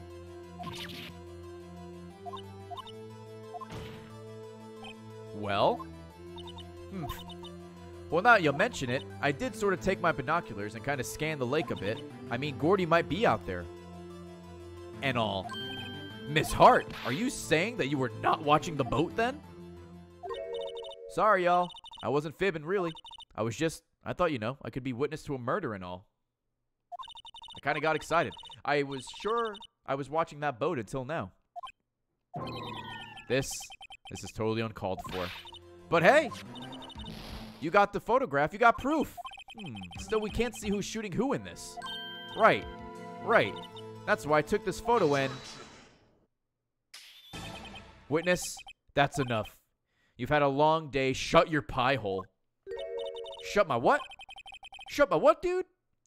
What was she gonna say? She took the photo and what? Wait a second. She even had a photograph to prove it. But you really can't tell from the photo who's the shooting. That's why she said she's going to enlarge the photo. She said it'll drop the quality a mite, but should let us see who's who. She enlarged that photo. Why won't Von Karma let her show it? I've got a hunch. I bet that enlarged photo shows something bad for Von Karma. This is my chance. If I'm wrong, though, it'll mean prison for Edgeworth. Or worse. What should I do? Make her show the enlargements. Miss Hart, look at this photograph. You enlarged this photograph, did you not? Yeah, I did. Why has that enlargement not been presented to the court? Because it does not exist. What are you talking about? You were the one who told me not to show it in court in the first place. Uh-oh. You old fool. What's the meaning of this, Mr. Von Karma? Miss Hart? Show the photo to the court. Show us the enlargement. Oh, shit. The music kicked in. The prosecution objects to the submission of this evidence. Objection denied. The witness will show the enlargement to the court. Here it is. Oh. Well. We still cannot see who is firing in this. It could be the defendant, or maybe it's not. Regardless, I'll accept this as evidence. Happy now, Mr. Wright? Huh. There has to be something. You asked for the enlargement. You got the enlargement. And little good it has done for any of us. That's why I requested she not show it. I suppose this means that the cross-examination is over, obviously. Then I would like to close the cross-examination, Miss Lotta Hart. And none too soon. That was a flagrant waste of my time. Mr. Von Karma, do you have anything to add? I stated everything I needed to when this trial began. Decisive evidence. A decisive witness. What else could possibly be required? Nothing, of course. Then I believe it is time to declare I believe it is time for me to declare my verdict. It's not supposed to go like this. There has to be a clue. Oh, it's his left hand, not his right hand. This is bad. Real bad. What should I do? Let's see. Object to the enlargement. Your Honor, there is something decidedly strange with this enlargement. What might that be? Mr. Wright, you will show the court what you mean. What about this photo is strange? Okay, here goes nothing. I'll show the judge what's strange about the photo.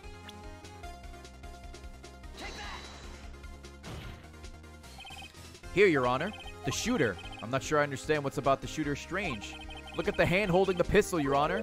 The hand? That hand directly contradicts another piece of evidence. This man's left hand does what? Let me show you. I'll show you the evidence that left hand contradicts. Which is the pistol. The evidence is clear. The man in the photograph is holding that pistol in his left hand. However, the prints on the murder weapon were from Mr. Edgeworth's right hand. Ergo, the man shooting the pistol in this photograph is not Mr. Edgeworth.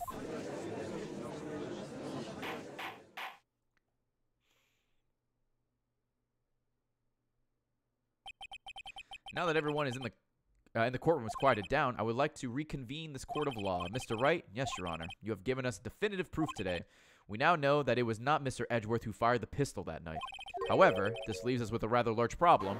If Mr. Edgeworth didn't do it, then who shot our victim? Precisely. As we have seen, there were no other people on the lake that night. Who but the defendant could have shot the victim? The victim himself. There's only one explanation remaining. The man who shot the victim was none other than the victim himself. Order. Oh, fucking, it was Larry. So you are saying that the victim committed suicide? Yes, Your Honor. I can't think of no other explanation. Indeed, that does seem to be the only remaining option. Guess we have to arrest him now. I'm so very, very sorry, Mr. Wright, but suicide is out of the question. What?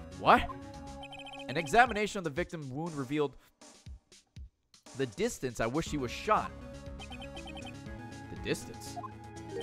The victim was clearly shot from further than a meter away. A meter? That's 3 feet. There is no way it could have been suicide. Order! Mr. Von Karma, are you sure of the accuracy of your data? Of course. I had already considered the possibility of suicide, you see. Alright. It's been updated. I see. Very well, allow me to state my opinion. Considering the situation, the shooter had to be the defendant, Mr. What?! However, the prints on the gun reveal that the shooter was not Mr. Edgeworth. This is a conundrum. Therefore, I would like to suspend proceedings for this trial for the day. The court orders the defense and the prosecution to further investigate this matter. Understood? Yes, Your Honor. That is all. This court is adjourned. The judge using his one fucking brain cell. Whew, that was a close one. Hey, do you have anything to say? No, I have yet to be declared innocent, right? Well, yeah, but what happened out there on that lake anyway? If he didn't commit suicide, then who? The shooter was about a meter away too. What? Don't give me that look. I did not kill him. I was just kidding around. Look, I'm gonna go check on Maya. Oh, right? What? Tell her something for me. What? Tell her to watch what she says in court. That's all. Would it kill you to just state how you really feel with a thanks, Edgeworth? I requisitioned a transcript of Lotta's entire testimony. I thought it might give me some ammunition for the trial tomorrow. Of course, she didn't see the shooter. So the only part of the testimony that stood was the bang she heard. Yeah, this is going on YouTube.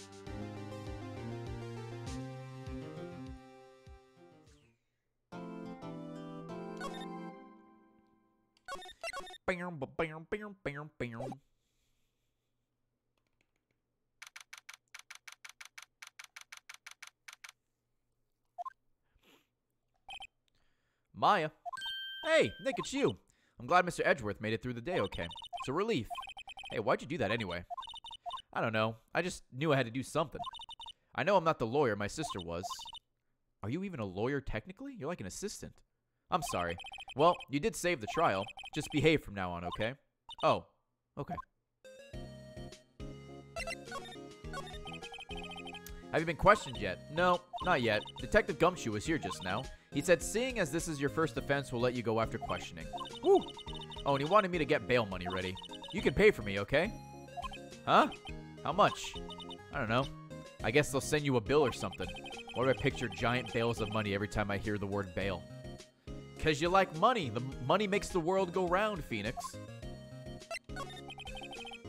Any luck with Mia? None. I can't get through to her at all. I tried. I really did. I don't know what to do. I think I probably shouldn't have stopped my training. She sounds like she really did do her best. I should check and see if there are any waterfalls in the local area. I wonder if I'll ever see my sister again. I mean, probably. Gourd Lake. There are fewer than there were yesterday, but the cops are still around the park. I wonder if Detective Gumshoe's here today.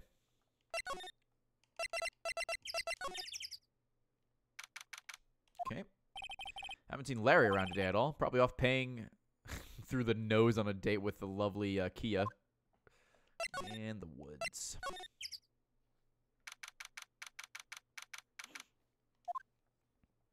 Oh, hey, man. Hey, Detective Gumshoe. Hey, pal. The trial today, yes? What about the trial? Well, I was gonna say good show, but it wasn't really all that. Though you did save Mr. Edgeworth, I guess. I just wasn't sure how to thank you, you know? Thanks? Detective Gumshoe, any idea what strategy Von Karma is planning for tomorrow? It sounds like he's bringing in another witness. Another witness? Oh, right. He said something about that in the trial today. There were 2 witnesses. Good flashback. I was wondering who that other witness was. Who was it? Sorry, pal. As much as I'd like to, I'm not at liberty to divulge that information. Right. Alright, I wanted to ask you something about Edgeworth. What's up? Is he afraid of earthquakes? I never heard anything about that before. Mr. Edgeworth doesn't talk about himself too much, see? But there's one thing that's clear as day. Him hating crime the way he does, and him becoming a prosecutor, and him being scared of earthquakes, it all started with that incident. The DL6 incident. Yep, that's the one. 15 years ago, when he saw his father shot before his very eyes. He still feels the pain.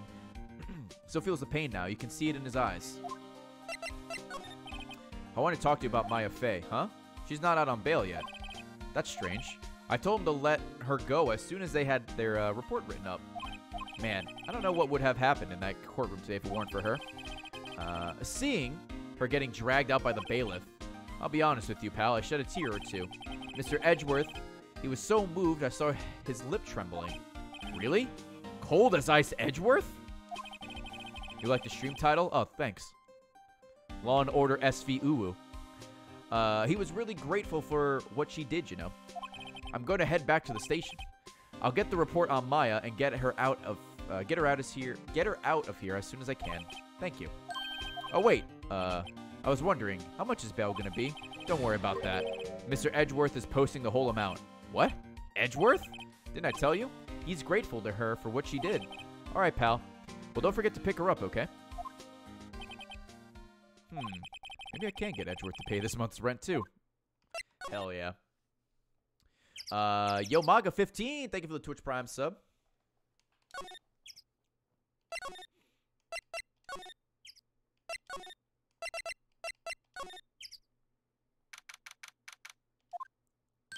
Hey, Nick, you finally came. They just finished the paperwork. I'm free to go. Free at last, eh? Those interrogators were really mean. They were like, okay, what'd you do this time? Like I was some kind of criminal. Can you believe it? Well, they let you out in the end, didn't they? Oh, that reminds me. Thanks for bail. Thank Edgeworth. Huh? He posted bail for you. Said he was grateful for what you did. Mr. Edgeworth did that? I have to make it up to him. We've got to win this case, Nick. Alright, so she's free, so we can go back to the entrance.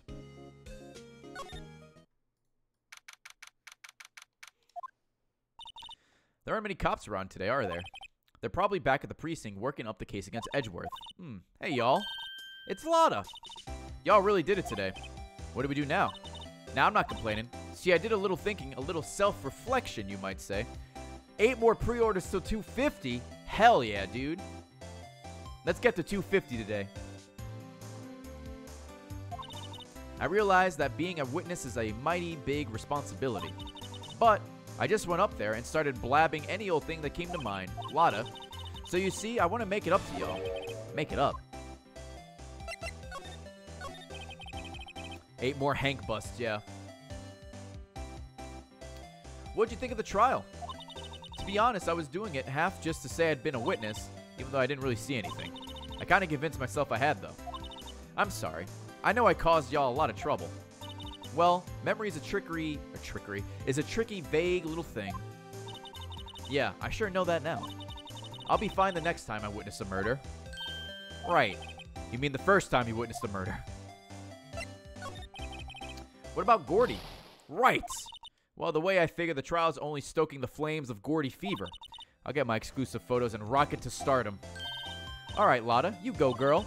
I wish I could be an investigative photographer, too. Finish your spirit medium training first. One thing at a time, please. Lotta, what do you mean by making it up to us? Well, you see, actually, I got a bit of information for you. What? That Von Karma didn't want me to say nothing about it. What information? Now we're getting to the heart of it. See, I reckon we might be able to do ourselves a little exchange. Exchange? I thought this was to make it up to us. Right, I propose a little exchange to make it up to you. What? Information doesn't come cheap, my friend. Hey, I see you thinking, how unsophisticated these southern folks are. It's written all over your face. Let me tell you, most southerners are way more sophisticated than you. I'm just the exception, okay? Well, what'll it be? We gonna deal or not? I'm about to bust. Well, Hank's made the decision for us. Deal. We don't have any leads, so I don't think we have a choice here. Okay. I'm about to bust. Jesus Christ, Hank. Keep it in the pants. Thank you for the pre-order. Hank's timing is the best. This is the best alert on Twitch with timing. It always seems to work out. Okay, how much? Huh? You completely off your rocker? I may not be sophisticated, but I'm not trying to rob the poor. Huh? The only fair exchange for information is information. Listen good. What I need from you is information about Gordy. Whoa, whoa, whoa. Gordy? But Gordy doesn't... Gordy might not exist. Then bring me proof that shows he don't. I'm about to bust. I believe that's 3 in a row. Thank you, Hank. I'll be keeping watch from the car, okay? You see something, y'all come to me first. Got it? Okay. Right. See y'all later. Okay, Nick, let's get hunting. Hunting? You don't seriously mean Gordy? I sure do. What about Edgeworth? We're searching for Gordy for him, Nick. Don't you get it? Okay. And how exactly do we search for a make-believe monster? Maybe we can find a monster myth specialist. Okay. What the fuck? Hello, Steel Samurai. What's that? That's the Steel Samurai, Nick. Yo, Maya! Larry! What the heck is that? Oh, it was my girl Kia's idea. She was all, if you like... I'm about to bust.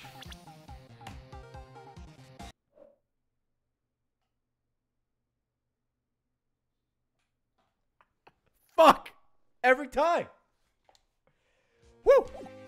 She was all, I'm about to bust. If you like put this here, it'll be like really cool.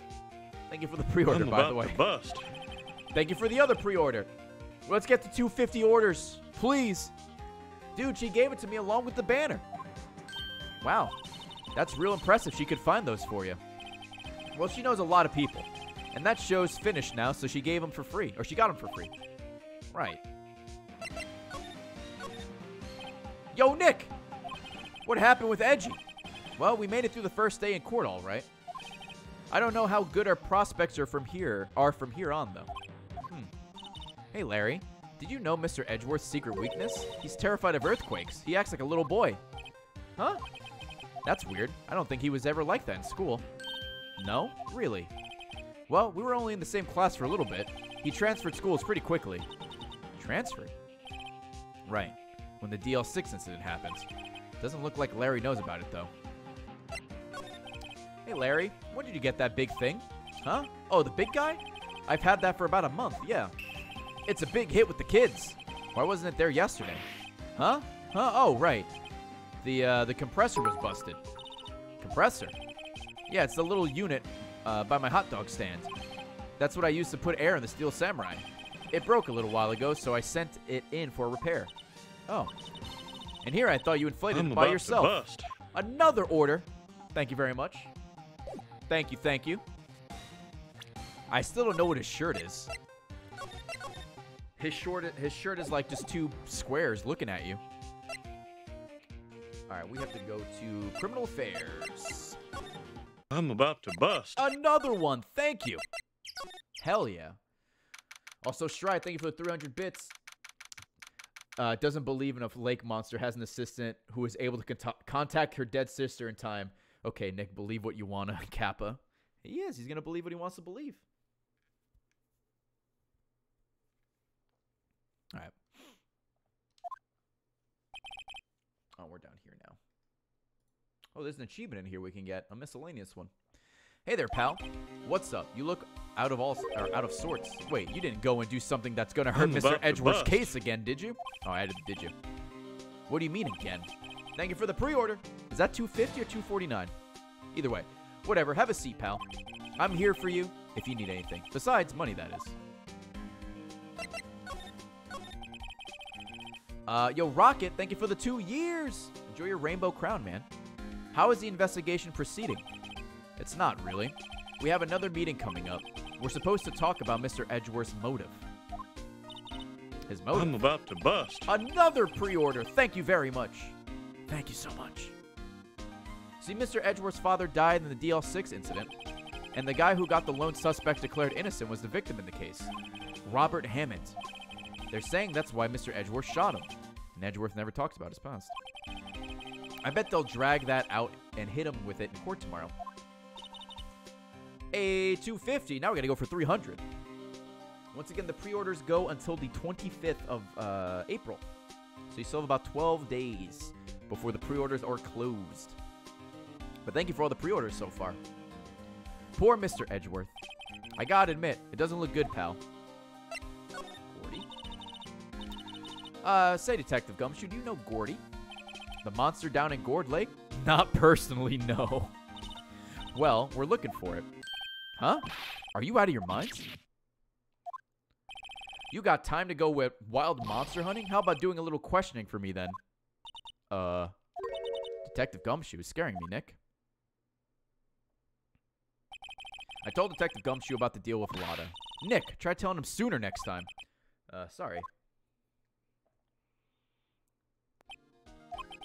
I see, pal. Sorry for shouting at you.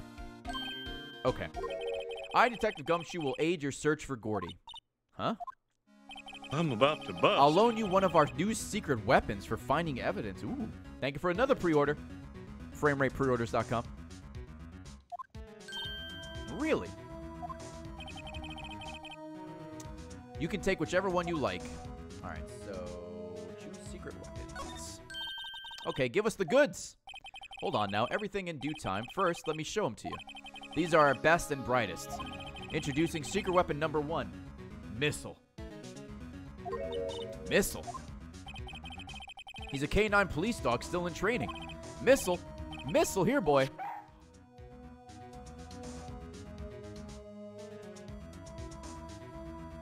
It's Charlie.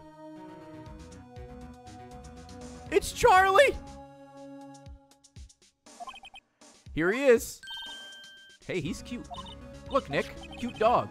Cute dog. And this will help us how? Wolf. Next secret weapon number 2. I'm about to bust. Gumshoe's bust. Thank you for the pre-order. A fishing pole. That is a stick with string on it. Here's my own personal pole. Detective Gumshoe. We're looking for a monster. Yeah. How are we supposed to catch a whole sea monster with a fishing pole? Never know till you try, pal. Okay, this next one is the last one. No, please, I'm already overwhelmed by our choices. Secret weapon number 3, a metal detector. Here. Detective Gumshoe. We're looking for something alive. Right. How are we supposed to find it with a metal detector? Hey, you never know. It might have been eating soda cans. Well, which will it be? I can make up my mind, Nick. They all seem so perfect. I can't make up my mind either. I can't make up my mind, she said. For the total opposite reason. Oh, well. I suppose I can't hurt to borrow all of them, so we will choose Missile. Can we borrow Missile? Sure thing, pal. Be good to him. Wolf. He's so cute. Oh, boy. K9 unit Missile borrowed from Detective Gumshoe. A K9 unit in training, very cute, with shiny eyes. Secret weapons. Detective Gumshoe, can we borrow one of the other things? Hmm? Yeah, sure, pal. But I have to take back the last one I lent you, a department policy. I'm about to bust. Oh, I need to, like, shuffle them all in, it looks like. Okay. Well, take your pick. Borrow the fishing pole. Can we borrow the flimsy-looking fishing pole? Sure thing, pal. Oh, if it breaks, be sure to dispose of it properly, okay?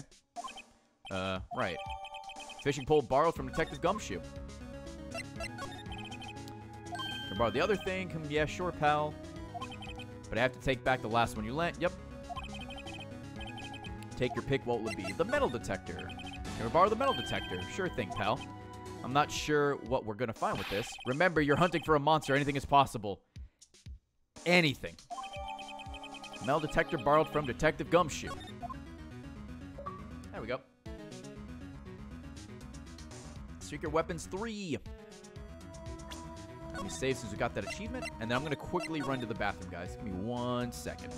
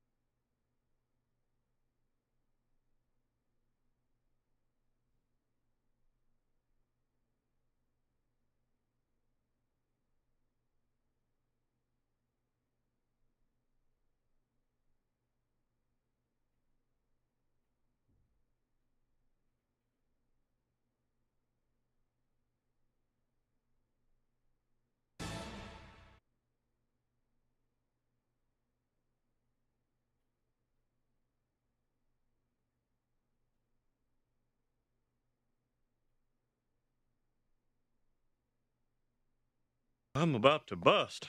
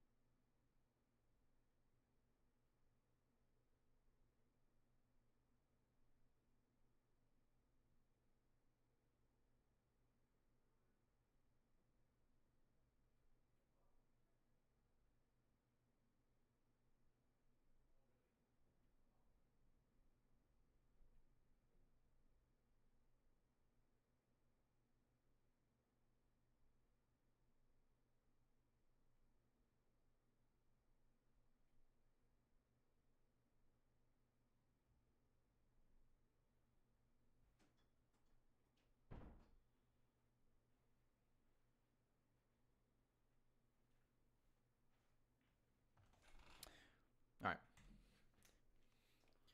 Tina called me downstairs to show me the garage, and she has done such a great job, dude. She has everything packaged or packed, ready for tomorrow, because the movers are coming tomorrow to move all that stuff to the new house for, well, all the store stuff to the new house. So it's looking good, man. She's done a great job. Yo, Preface Spore. Thank you for the 1,500 bits. Also, Tina told me we are 4 shirts away, 4 pre-order shirts away from 400 orders. 400 shirts, by the way. We got to 250 orders. My bad. A lot of milestones happening. Hell yeah. Yo, Proudlock, Gwim, Tagamerer, T6 Wagon, thank you. Altakai, see you later. All right, so we got the secret weapon achievement. So I should just take the dog, right? Just to take it. Oh, let me finish sending this tweet.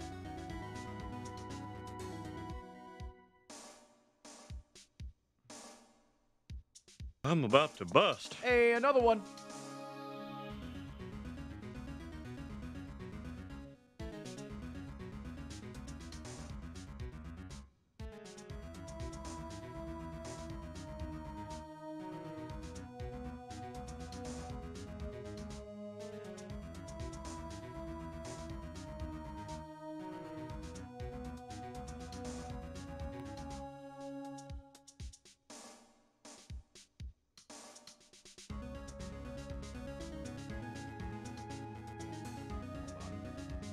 I don't know how to use my phone. Old man, by the way.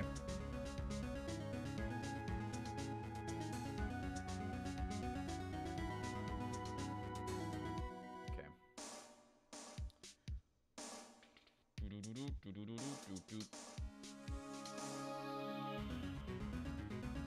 You ever look at your fucking... I'm about to bust.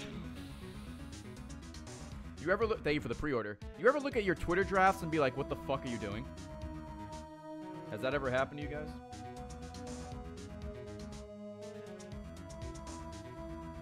Like, what was I thinking? I usually don't have many Twitter drafts. In fact, I have one. I'll read it to you in 1 second.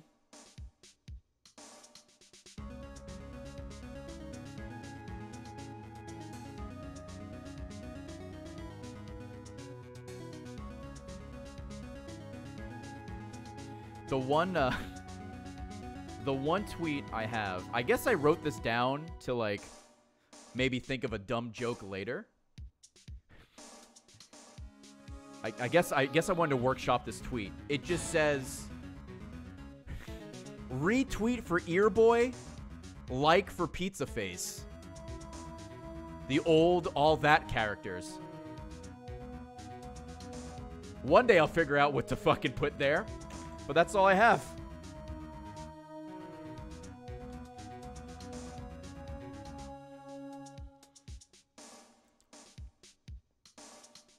Post it? Well, I need the rest of the tweet. I need to figure out, like, how you would pick which one.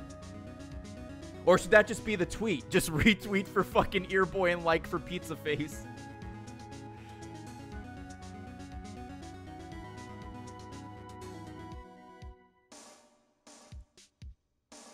Just that? Alright, I'll post it tomorrow. Can't you do a poll? I sure can, but polls won't get you them spicy retweets and likes that make me feel slightly better about myself. Oh, yeah, I'm trying to prove a point. That's right. That's what a lot of people write. I'll write that on top. And I'll tweet it tomorrow. I'm trying to prove a point to no one.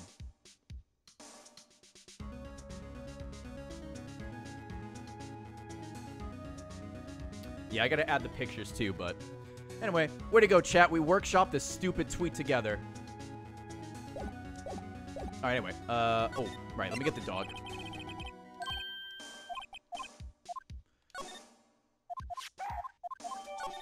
Wow, you can really skip that dialogue, huh?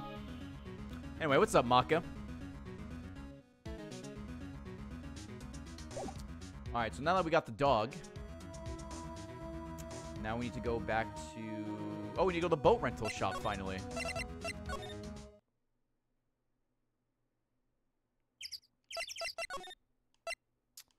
It is the public beach and the boat rental shop.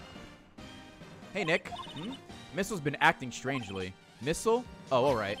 That little creature of the detectives. Hey, I love little doggies. Good boy. Good... What's wrong, Missile?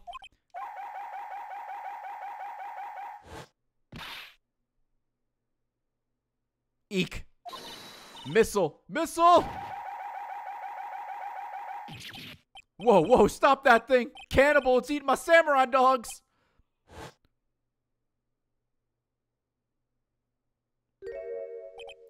My samurai dogs.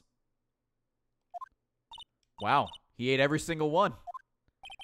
I'm sorry, Larry. Sorry? Sorry, don't pay my bills, Nick. It's gonna have to this time.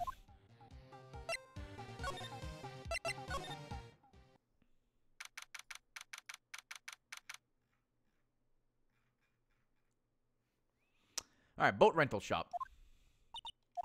It's always so quiet here. I wonder if the boat shop is closed for good. Well, with the murder on the lake and all, they're probably just taking a vacation until it blows over. I get it. All right, and do-do-do-do.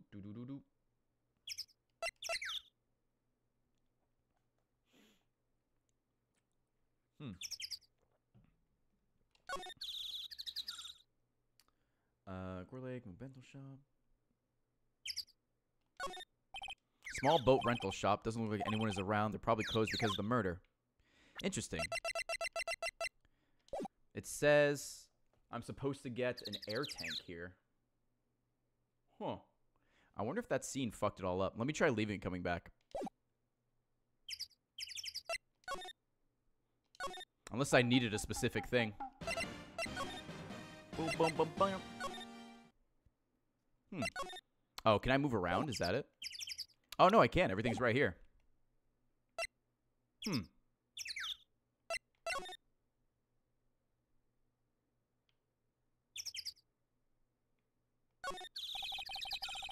Yeah, I might need the fishing rod.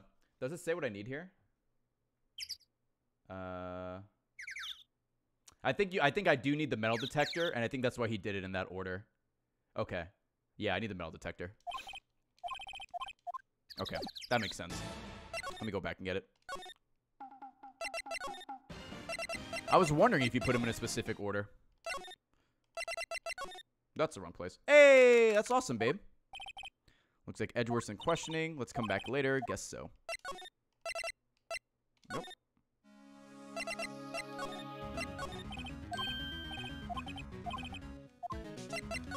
At least we got the scene with the dog.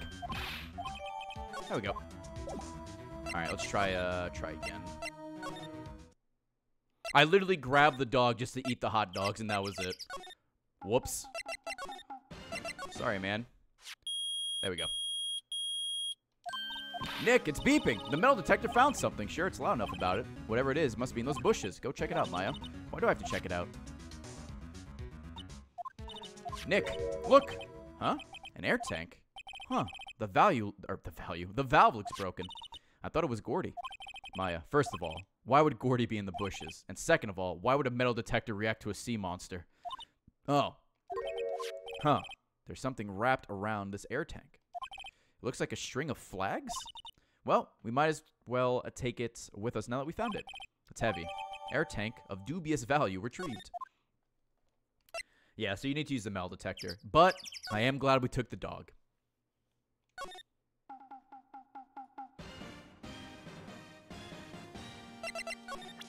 Oh, the flag's above him. Okay. That's a lot of evidence. What? An air tank? What about it? Larry, I wanted to ask you about this air tank. Is it yours? Say, is this air tank yours? Why'd I have a thing like that? Look, see how there's a string of flags around the tank valve? It's just like the string of flags around your steel samurai. Must be a coincidence. There's strings of flags everywhere these days. Like elementary schools and car dealerships. Look, why would I need a tank anyway? To inflate something. You used this to inflate that, didn't you? Inflate what? What else? That big puffy steel samurai. Now, why would you go asking me a question like that? Looks like I hit the nail on the head. Right. Actually, see the compressor I always use is on the fritz, so I tried using the tank to inflate it just once. And it didn't go so well. As I suspected. It didn't go so well? Yeah. Do you think you could be a little more specific? Come on. Look, it's embarrassing, so I really don't want to talk about it. Tell us. Tell us. Fine. Whatever. It's like what I said. The compressor was busted, so I took the tank and tried to fill the samurai up with that. And then... Oh.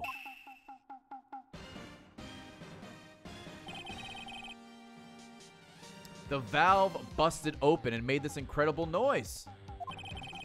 And the tank... Oh. And the tank there took off like a rocket. And it took my poor deflated steel samurai with it. What? Off into Gourd Lake? It sure scared me out of my gourd, that's for sure. I'm about to bust. So much that he busted.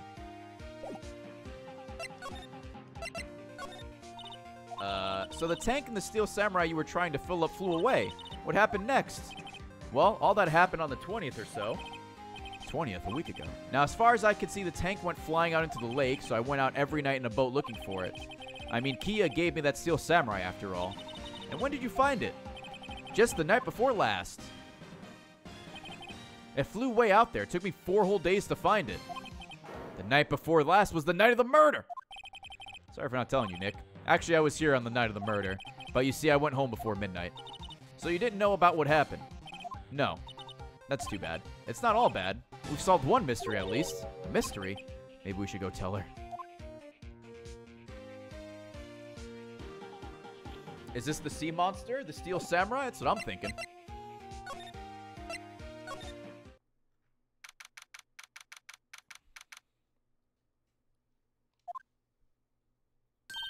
Hey, y'all. Well, y'all found anything out about Gordy? No, nothing. Well, keep moving. It gets cold out here at nighttime. It is a little chilly. I think I have to sneeze. Whoa, whoa. No, you don't. No sneezing. What you? What, even a fucking sneeze sets that thing off? I told y'all no sneezing. See, I set the camera to respond to things a little softer than a bang. It trigger on one of Von Karma's finger snaps now. Oh, I'm sorry. Yeah, well, sorry's nice, but what about my film? Nick, pay the lady. Sob. I learned something in today's trial, that's for sure. Testifying is serious business. That's why I decided not to talk about that case anymore. Huh? Whoa, didn't you say you had information about the case? Tell us that at least. Like I said, I'll trade it on the dirt on Gordy. Well, Mr. Lawyer, I've got the info y'all need. Y'all got the scoop on Gordy for me yet? Lada, there is no such thing as Gordy. What? How can you be so sure? Really, Nick? Y'all got some proof Gordy don't exist? The proof that Gordy doesn't exist is here. Of course I have proof. No lawyer worth his badge would make a claim without the proof to back it up. Here's the proof. Larry's air tank? What are you doing with an air tank? This is Gordy. Excuse me? What exactly are you saying, Nick? There's a stand near here, a hot dog stand. There's a giant inflatable samurai doll over there. About a week ago, an idiot who happened to be a friend of mine tried to fill it. He used this air tank, and when the valve blew, the tank flew into the lake. Apparently, it made a pretty loud bang when it flew. A bang. The tank, along with the still deflated samurai, fell into the lake at the same time. A couple was taking a photograph of the lake. This photo. Wait. So, you're saying that Gordy is really the steel samurai? Oh, the sad music. Well, that's a fine way to ruin a gal's dreams. I'm sorry, Lada. Nah, it's okay. You win. I'll give you the information like I promised. Poor Lada. So tell us, this information you have. A promise is a promise, I guess. I overheard the cops around here saying something about the witness tomorrow. They said he's the caretaker of the boat rental place up the path here. Boat rental? There's someone there? I mean, it looks so deserted.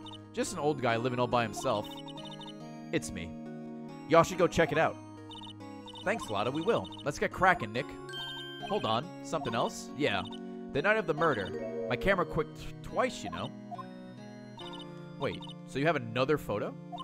Well, yeah, but there's nothing in it at all. Just the lake. I figured it wouldn't be much use as evidence, so I kept it to myself. Well, it might not be helpful at all, but here, take it. Second lake photo added to the court record. Bye now. Y'all take care.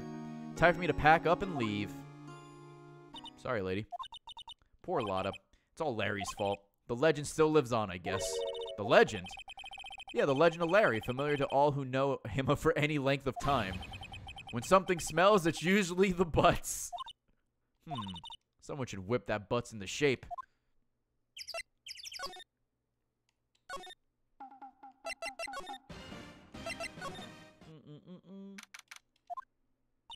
Hey, Nick. This is the boat shop that Lotta was talking about. You're right. Doesn't seem to be anyone around at all. Well, let's go check out anyway. Okay.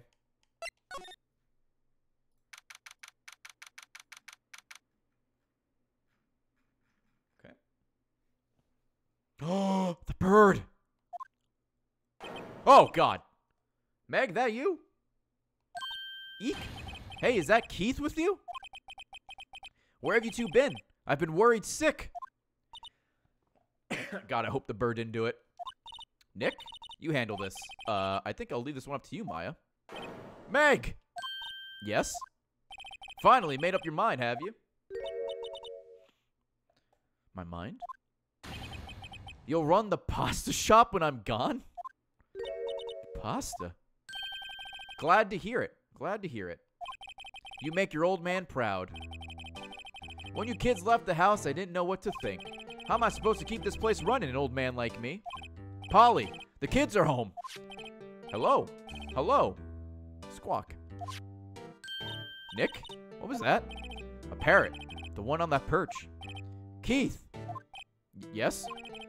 I'll leave the wet noodle in your capable hands, Sonny. Nick? What's the wet noodle? Based on the available evidence, I'd say it's the name of his pasta shop. What a relief, isn't it, Polly? Hello? Hello? I'm about to bust. Not the bird, Hank. Not the bird.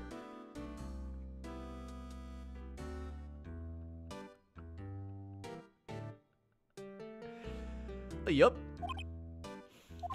Thank you for the pre-order. He fell asleep. I guess he's relieved.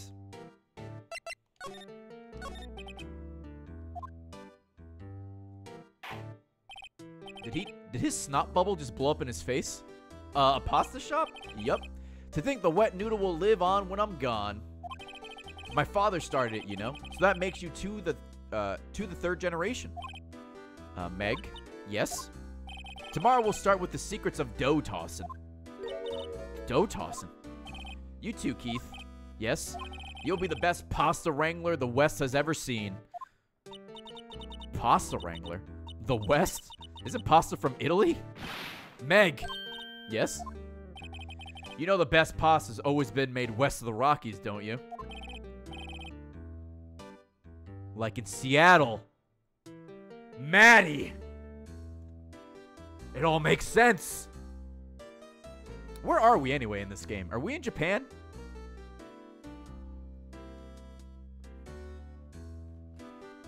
Or is this just a fictional town? Maddie's the murderer. LA and the localization. Okay. That's fair. So the Seattle joke still works. Good. Nick? Huh? How long do we have to keep up this all-in-the-family charade? This old man must know something about the murder. We're not leaving until we find out what that is.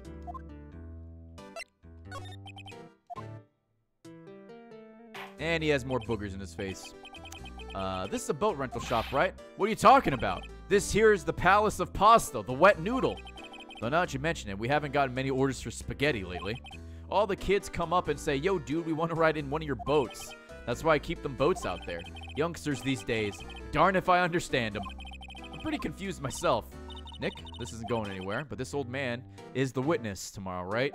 We've got to find some way of getting information out of him.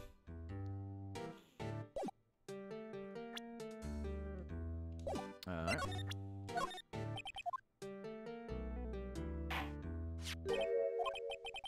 That a lawyer badge? Yes, it is. I don't believe it. This old guy's the first person to recognize my badge. I get it. Huh? Yep. I got you figured out now. You're not Keith! Nick, now's our chance to clear things up. Sir? No, I'm not Keith. And I'm not Meg either. We're here investigating a murder that took place on this lake the other night. Please help us. A lawyer, huh? Please, mister. Alright, I'll help. But on one condition. What's that? When this case is over and done, you'll run the wet noodle. We promise. Okay, we promise. Nick, are you sure about this? Anything to get this case solved. Also, who wouldn't want to eat Phoenix noodles? I guess so. That's my boy. Good for you, Keith. Wait, didn't I just say... You too, Meg. Yes. You bring a tear to your old man's eye, you know. Now, what was that you wanted to know? Speak up, Polly. Hello? Hello? Now he's talking to the bird again. How do we get him to talk to us? Let's see. Present the lake photo. Yep, I've seen this. You know something about this, sir. Keith? Yes? It's okay. You can call me Dad. Oh, no. Dad, you know something about this? Yup, the other night, out on the lake. Yes. I know all about that. I seen it. What? Tell us. Tell us what you saw. Well, I suppose, since you're taking over the shop and all.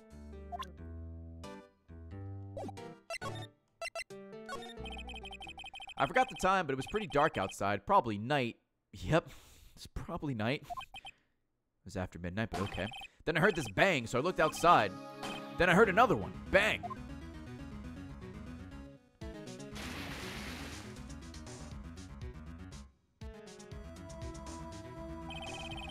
A little while later, this boat comes back. Then a young man walked by my window here. He was muttering something to himself. Yup. What did he say? Yup. I forgot. I'll remember tomorrow by court time, I promise. We need to know earlier than that.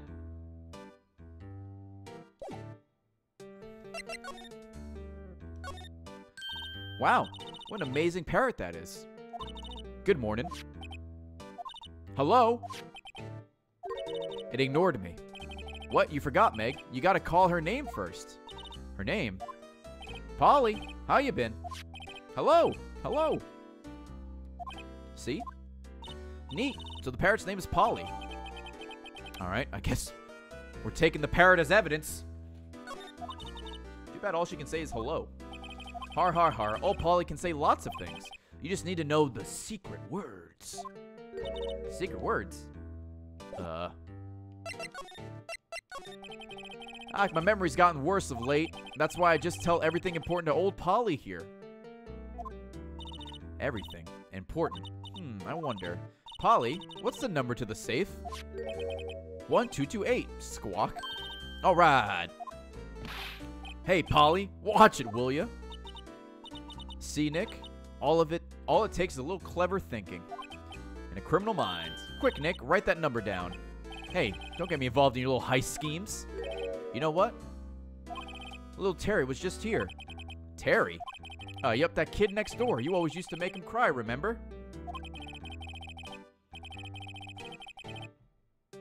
He was wearing this tattered old coat. Got himself some whiskers growing out his face. He must be talking about Detective Gumshoe. He comes up and tells me to come down to court tomorrow. Really? Some I don't think we're going to get much useful information out of this guy. Maya? Maybe we should be leaving. I think you're right. Oh, wait. I had one more question. Huh? Polly? Polly, have we forgotten something? I'm about to bust. Oh, my fucking God. The bird is Hank.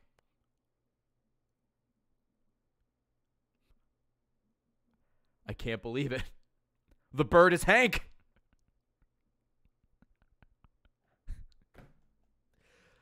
Thank you for the pre-order and making the bird bust twice. Squawk. Don't forget DL6. Squawk. Huh? What did she just say, Nick? One more time, Polly. Don't forget DL6. What? The DL6 incident? Hey, Dad. This is getting weird. Who is this old guy? Why would that bird Polly know about DL6? We have to figure out who that old man is. Oh, what? He locked the door from the other side. Look at that old man B. I think I need to do a little more research on this DL6 incident. Maybe I should ask Detective Gumshoe. Yeah, maybe you should, bitch.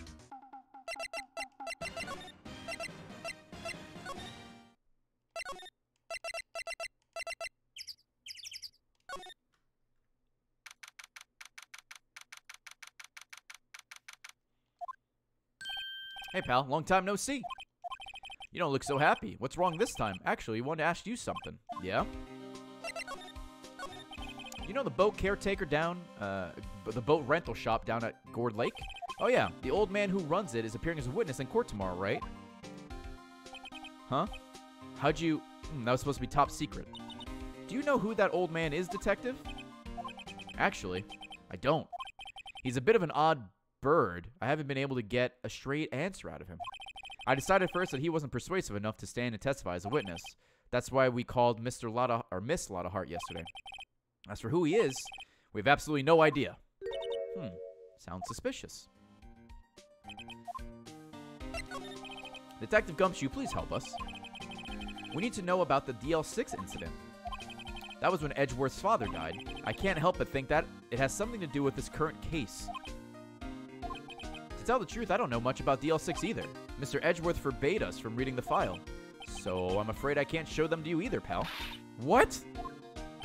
However, if you can't convince me somehow that the DL6 incident is related to this case, well, I guess I'd consider opening the file up. I present to you the parrot. What's that? A parrot? The old man at the boat's rental shop had a parrot. The parrot knew about that incident. That incident? DL6. What?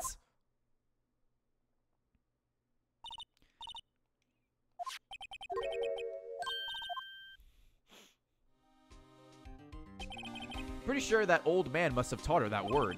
Yeah, but how would that old man know about the DL6 incident? Wait, what if that old man was connected to DL6? Nick, you think he might be? I get you. Sounds like you need information on the DL6 incident. Through there is the station's records room. I'll give you special permission to go in and find out what you need. Alright. Way to go, Detective Gumshoe. Okay, Nick, to the records room. I guess it's time we face Edgeworth's past.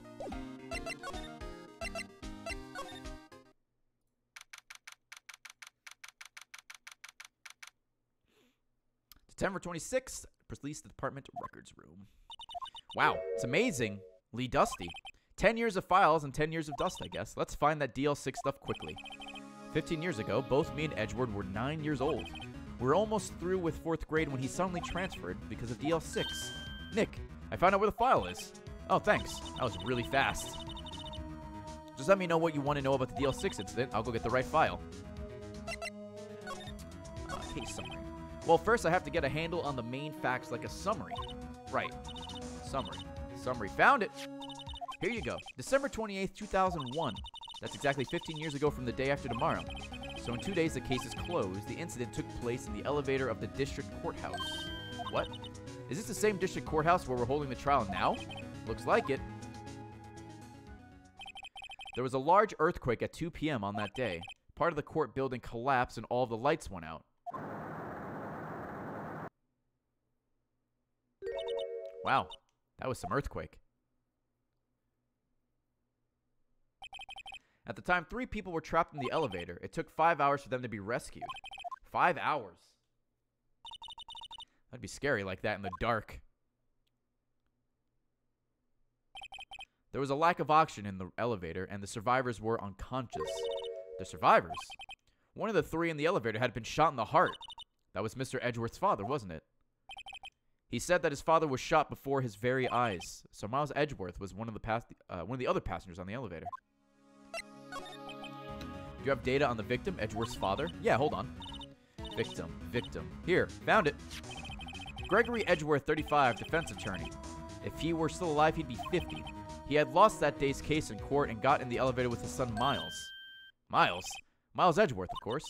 So he was in the elevator with his father. From the angle of this bullet and other evidence, it could not have been a suicide. The murder weapon, a pistol, was found in the elevator. The pistol had been fired 2 times.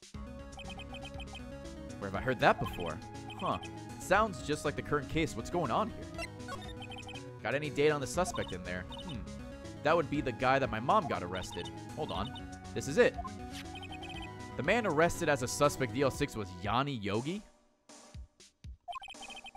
He was a clerk in the court, apparently. So he must have been the third person in the elevator. Well, then he had to have done it. Hey, boo-boo!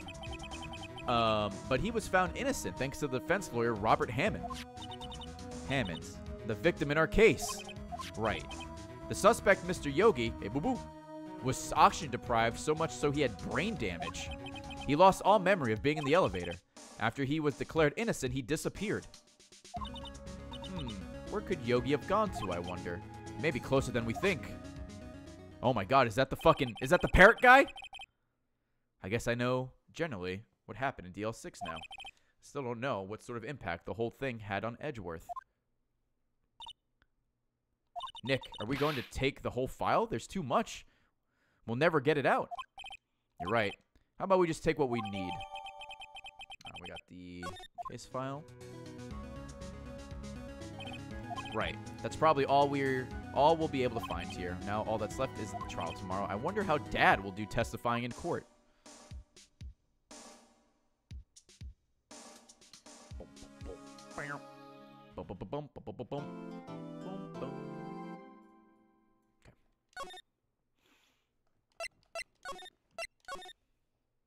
Please keep calling him Dad.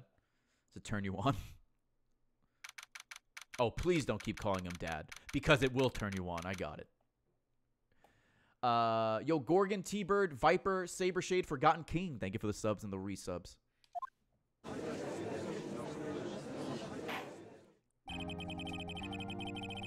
Court is now in session for the trial of Mr. Miles Edgeworth. The defense is ready, Your Honor. Oh, this fucking guy's back. Very well, apparently the prosecution is also ready. Who's the judge here anyway? Mr. Von Karma, your opening statement. Very well, no opening statement, so... Not so fast, Judge. I was taking a meaningful pause before speaking. Right, of course. A prediction. Today's trial will end 3 minutes from now. Order, order. Mr. Von Karma, what is the meaning of your statement just now?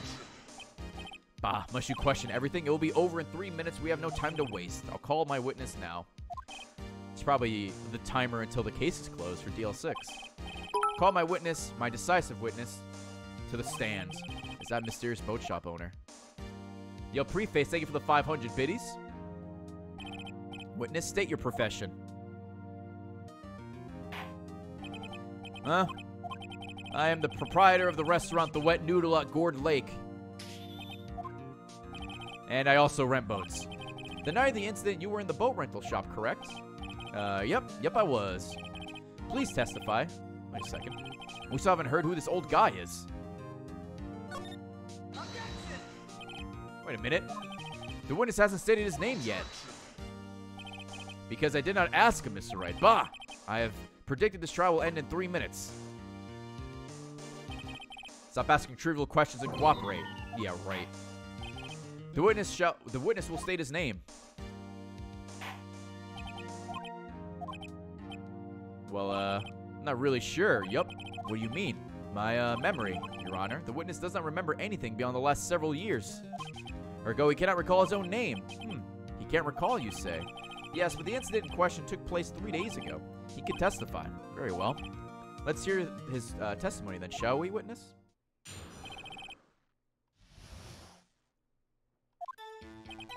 It was the night of the 24th, just after midnight.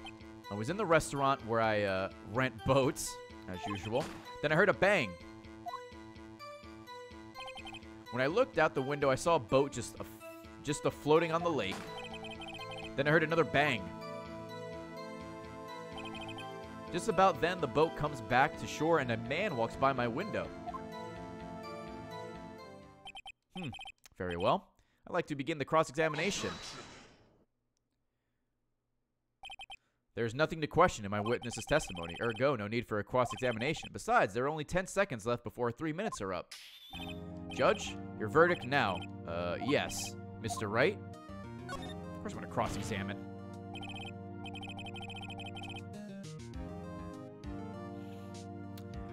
What are you saying? Of course I'll cross-examine the witness. Very well, you may begin. Roar! Excuse me, Mr. Von Karma. 3 minutes just passed. I see. Well, let's just take our time. You may cross-examine the witness.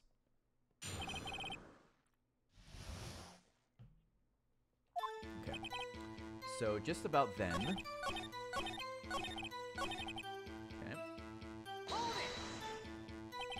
By your window? Yep, by my window, right outside the window of my little shack. And could you see the man's face? Well, the fog was pretty darn thick, but he was right there in front of me. I saw him. That's a rather important detail. Please add it to your testimony. I have a bad feeling about this. That man was a defendant. He was saying, I can't believe he's dead. Are you sure? Uh-oh. Dad! Dead certain, Keith.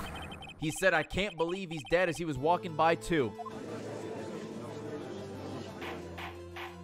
Daddy, answer the question. Witness, are you sure that person you saw was Miles Edgeworth? It was him, that Edgeworth boy. Oh.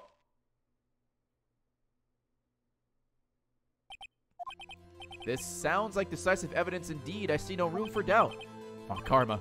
He lured me into cross-examining so he could set me all up for a fall. Tisk, tisk, tisk. Nick, I don't like the way things are going here. Everyone in the courtroom is glaring at us. I'd better act quick or this trial's going to be all over. Raise an objection.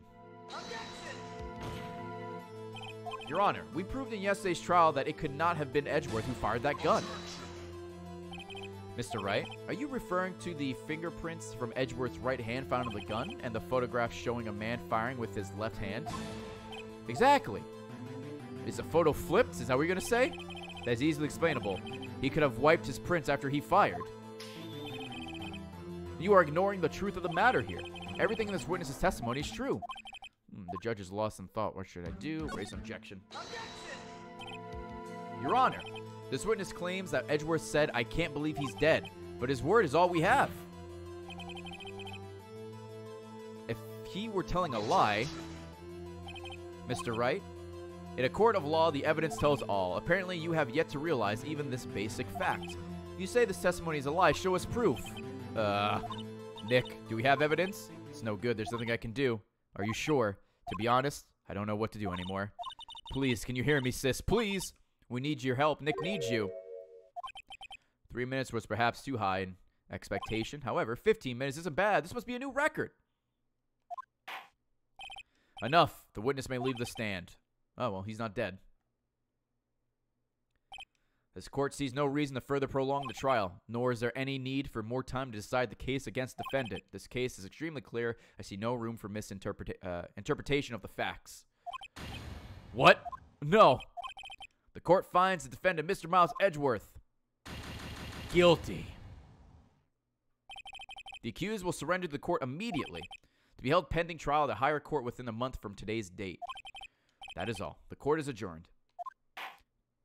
Did I win? Wait! Who was that just now? Me! Huh? What? Oh, it's Larry! Or Harry! Did he just... Oh, okay. What are you doing here? Listen, you gotta listen to me. I was there in the park the night of the murder. It was me. I did it. I wasn't sure about it until yesterday. But today I remembered it. Remembered what? The gunshot. I heard it too. Dude, nice fucking orange blazer, though. What is the meaning of this? The verdict has been decided. I call for adjournment.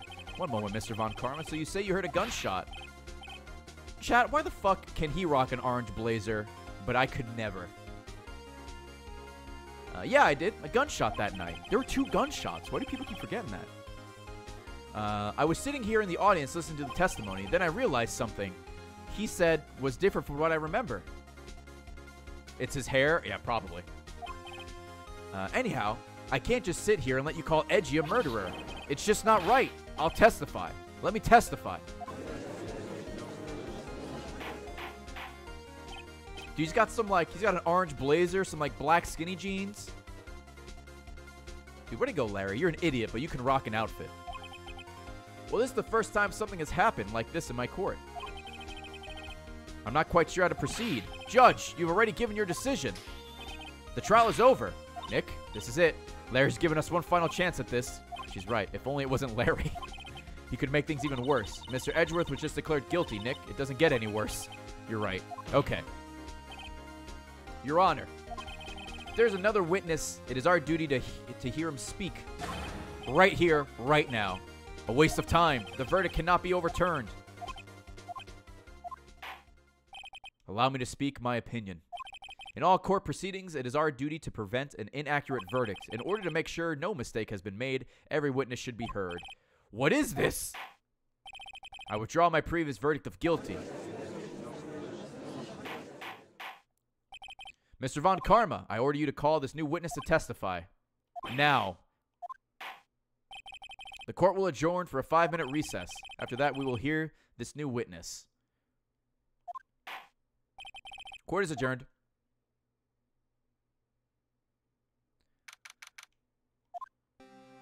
Woo! That was too close. Sorry to keep you on the edge of your seat like that, Edgeworth. I've seen worse. Yeah, right, Edgeworth. You're sweating bullets. I just wonder what Larry plans to say in there. Larry was at the lake that night. Yes. He said he went looking for the steel samurai balloon that flew into the lake. Oh, right. And he found the balloon and that air tank, right? Yeah. Hey, Edgeworth. Huh? You say something right? Yeah, a lot of things. You seem out of it. What's wrong? It's nothing. Mr. Edgeworth, there's something I've been meaning to ask you. What's that? Why are your fingerprints on the murder weapon? Oh.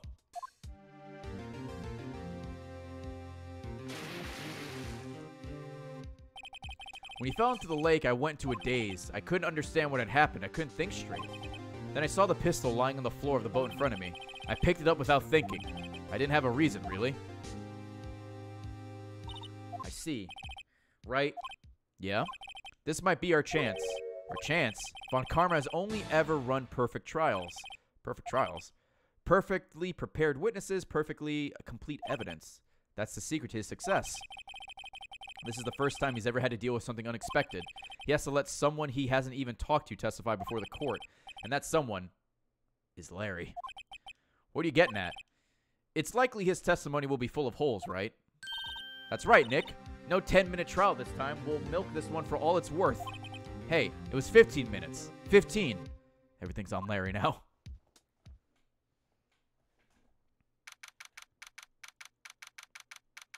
Dude, Karma's about to eat some butts. Larry butts. Court is now back in session. Witness, please testify to the court about everything that you saw.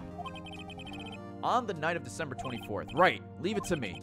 Please, Larry, don't mess this one up. I hate to admit it, but you're our last chance. Von Karma didn't even have time to prep his witness. I just hope Edgeworth is right about this being our big break. What is Karma's first name? Manfred. The night of the murder. That night, I was out in a boat on the lake. I was looking for something, and I found it. So I quietly slipped the boat back in at the rental shop dock. Then, just as I was thinking about going home, I heard this bang. I looked out over the lake, but I didn't see a boat.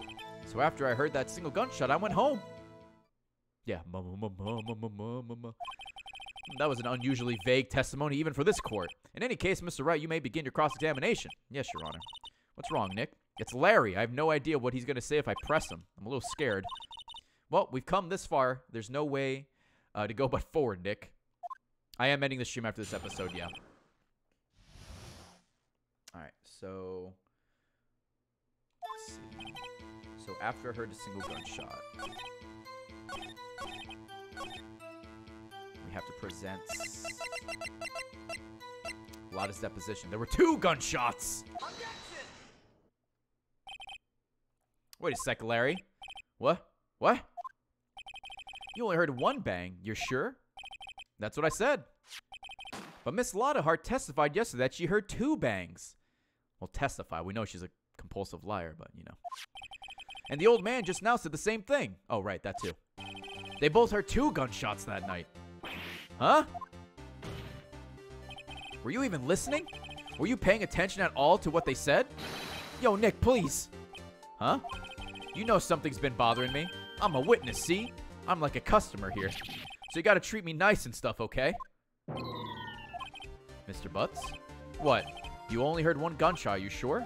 Well, I'll tell you the truth, I'm not sure. Not sure? How could you not be sure? Yeah, well, I might have had missed the other gunshot. I was listening to something else. Something else. My radio, dude, with my headphones. What? Order, order, and stop that booing. Mr. Butts, you were listening to your radio with your headphones. Yeah, so what? That a crime? I listen to my radio. Everybody listens to the radio. What's the big deal? Huh. Mr. Von Karma, your opinion? Waste of time. I do not accept this witness nor his shoddy testimony. Well, Mr. Wright, should we continue the testimony? We shall. Your Honor, please allow this witness to continue his testimony. Bah! Nothing is more pitiful than a lawyer who doesn't know when he's lost. Very well, Mr. Butts. Please give your testimony and be sure to include details like your radio. Right. Leave it to me. I wouldn't if there were any other way out of this, believe me. Okay. It's lonely being alone on Christmas Eve. That's why I was listening to an all-request show on the radio, see? I was listening to it real booming loud, like. But I'm sure I heard that gunshot. I remember exactly what the DJ was saying when I heard it too. You were listening to your radio at high volume. Yeah, what's the big problem? Can't a man listen to his radio in peace? Isn't this a free country? I truly believe Larry has no idea what the problem here is. Judge, can you believe a word this witness says? What he heard was probably nothing more than a drum beat from a radio. True enough, but it is difficult to believe this testimony. Wait, Your Honor. The witness said he remembers exactly what the DJ said when he heard the gunshot. Excuse me? DJ? An announcer. This guy doesn't know what a DJ is?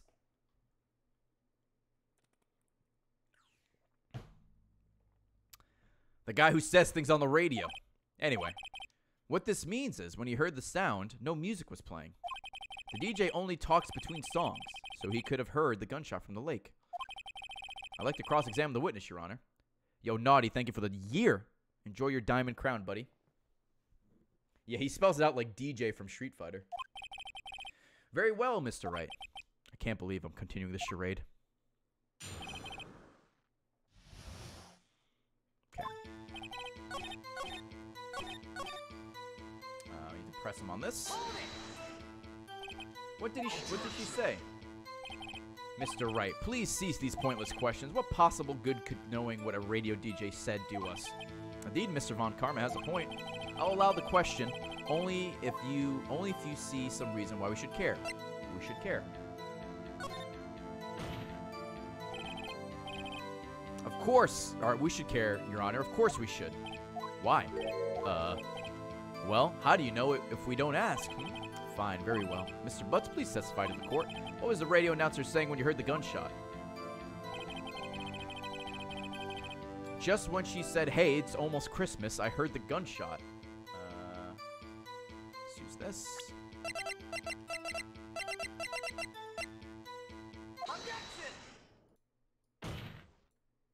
Larry, are you absolutely sure what you're saying is correct? Huh? What's with the face? You look scary, dude. Hey, if you're trying to scare me, you better know I don't scare that easily. Something the matter, Mr. Wright. Your Honor, did you hear what the witness just said? The DJ said, hey, it's almost Christmas when he heard the gunshot. Indeed, and? Almost Christmas means it wasn't Christmas. Do you realize what this means? When he heard the gunshot, it was still Christmas Eve. That would seem to be the case, yes. But that contradicts the 2 testimonies we have heard so far, Your Honor. Both Miss Hart and the old man said it was after midnight when they heard the shots. In other words, when they heard the gunshots, it was already Christmas. This is a clear contradiction, Your Honor. Order, order. What does this mean? The 2 prior witnesses heard gunshots after midnight. However, this witness says he heard the gunshot before midnight. Judge, the answer is simple. The current witness is plainly mistaken. Just look at him. Suspicious. What? What? Mr. Wright? What do you, Larry's right. What do you think about Mr. Butt's claim he heard the gunshot before midnight? Larry's not mistaken, Your Honor. He heard the gunshot before midnight. Intriguing. I'm assuming you have evidence for this wild claim. Show me evidence there was a gunshot before midnight. Second lake photo. Look at this photograph. Look at it! This was taken by our witness yesterday, Miss Lotta Hart, with her automatic camera. The timestamp on this photo reads December 24th, 11:50 p.m. Oh? But there's nothing on the lake in this picture. Your Honor, the real issue here is not why nothing is shown in the photograph. It is why this photograph exists at all. What do you mean? Your Honor, this photograph was taken by an automatic camera. The camera was set to go off in response to loud noises. Aha! Correct. There was a loud noise on the lake at 11:50. This is why this photograph was taken. In other words, when Larry heard that gunshot, it was most definitely still Christmas Eve. Indeed, it would seem that is the case. Then where does that leave us? Mr. Hart testified that she heard the gunshots after midnight. Are you claiming she was mistaken? Not at all, Your Honor. It is a fact that the camera also triggered at 15 minutes after midnight. Your Honor, that night there were 2 gunshots with a 25-minute pause between them. Why would this be? Don't be fooled, Judge. That camera was set to respond to loud noises. Yes. There is no proof that the loud noise at 11:50 was a gunshot. Why, the witness could have sneezed, triggering the camera. Hey, my nose was clear that night, man. Clear. Well, Mr. Wright, there's no turning back now. Can you prove that the loud noise at 11:50 was indeed a gunshot? Please show the court any evidence you have. This is my evidence. The murder weapon. Something about the pistol was bothering me, Your Honor. Both of the witnesses who testified yesterday heard 2 gunshots. However, the murder weapon was fired 3 times. When was the last shot fired? Only now have I realized the truth. The 3rd shot was the shot Larry heard just before midnight. Order? Order? That would make sense of the evidence we've seen so far. However, this leaves me wondering exactly what did happen that night on the lake. Exactly. This is true. There were 2 sets of gunshots separated by 25 minutes. One at 11:50, another at 15 minutes after midnight. Why, I ask you? Why? Uh-oh. I better think of something quick. Wait a second. Gunshots separated by 25 minutes. Ah! What's wrong, Nick? I have it. I have it! Huh? Remember the case with the Steel Samurai? Huh? Yeah, of course I remember. The murderer in this case had the same idea as the murderer in that case. What do you mean? Maya, yes. If we don't figure this out now, we'll never overturn Edgeworth's guilty verdict. I've got a hunch and I'm gonna run with it. Right. I mean, is that safe? Safe? We've already gotten a guilty verdict. We have nothing to lose. You just watch and let me know if I say anything that sounds fishy, okay? Right, Nick. Your Honor. Yes, Mr. Wright. The testimony just now has cleared up this entire case.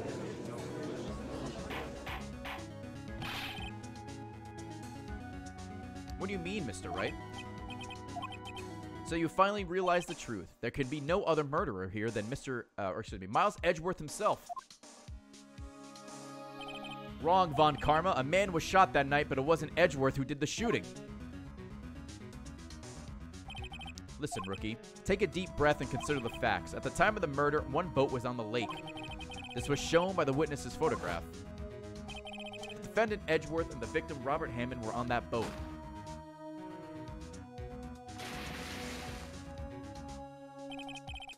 There's a gunshot fired on that boat and Robert Hammond fell into the lake. The distance of the shooting was 1 meter. It couldn't have been suicide. Well, the guilty party has to be the other man on the boat. I admit it is hard to imagine any other possibility. Yes. But this assumes that the victim was shot at 15 minutes after midnight. What do you mean by that, Mr. Wright? We have photographic evidence of the time of the shooting. The timestamp on the photo says 12:15. But Larry heard gunshots 25 minutes before that. Robert Hammond was killed then, 25 minutes before the shot on the lake. That's the only way that Edgeworth could be innocent. Mr. Wright, are you quite mad? Explain who the two men on the boat were. It was Edgeworth and the murderer. Of course, it was Edgeworth and the murderer. After the murderer killed Robert Hammond at 11:50, he assumed the guise of Mr. Hammond and met Edgeworth. What? Are you serious? Yes, Edgeworth won't tell us why he went to the lake that night. However, I have a hunch. That night, Robert Hammond called Edgeworth to the lake. Now, Edgeworth didn't know Robert Hammond's face that well. That's why he didn't suspect anything when the murderer took Robert Hammond's place. I'm not sure what to make of all this. Luda! Mr. Wright, tell us the name of the murderer then. The murderer's name, Wright, it's... Actually, I don't know the murderer's name. You don't know. Bah! Again, you waste my time. I don't know because he never told us. Huh? The murderer is the caretaker of the boat shop. That old man. At 11:50, he was the one who killed Robert Hammond. Caretaker of the boat shop? Where did he do this? There weren't any boats on the lake then. Why would he have to go all the way out to the lake just to shoot someone? May I suggest that the real scene of the crime was not on a boat? What? Well then, where did the murder take place?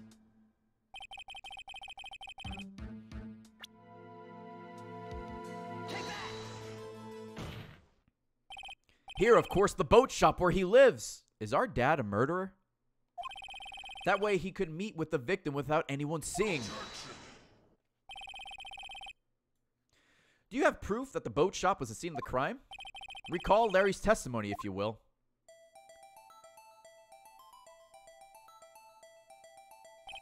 That night, he was out on the lake in a boat searching for something. He finds it and returns the boat. Then, just as he starts to head for home, he hears a gunshot.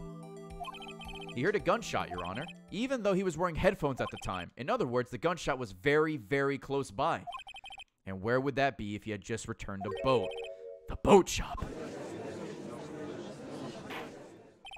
Mr. Wright, what happened that night on Gourd Lake? Please tell the court from the beginning. Yes, Your Honor. Nick, are you sure about this? Nope, not really. But I think if I start at the very beginning and I take it slow, I might just be able to figure this out.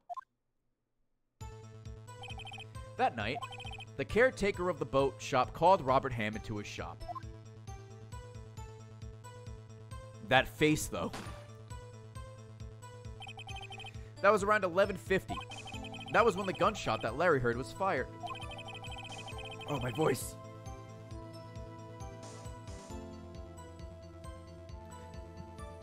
After that, the caretaker put on Robert Hammond's coat. He became Robert Hammond. Then he got in the boat with Edgeworth and went out to the middle of the lake. Then who fired the pistol on the boat, Mr. Wright? The boat shop caretaker. Of course, it was the murderer who shot the pistol. He shot twice. Both missed Edgeworth on purpose. Wait a minute. Yes? Why would he shoot twice if he didn't mean to hit anyone? Details? Details?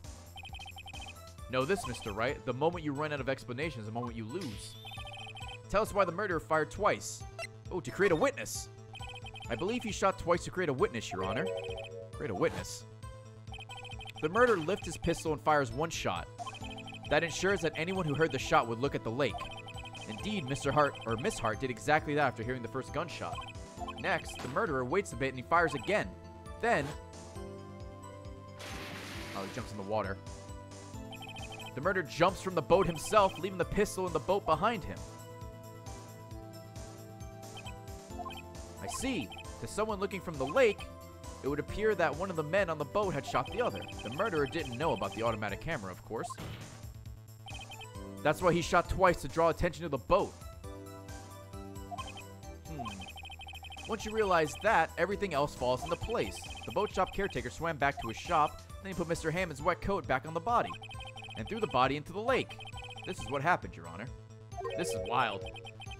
These are the events that transpired that night on Gourd Lake.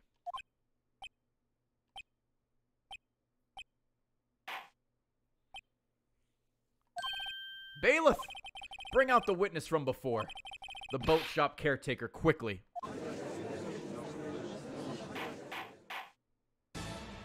Dude, imagine being creative enough to write this out.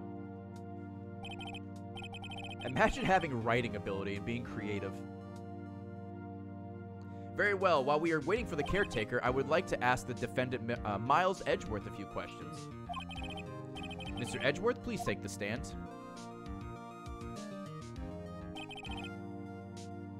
Imagine being creative enough to write 17 of these. Mr. Edgeworth, you heard what the defense has said. Yes.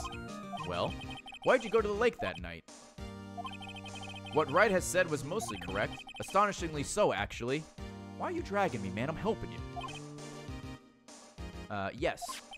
Several days ago, I received a letter. The letter was signed Robert Hammond. He asked me to come to the boat shop by the lake at midnight on Christmas Eve. He said he had something very important to discuss with me. Something important? I'm sorry. I can't say what it was. Your Honor, sir. Bailiff, we're conducting a trial here. I ask that you remain quiet. The witness has disappeared. He isn't at the boat shop either. Oh, shit, Dad! What should I do? Find him quickly. We cannot allow him to get away.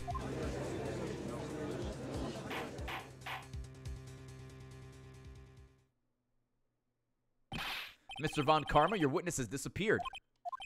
A search warrant has already been issued. It goes without saying that I cannot declare a verdict under these circumstances. I will extend the trial until tomorrow, the final day allowed. I request that the police department utilize all its forces to find that witness. Am I understood? One more thing. One more thing. Just who is that boat shop caretaker? I think his identity has become very important to this trial. I want him, and I want to know who he is. Very well. The court is adjourned. Damn, dude. Yay, Nick, you did it. Yeah. Well, at least we got out from under that guilty verdict. Yo, one dapper sapper. Thank you for the 250 PogChamps. Preface Spore, thank you for the 750 bits. Filling that cup up. That cup looks like it's ready to be slammed. Who's going to do it? Please. And what about Larry? That was something else. Even Von Karma didn't know what to do with his testimony. Larry really helped us out. Sure. Once I sifted through his unique testimony. Still, he did save us. I just wish our cases weren't so down to the wire all the time. I know what you mean. Sometimes I feel like it's us on trial instead of our clients. The wet noodle is left without an owner. Oh no, the wet noodle. The spaghetti, the pasta. Hey, Edgeworth. Mr. Edgeworth? Did you say something? Don't look so pained. I mean, it looks like you're probably going to get off the hook. You could try to smile a little. Relax. I'm sorry, but I fear it's not over for me just yet. What do you mean? Right? There's something that's been troubling me for a long time now, and I don't know whether or not to tell you. Edgeworth? No, there's so little time left. I want to tell you to get it off my chest, but... I can't make up my mind. What is this about, Edgeworth? It's a nightmare I've had. A memory of a crime that I committed. A crime you committed? A memory of a murder.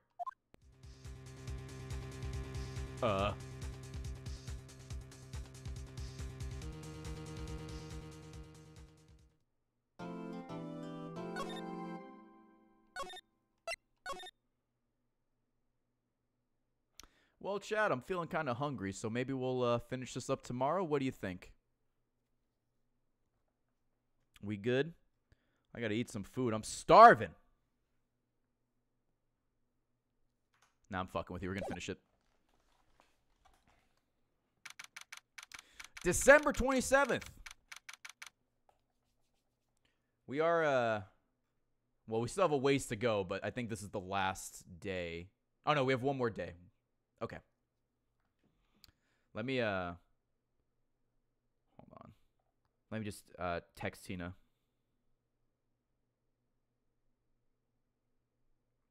Boom, boom, boom, boom, boom, boom.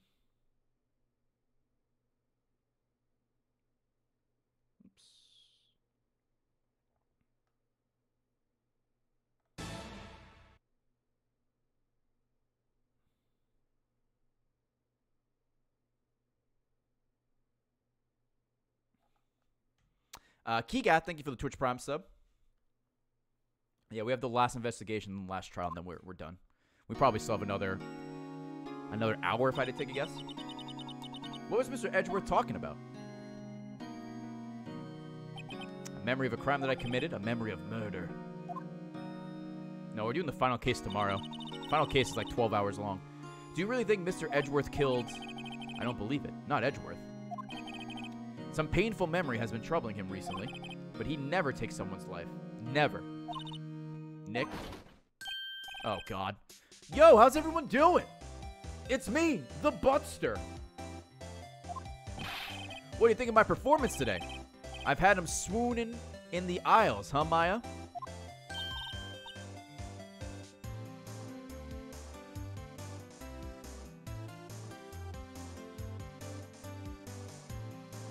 Swooning me? Oh yes, I do remember feeling faint.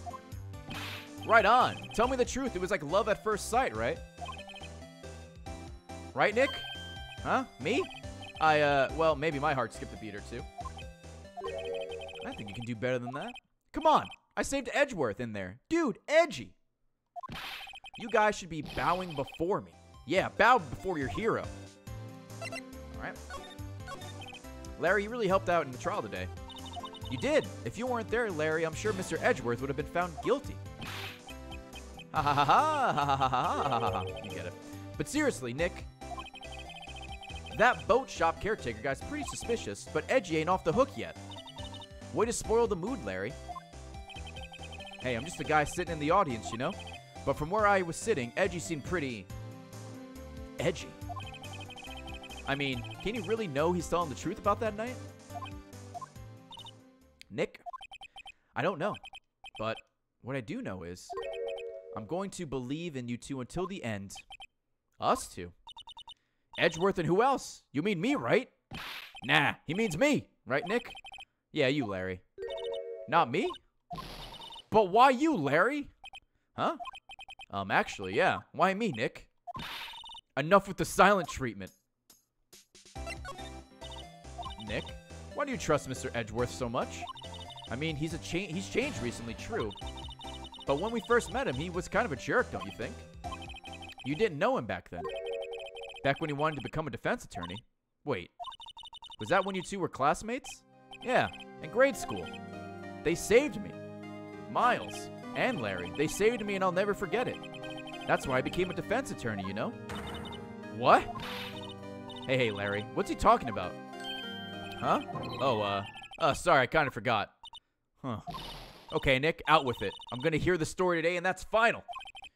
Okay. It's kind of a long story, so hang in there. It was the very end of 3rd grade. I was on trial, a class trial. A class trial? You remember Larry Spring? Oh, you remember Larry Spring, end of 3rd grade? A kid in our class got his lunch money stolen. Lunch money? Our school was really small. Every month, kids would bring in an envelope with money for lunch from home. Huh, I see. Anyway, this kid's envelope disappeared, with $38 still inside. Oh, God. Oh, yeah. Now you mentioned it, I do remember that. I can see why you'd forget, though. You were at his school that day. Anyway, the envelope had been stolen during PE class. I was coming down with a cold, so I'd skip PE that day. I was the only one not in class. So they thought you did it. Yeah, the kids in class said I should be put on trial. Trial? So the next day, we held a classroom trial with me as the defendant.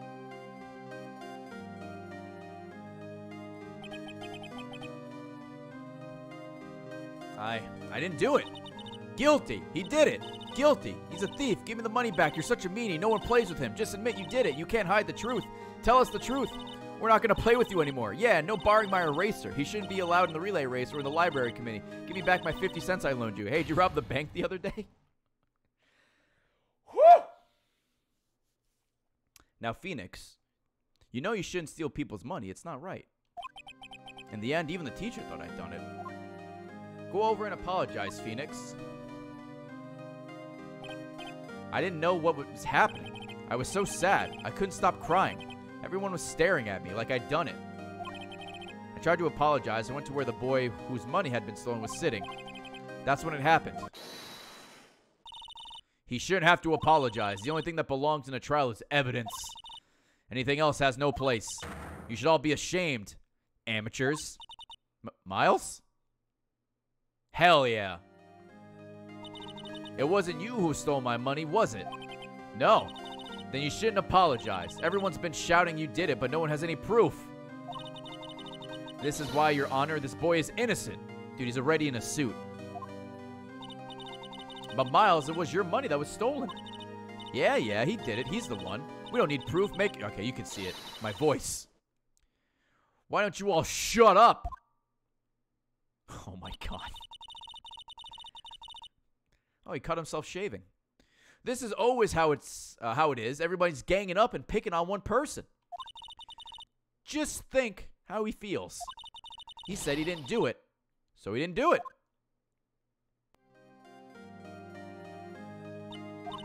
Very well.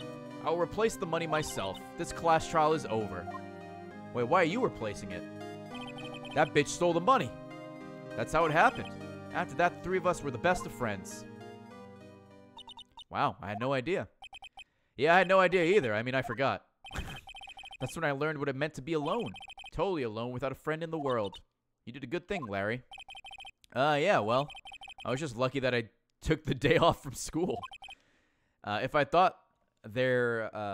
been there, they would have thought I'd done it. So I took it kind of personally, see? When something smells, it's usually the butts. Anyway, Edgeworth and I talked after the class trial. That's when I heard his father was a defense attorney. I remember his eyes would shine when we talked about his father. I'm going to become a defense attorney just like my father. A famous defense attorney. Got the hiccups now.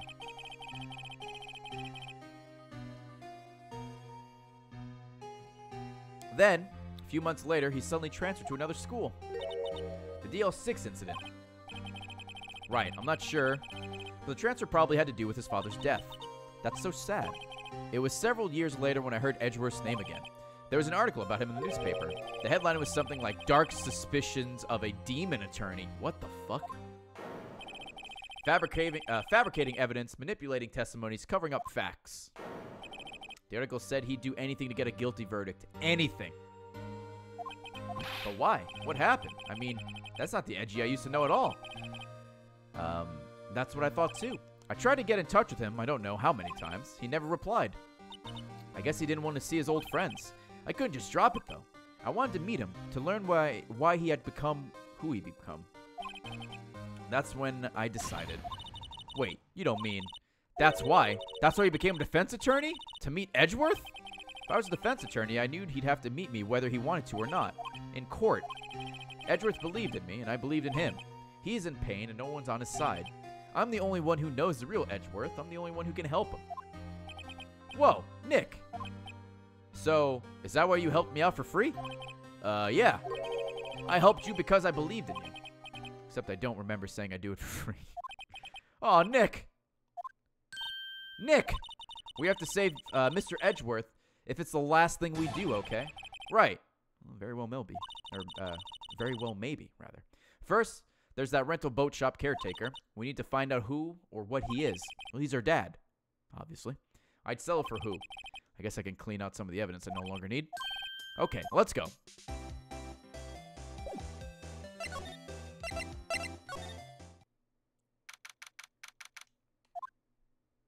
Oh, hey, Dick. Hey, pal, long time no see. Oh, Detective Gumshoe. Close one today, eh? I got so worked up I snapped my tie in half. Sorry about that. No problem, pal. Thanks to you, we now know who really did it. You mean the boat shop caretaker? Look, I'll make you a promise. I'll have that scoundrel in my custody by trial time tomorrow. Come what may. It's my duty to you as a police officer. Now, I'm off to catch a criminal. Detective Gumshoe sure is active today.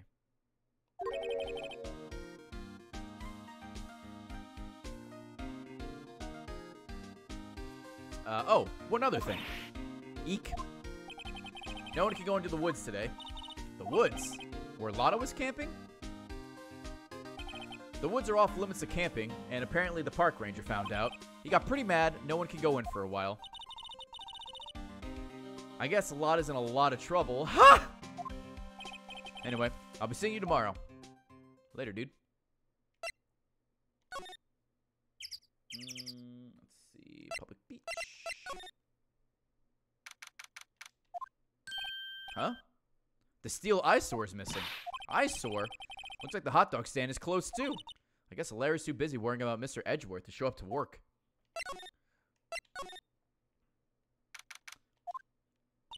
That old caretaker got away. Yep. Never imagined he might be the real murderer. Ahem. I know that clearing of the throat anywhere. Aha, hello. What might you be doing here? Out for a walk? Ah, the days of my youth. Like the scent of fresh lemon, you see. Mr. Grossberg, there's no time for idle reminiscing. Mr. Edgeworth's trial ends tomorrow. That is true, yes. But from what I saw of today's trial, Edgeworth should be fine, right? Well, I'm not too sure about that. Ho-ho, what do you mean by that? Well, I'm not sure. If you find anything out, come by my office at once. I may be able to offer you some assistance. Thanks. Bye. What do you think Mr. Grossberg was doing here anyway? Who knows?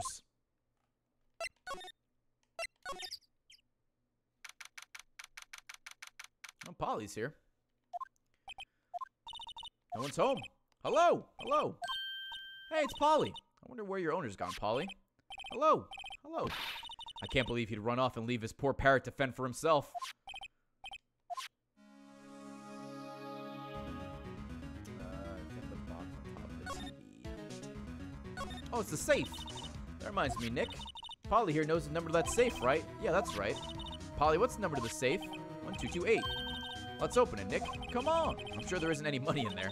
Aw. But hey, he keeps it locked, right? So there must be something valuable in there. I'm not sure. All right, Nick, let's see what's in there. I guess there might be a clue or two. The only thing in here is a letter. Letter? Ah, boring. There's no name or signature on this thing. It's handwritten in very precise, clear letters. Get your revenge on Miles Edgeworth. Oh. Edgeworth? Nick, why would Mr. Edgeworth's name be on there? How should I know? I'm going to read the whole thing. Get your revenge on Miles Edgeworth. It also says this is your last chance. Now is the time to get revenge on the two men who ruined your life. The rest of the letter goes on to describe the murder plot in detail. How to kill Robert Hammond and frame Edgeworth.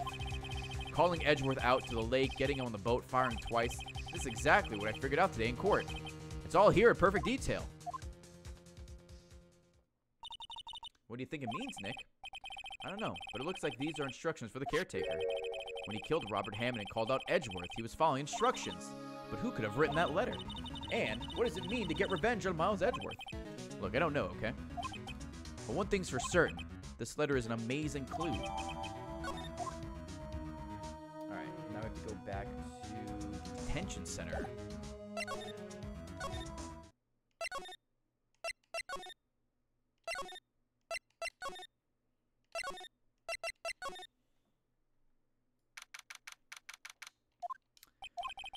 You look as grim as always. Mr. Edgeworth, I heard the story about the class trial. Class trial? What do you mean? You don't remember? No, I don't.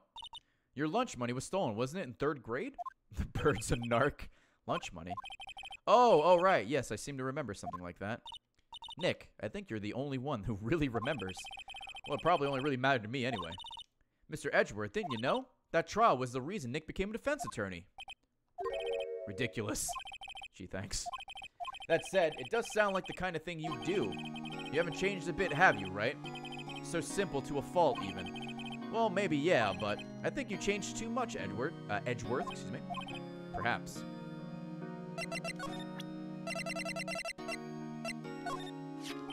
Edgeworth, see this letter?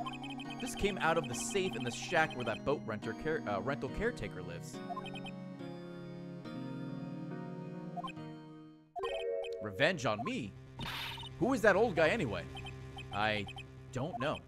Could he be an innocent defendant that you got declared guilty or something? Nice, right? But I don't remember that old man, not at all. So he was following this letter then. Which means there was someone else behind it. Now is the time to get revenge on the two men who ruined your life. 2 men, meaning myself and Robert Hammond. It also says this is your last chance. Last chance? Wait, maybe. Maybe he's talking about the statute of limitations on the DL6 incident. Wait, that old man.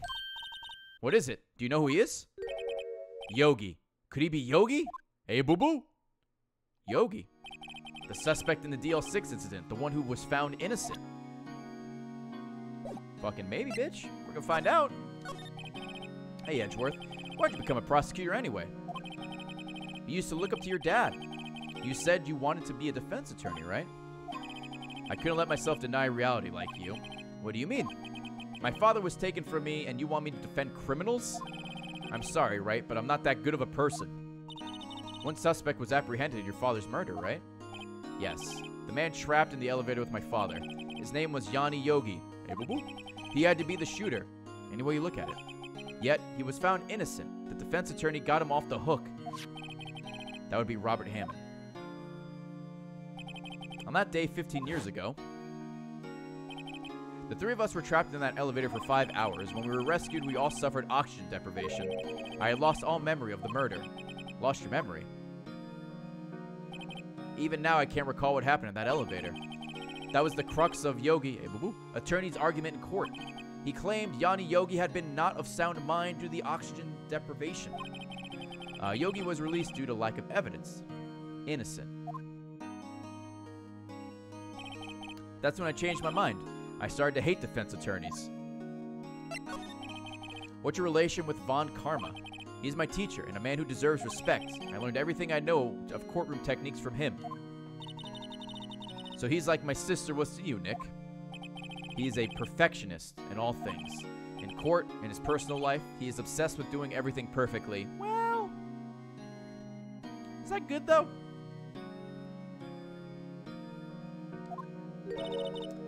Perfectly, huh? In all the cases he has taken on, none were left unsolved. And not one suspect was declared innocent. Ever. But that's... I know. It's possible some of the suspects were indeed innocent. However, it is impossible for us to accurately determine that in every case. All Von Karma does in his job is to find the suspect guilty. Perfectly. In any case, it's nigh well impossible to find a weakness in him. Should a weakness appear, he would do everything in his power to make it go away. Edgeworth? If what you're saying is true, you're headed for a guilty sentence tomorrow. He's right.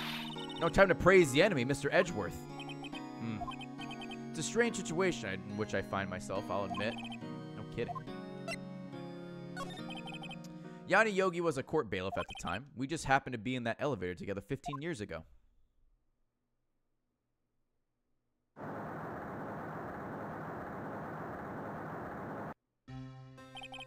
The quake was incredibly strong. Before I knew it, everything was dark. We were there for so long, it felt like forever. The air thinned and the darkness closed in on us in that little box. We became unsettled. Help! I can't breathe! Quiet, I said quiet. You're not making this any easier. I want to get out. Help! Help us out! Or help get us out. Don't shout, you'll just use up more oxygen.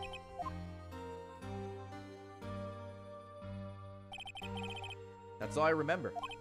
When I came to, I was in the hospital bed staring up at the ceiling.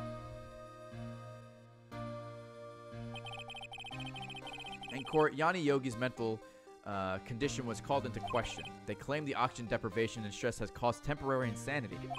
Excuse me. In the end, the claim passed the court and Yogi was found innocent.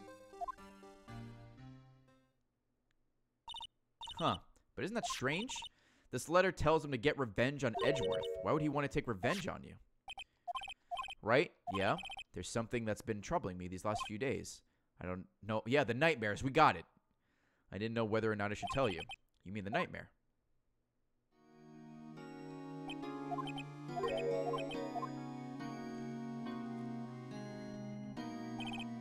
I think the time has come to tell all. For the last 15 years, I've had the same dream almost every night. I wake up in a fearful sweat every time. What kind of dream? It's a dream about my father's killing in the dark.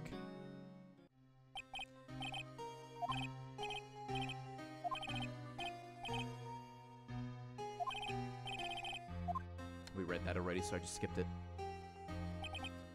I can't breathe. You're using up my air. What? Stop breathing my air. I'll stop you. Ah, what? What are you? Stop breathing my air. No, Father. He's attacking Father. Then I see the pistol lying by my feet. Uh-oh. I don't know if it's evidence from the day in the court of the bailiffs. In a daze, I pick up the pistol. Get away. Get away from my father.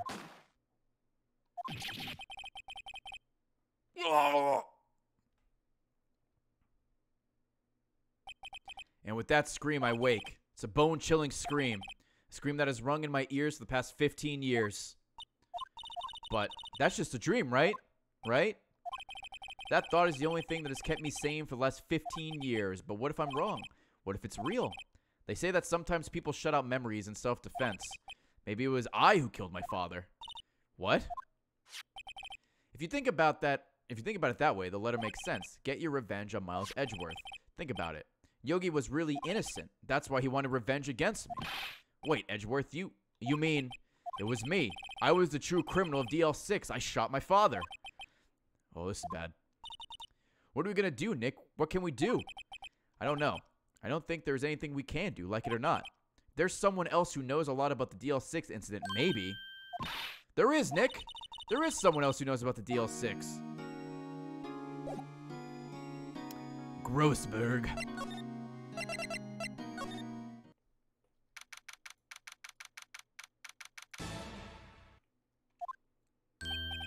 Mr. Grossberg!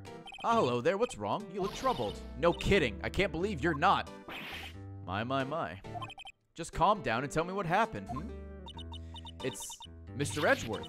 He's... Sob. I see. So Edgeworth dreamt he shot his own father? It's only a dream. Only a dream. I wonder. What? If that's the case, then why do you two look so troubled, Well, also consider this. Yogi quite certainly holds a deep grudge against Miles Edgeworth. So deep he'd want to frame him for murder. This leads me to surmise that Mr. Edgeworth's dream was not a dream, it was real. As you imagined. Miles Edgeworth threw the pistol to save his father. The pistol fired, and the deed was done. No, I don't believe it. Yogi was suspected of murder, and his career as a bailiff was irrevocably wrecked. Thus, he sought revenge on Miles Edgeworth. This was his last chance, of course, with the statute of limitation so close.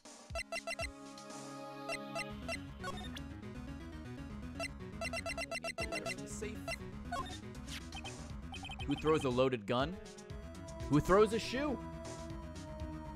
Oh ho, so this is the letter. It does seem that Yogi was following this letter when he killed Hammond. But why kill Robert Hammond?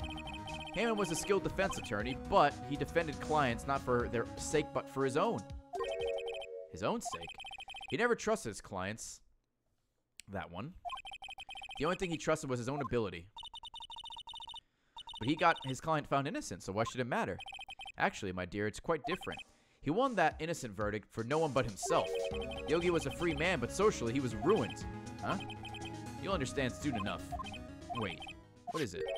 This letter. I've seen this handwriting somewhere before, a long time ago. Whose handwriting was this? Do you have any idea who wrote this? Let's see. Oh.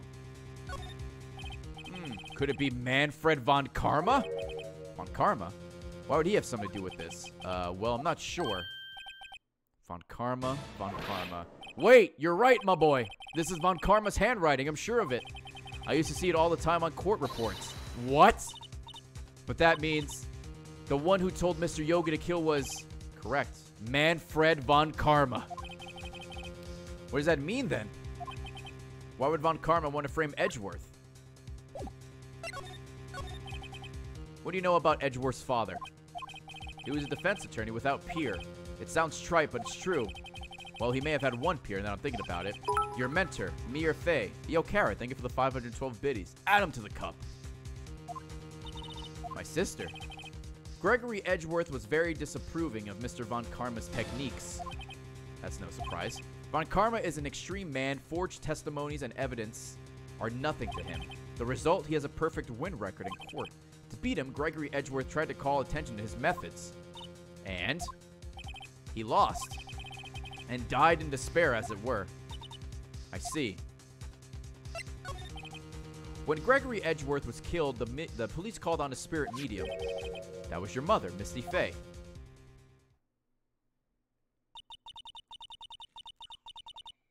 I am Gregory Edgeworth. I have been killed. The one who shot me was the bailiff, Yanni Yogi. Yet Yogi was found innocent. That's when my mother left us.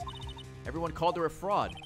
That's right, everyone thought she was, you see. Yet, now that I think about it, it seems the one who lied was Gregory Edgeworth's ghost?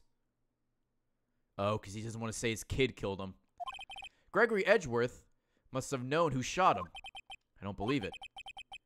So what you're saying is he falsified his testimony. That Edgeworth's dad lied to protect his son. It's only a possibility, mind you. But a possibility nonetheless.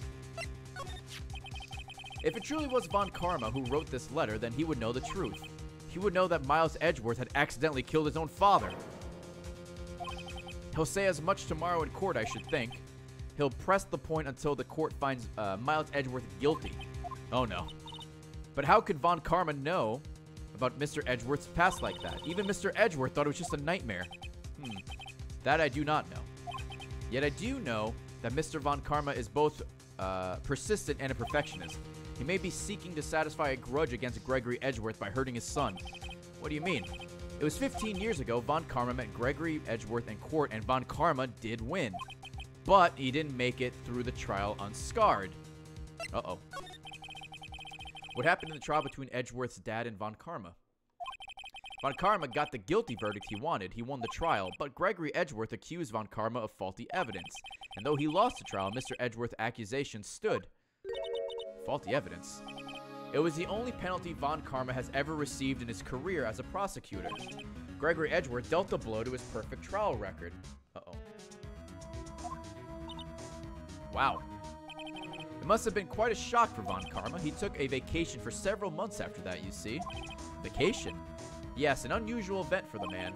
That was the first time and the last vacation he's taken in his many years of prosecuting. Really? He doesn't take vacations? Like go to the sea or to the mountains? Don't tell me he's never been to Europe. You have a strange idea about vacations, Maya. In any case, that was the only time he took a vacation from work. I believe the penalty upset him quite a lot. Odd. If he wanted to keep a perfect record so badly, why would he take such a long vacation? What do we do, Nick? Von Karma is going to bring up the DL6. You can bet on it. What if Mr. Edgeworth pleads guilty to DL6? I won't let him. Yes, Mr. Wright, I hate to say this, but even accidental murder is murder, you know? I know that. I just believe in Edgeworth's innocence. I can't believe he'd kill someone.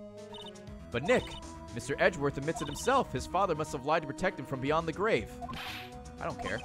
I know he's not guilty. Mr. Wright, if you say so, I suppose I could go check again. The police files might hold something of interest. Mr. Grossberg, thank you. I can't promise anything. In fact, I think the chances of finding something are slim. I understand. The police materials. Alright, let's go back to the records room. Whoops. I have to go to detention center first. Okay. And then the criminal affairs, and then the records room. There's hardly anyone here. Everyone must be out looking for the old guy, Yogi. Ah, it's you. I don't think Gumshoe will be coming back today. He's staying out late looking for someone. Sounds like Detective Gumshoe is pounding the pavement for real. Okay, babe, I love you. Be safe. We can check the records room again. Well, now I can't have just anyone wandering around in there, but I guess Mr. Von Karma is in there now anyway. You can go in as long as he's there. Von Karma? Yes, he just arrived, actually. Uh-oh. Nick, let's hurry!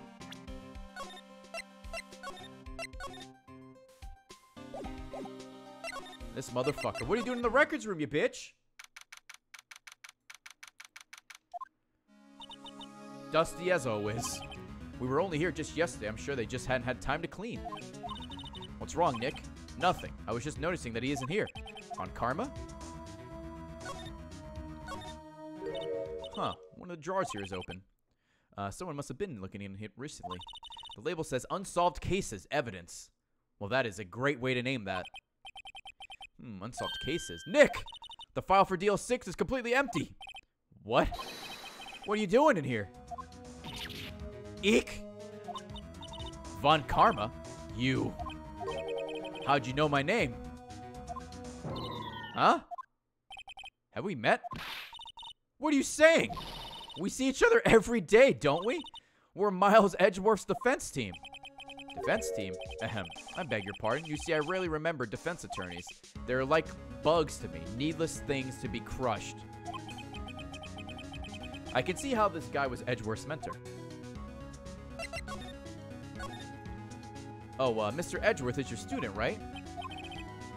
A romanticist who still can't shed that veneer of amateurism. Just like his father. Always second rate. Mr. Von Karma, you had an axe to grind with Mr. Gregory Edgeworth, did you? Me? A grudge against a mere defense attorney? Why? Because he dealt a blow to your otherwise perfect trial record? So you did. But what I don't get is, why did you take his son under your wing afterwards? The son of your most bitter rival. That, my dear attorney, is none of your business.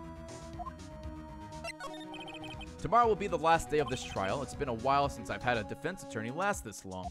Still, you will lose in the end. Miles Edgeworth will admit his own guilt. His guilt of 15 years ago, you mean?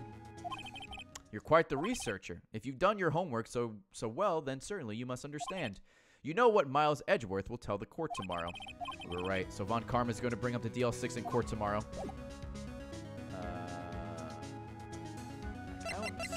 Percents.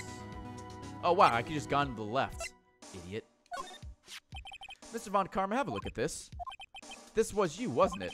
You instructed Yanni Yogi to commit murder. Yanni Yogi? How many years has it been since I've heard him called by that name? He's a fool. I told him to burn it after he read it. So you admit it? You wrote Mr. Yogi this letter. Yes, my dear defense attorney. Thank you for taking the trouble to bring it to me. You've saved me from a lot of needless hassle. What? Nick, what is that thing? Oh, a stun gun? For self-defense, usually. Indeed.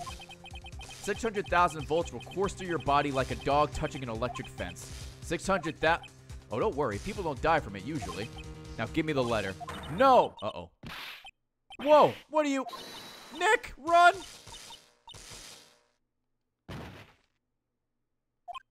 Don't tase me, bro! Don't tase me! Maya, out of my way. Oh my god, he tased her too.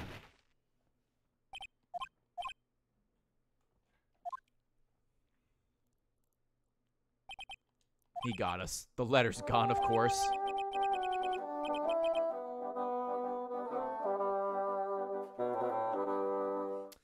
Yo, Blamed Access, thank you for the 4-year resub.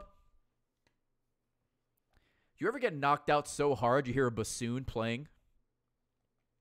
And he took the DL6 evidence, all of it. Back to having no clues. Wait, Maya jumped first. Maya, is she okay? Maya?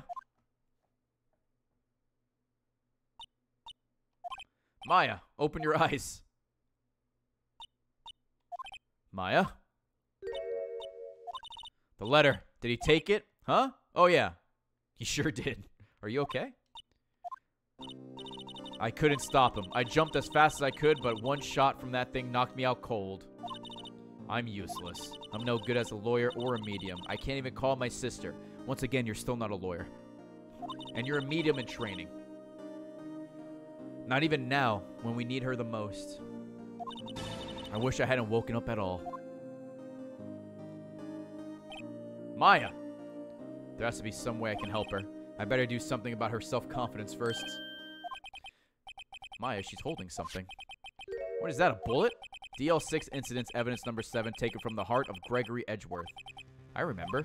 Von Karma was holding this when Maya jumped him. Ooh, we got a bullet. I'll prove it to you, Maya. You're most definitely not useless. I'll prove it to you in court tomorrow. Alright, court day. God, man, this is taking like 4 hours. Actually, what were we at? Like 2 hours? Yeah, about 4 hours. 3.5 to 4 hours. Dude, and this is with a solution. Can you imagine my stupid ass trying to play this game? I'd still be on the fucking tutorial. All right, here we go. Dude, it has been a wild 4 hours. I'm excited for the finale tomorrow. Well, I mean, I can play it faster. I could just hold B and just skip all the dialogue. And then we have 2 more games. This is it. Judgment Day. Great show with Tommy Tellerico and, oh, fuck, what was the other guy's name? I think it was Vic, maybe? 2K more gamer score? No, it's all 1,000 gamer score, which sucks.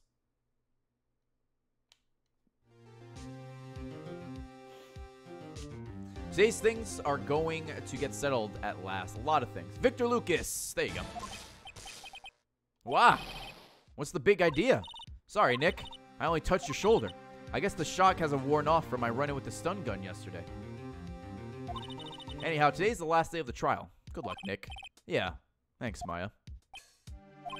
Edgeworth is looking glum as always.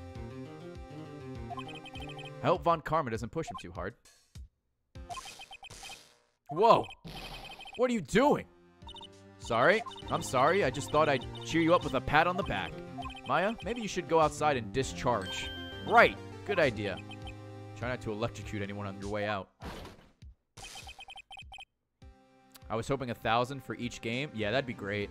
Apparently, also the Final Fantasy and Final Fantasy X and Final Fantasy X-2 achievement list coming out next week. Only 1,000 gamer score. That kind of blows. I wish they would separate them, but what are you going to do? Anyway, woo-yah, pal. Hi, it's Dick. What's gotten into that girl? Detective Gumshoe. Morning, Mr. Edgeworth. How did it go, Detective? Have no fear, as promised. I've captured our runaway caretaker. I just brought him in. Took all night, pal. Thanks, Detective Gumshoe. You must be tired. Actually, after that shock, I got on the way in. I feel pretty good. Yogi says he's forgotten his own name. But that has to be a lie. Why would he want revenge on Edgeworth if he couldn't remember his past? He does remember it. I'm going to prove it. Final Fantasy X trophies are annoying. Oh, yeah. It's going to take like 100 hours. Probably more. I don't know anything about 10-2, besides the fact that people didn't like it. So that completion is going to take like 4 years. Will I play the Final Fantasy 7 remake? Maybe. I have it downloaded, I believe. Then again, Final Fantasy, all these remakes of Final Fantasy have the ability to speed up the game. So it'll probably take less than that, honestly. Because Final Fantasy 9 had it, Final Fantasy 7 has it, where you can have no random battles. You can like max out your health and mana. You can like speed through everything. Also, if you could skip cutscenes and shit, it'll cut it down. I mean, it's still gonna take a while, but anyway. You can cheat Final Fantasy 7. Yeah, you can do that in 7 and in 9. So maybe you can do it in 10 and 10-2. We'll just have to see. Anyway.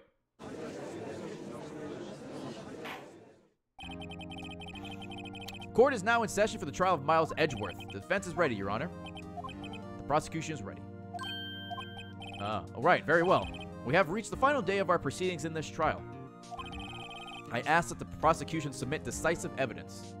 You couldn't in 10 and PS4? Well, 10 for PS4 came out years ago. I don't think the PS4 version has these updates. Well, that one doesn't because it's out already. I'm not sure about 7 and 9. Like I said, we'll see when it comes out.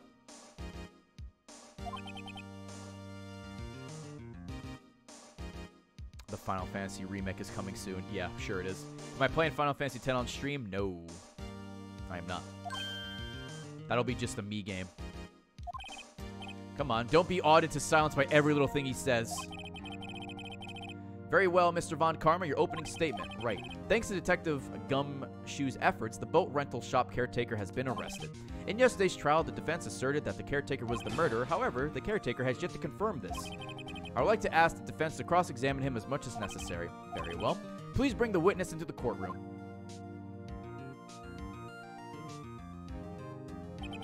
Ladies and gentlemen of the court, I believe you all remember our witness.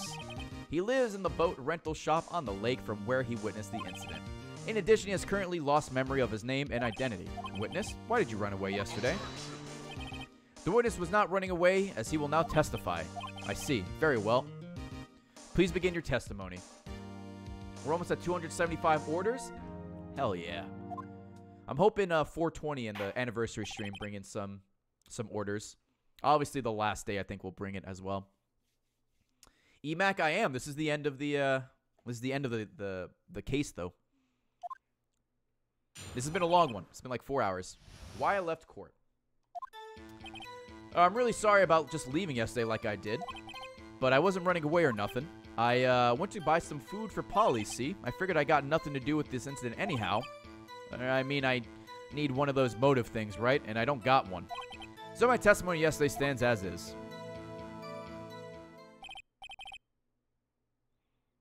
Very well. Let's begin the cross-examinations, shall we? He has to know his name. Yanni Yogi. You're Yanni Yogi, and I'm going to prove it. Speedrun for Final Fantasy X is 30 hours. An 80% run of Final Fantasy, I think it's like around 10 hours, maybe 12. Maybe 100% is 30 hours. I don't know people who would run it. That sounds like a meme category. 420 orders by 420? Oh, we can do that for sure. All right, so we need to press them on. I figured it got nothing to do with the thing anyway.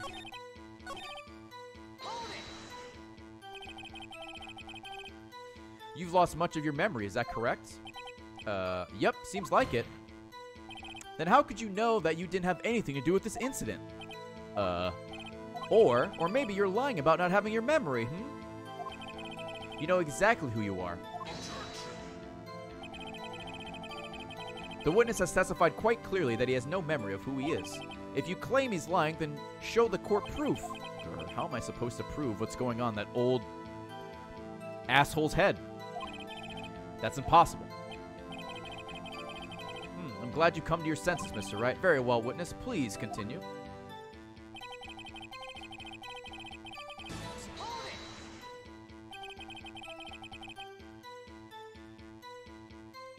Coggerhead. Dude, Cogger's in chat for that Coggerhead. Even though that's not how it's pronounced. Codger? The hell's a codger? I'm gonna look it up. Let's learn.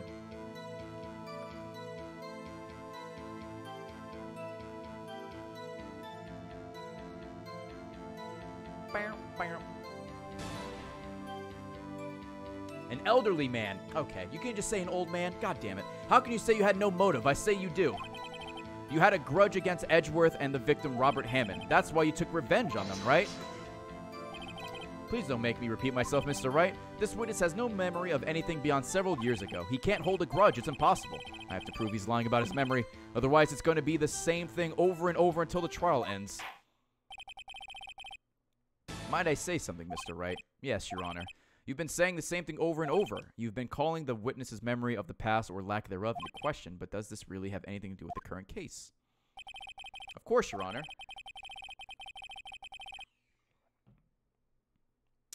The witness has said he has nothing to do with this case and no motive. Both of these statements are lies. Oh, nice mandals. Order, order. Mr. Wright, this is a serious problem. There's a serious problem with your claim, or are you saying you know who this witness is? Of course, Your Honor. Ho ho! Now this is interesting. I would like to know myself, who is he? Don't play Tum Von Karma. This is Yanni Yogi. His name is Yanni Yogi, a former court bailiff. Yogi? That name seems familiar. Oh! Yanni Yogi from the DL6 incident. Figures the judge would have heard of it. It was such a famous case. But what does this mean? Your Honor, if this man is Mr. Yogi, then he has a clear motive.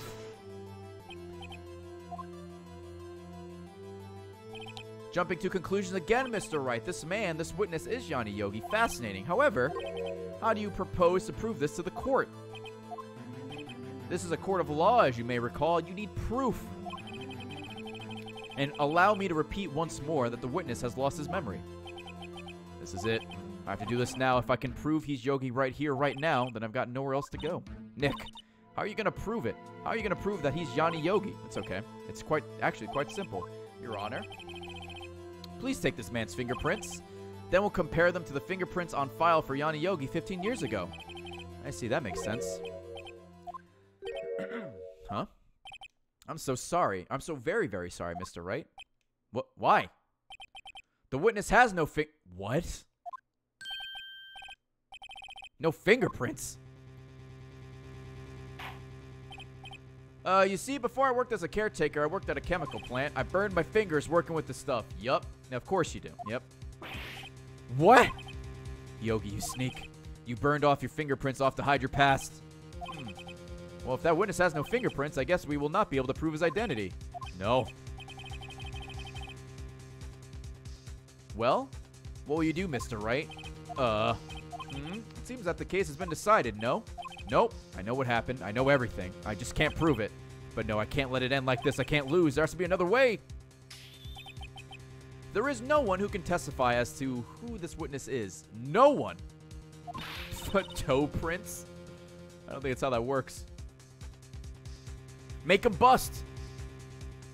Nick, what are we going to do? I didn't even consider that he might have erased his fingerprints. What do I do? Well, Mr. Wright, perhaps you'd like to cross-examine his parrot for a little comic relief. Yeah, very funny. You're a sore winner, Von Karma. Wait a second. Oh my god. What is it, Nick? No, you're not going to. Your Honor, the defense would like to take Mr. Von Karma up on his proposal. On my proposal? Exactly, Your Honor. I would like to cross-examine the witness's pet parrot. Yes! Order. Well, what do you think, Mr. Von Karma? Need you ask? This is a farce. Bolin, is that you? I object. Wait a second. You were the one who suggested I cross-examine the parrot, Von Karma. I have a right to do as you suggested. Well, if you're so desperate, then please be my guest. Of course, should you go through with this and nothing comes of it, then I hope you're ready for the consequences. Nick, this is crazy. Well, yeah, I'm doing it. Let the parrot take the stand. I will cross-examine her, Your Honor. This is the most ridiculous thing I've ever heard. Von Karma's rigged every person's testimony, every piece of evidence, except the parrot. She's my last chance. At least I think so.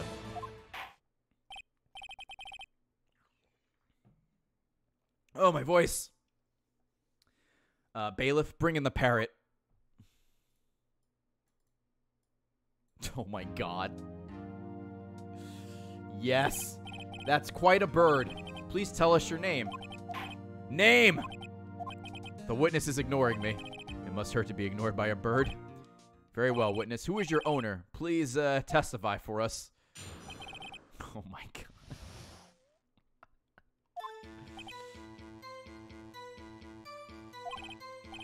Hello. Hello, Squawk.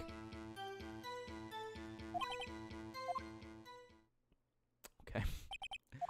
Certainly the most concise testimony we've had so far. Very well, begin your cross-examination. Right. What are you gonna do, Nick? I don't know. What do we do, Maya? Who is your owner? All right.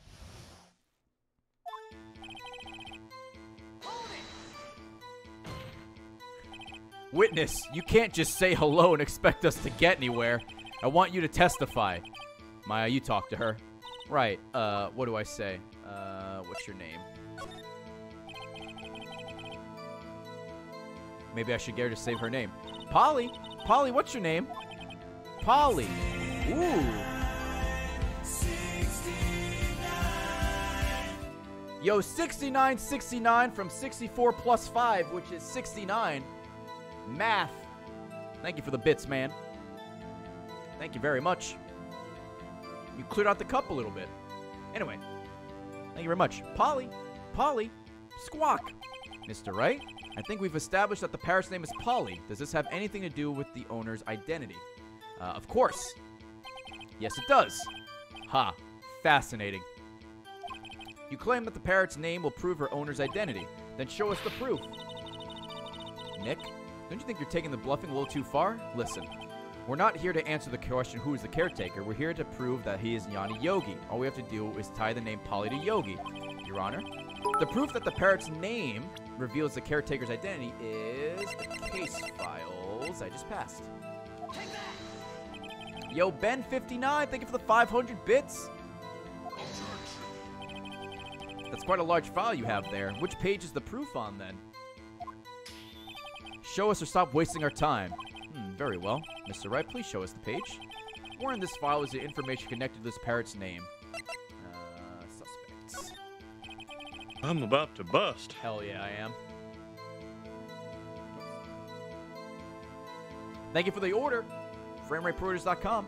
It's on the suspect data page. This page has all the information about Yanni Yogi. Right after he was arrested, his fiancée, oh my god, committed suicide. Indeed, it does say that, yes. What was his fiancée's name? Polly Jenkins. Oh! Polly. Exactly, Your Honor. He wanted to remember the name of his fiancée who had committed suicide. That's why he named his parrot after her. I see. I guess that is possible. Bah, a mere coincidence, that's all. My granddaughter has a dog she calls Phoenix. Well, Mr. Phoenix Wright, does this make you my granddaughter's fiancé? She's only 7 years old. All right, well, there goes that. Indeed. Alone, it is a little weak for an evidence in a murder trial. We would need some other corroborating evidence. Where am I going to find that? Nick, we're getting closer. One more. If we can just get one more piece of evidence. Right. But what? Very well, witness. You may continue. Whoops. Well, I guess we should try to get some information out of her. We need to show the judge that her owner is Mr. Yogi. Okay.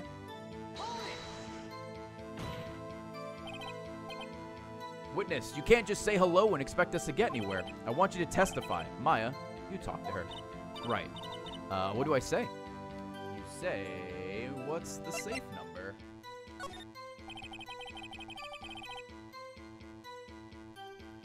Maybe I'll get her to say the number of that safe. Huh. The safe? Why? Let's just try to get her to say anything, okay? Polly, what was the number of the safe in the shack? 1228. 1228. My, what a reckless parrot. Well, Mr. Wright, you aren't claiming that this number has something to do with the caretaker. Actually, it does. That's why I had her say it. Ridiculous. How can the number to a safe tell us who the caretaker is? Show us your proof.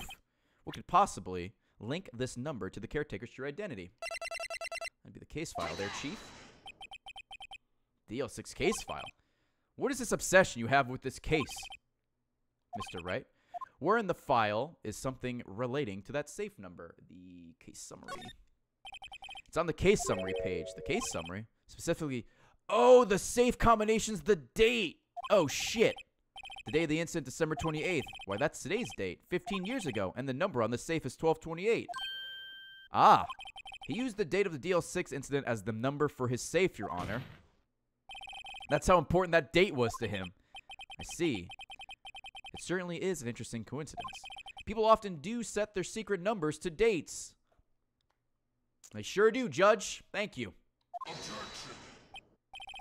Bah, this is not tangible proof.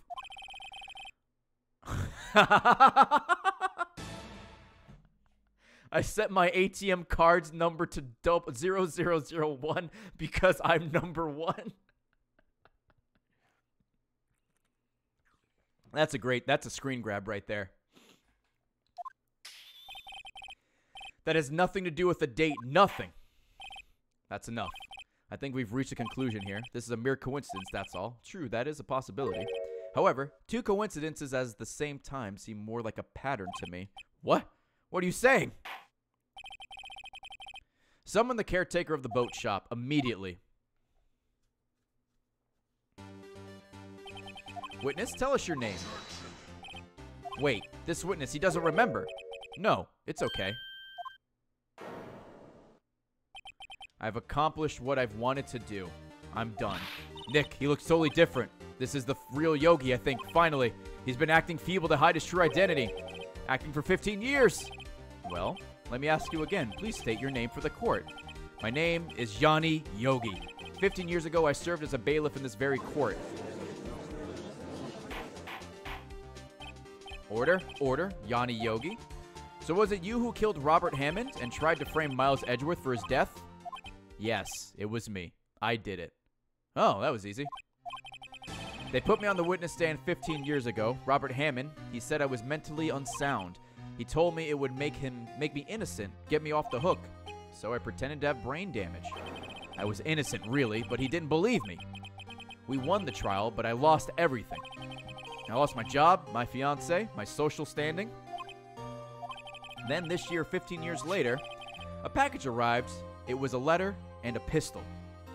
No way a pistol would fit in there. The plan was written out in careful detail. It was a plan for me to take my revenge on the people who ruined my life. I didn't care who had sent it. I thought this was my chance after 15 years. This was it. Finally, a chance to have my revenge on Robert Hammond and Miles Edgeworth. I have no regrets. Wait a moment. Revenge against Miles Edgeworth? What do you mean? I'm not at liberty to speak on that matter. Why don't you ask Mr. Edgeworth yourself? Anyway, I admit I was the one that killed Robert Hammond.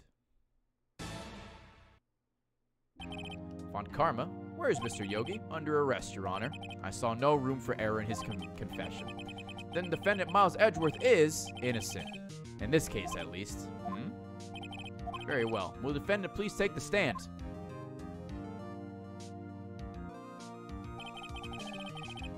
There are a few mysteries left unsolved. Still, you are cleared of suspicion for this particular case, so I would like to pass judgment on the murder of Mr. Robert Hammond. Any objections? I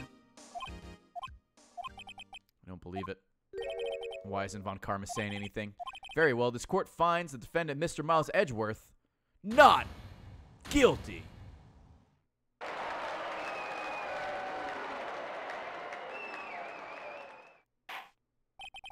That is all. This court is adjourned.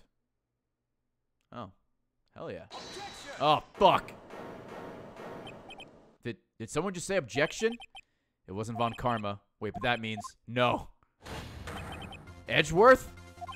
Your Honor, I object to your What the fuck are you doing? What do you mean? I'm not innocent at all. As we have heard, Yanni Yogi killed Robert Hammond in revenge. But revenge for what, Nick? Edgeworth is trying to confess. He's trying to say he's guilty. He's going to tell them that he was the murderer in the DL6 incident. He's going to tell them he killed his own dad. Uh-oh. What do I do? Raise an objection.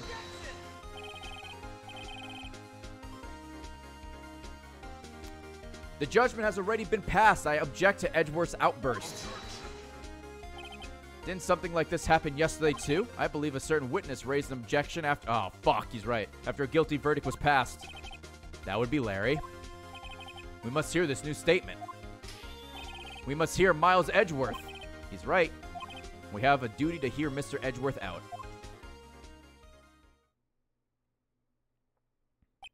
For 15 years, I've had a recurring dream, a nightmare. It's only a nightmare. That's what I told myself. But now I know it wasn't a dream. Yanni Yogi wasn't the killer. You mean in the incident where your father died. From the distance of the shot, it wasn't a suicide either.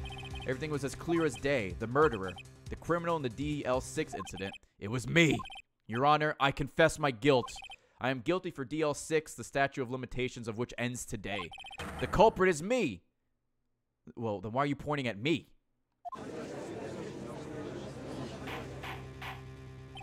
Order, order. This is certainly unexpected. The defendant declared innocent is confessing to a different crime.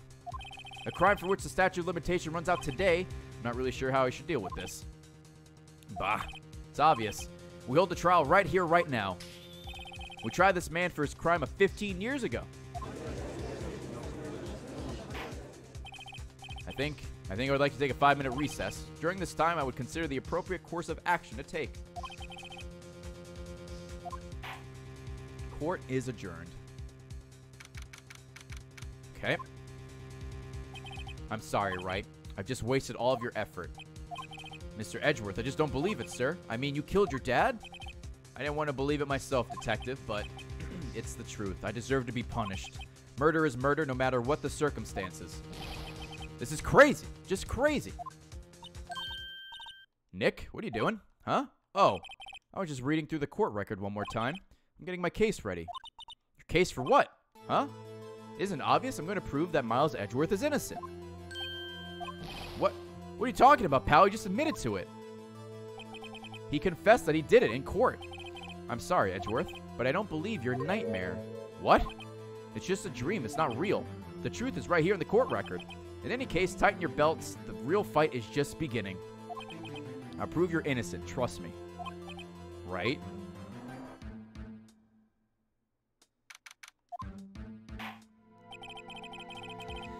Now then, I'd like to resume our trial. Judge, Miles Edgeworth has admitted his own guilt. He has confessed his crime. Let us begin by hearing his testimony. Then, though pointless, let the defense do their cross-examining. The statute of limitations on DL6 incident runs out today. Though it's unconventional for me, I'd like to run this one by the book. I see. Does the defense have any objections? Sure don't. No, Your Honor. On karma, you knew this was going to happen from the very beginning, didn't you? Very well. Will Miles Edgeworth take the stand? Oh, they say right a couple of times. That was in the first case, though. Or his second case. Will the witness state his name and profession? Miles Edgeworth, I am a prosecuting attorney. Mr. Edgeworth, 15 years ago, you mistakenly killed your father, Gregory Edgeworth. Is this correct? It is correct. Then testify about this matter to the court. When Edgeworth was telling me about his dream yesterday, I noticed something. One detail didn't quite fit. That'll be the key, but only if I can get it to work. Please. Please. The DL6 incident. That day I had gone to the courtroom to observe one of my father's trials. As we went to leave, an earthquake struck, trapping us in an elevator. Adam Stern, see you later. My father and Mr. Yogi lost their composure and began to argue. Just then something heavy fell at my feet. I picked it up and threw it at Mr. Yogi. I wanted them to stop fighting. A moment later there was a single gunshot, then a scream. It was a terrible scream. I remember it to this day. That's all.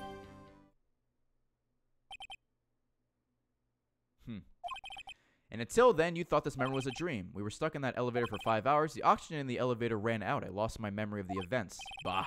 The same claim Mr. Yogi has made. Very well. Mr. Wright, your cross-examination, please. Yes, Your Honor. Greenie, same.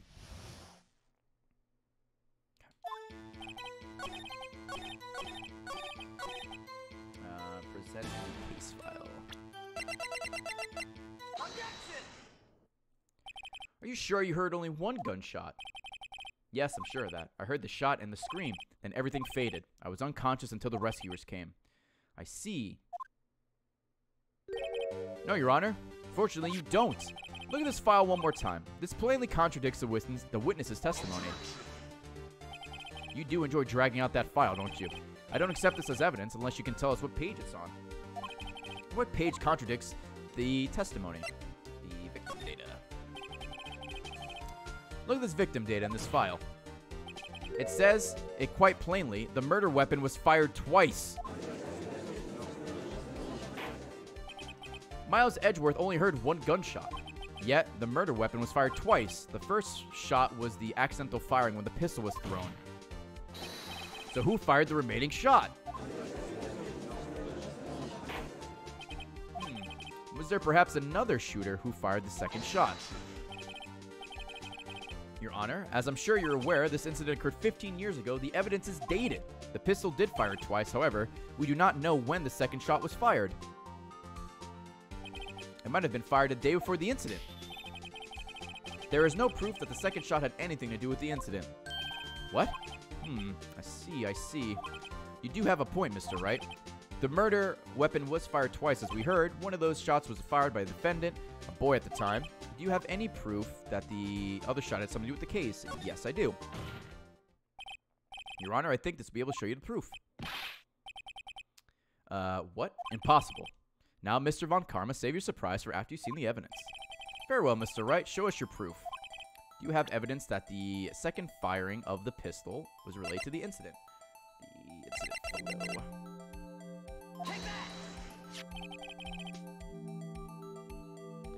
Look at this photograph. Oh, yeah, the window. This is or the glass, rather. This is a photograph of the crime scene 15 years ago. I can see that the victim lying there is Gregory Edgeworth. This proves the murder weapon was fired twice at the time of the incident. This photo proves it. So, let me get this straight. This photo... Oh, my God. Where? Fucking use your eyes, dude. Your Honor, please get a clue.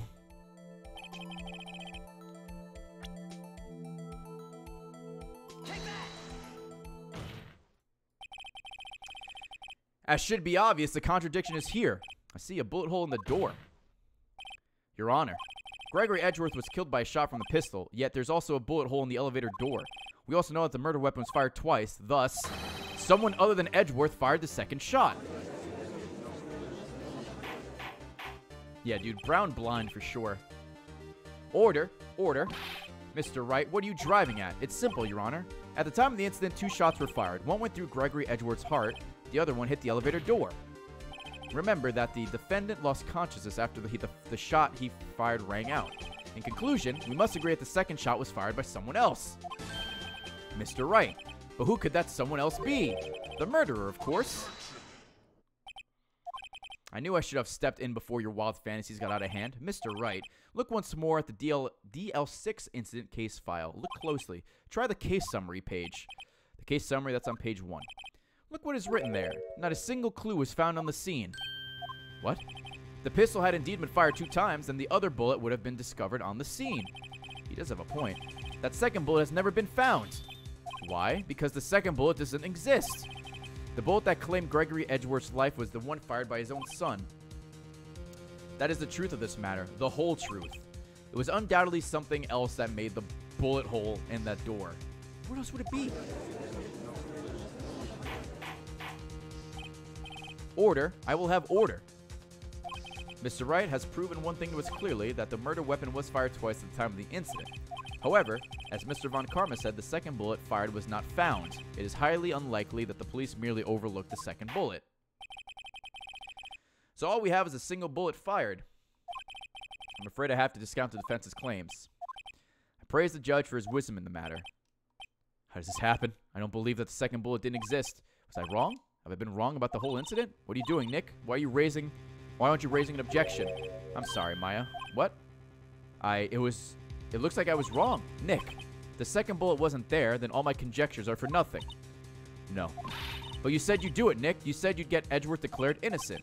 I'm sorry. It's just when I saw the photograph, I thought their 2 shots had been fired. I was so certain of it, I thought I'd won. I thought there was another person, someone else, who fired the killing shot. But now, I was wrong to think it could be that simple.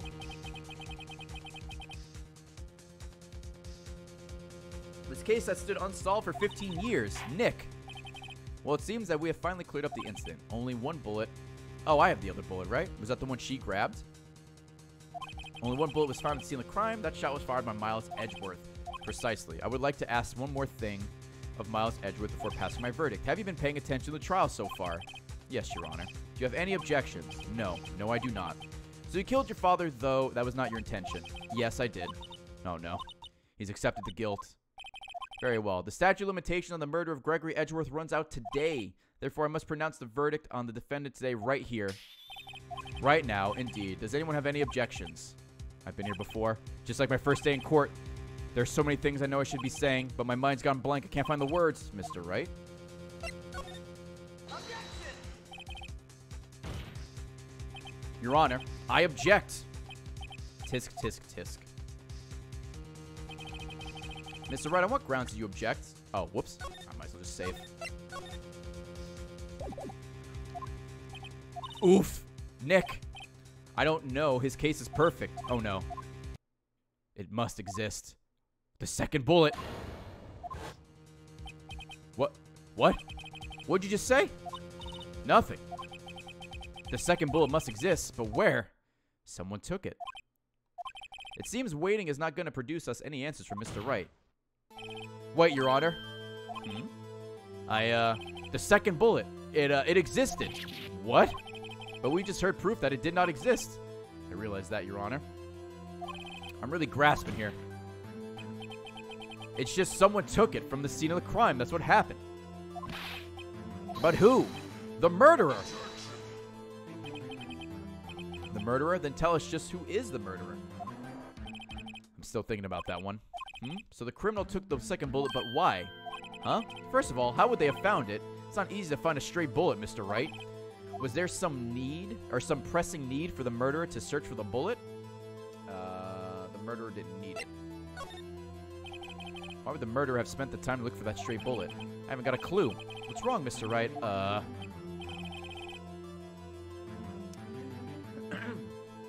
Bah, the murderer had no reason to take the bullet. You don't want to admit it, but it's true.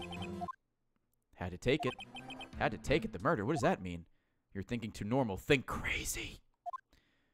Don't think why the bullet was taken. Think why the bullet had to be taken. Mr. Wright?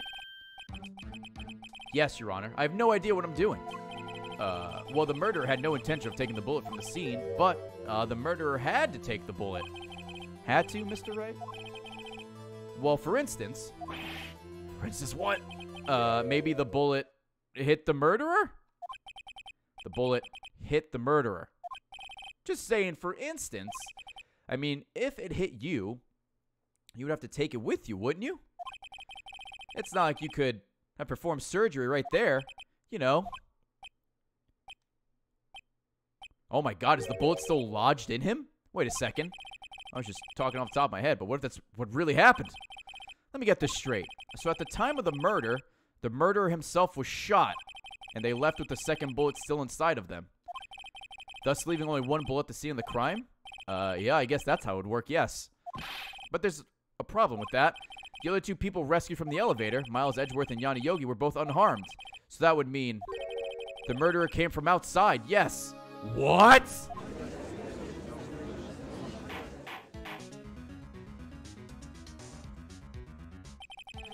The two men fight inside the elevator.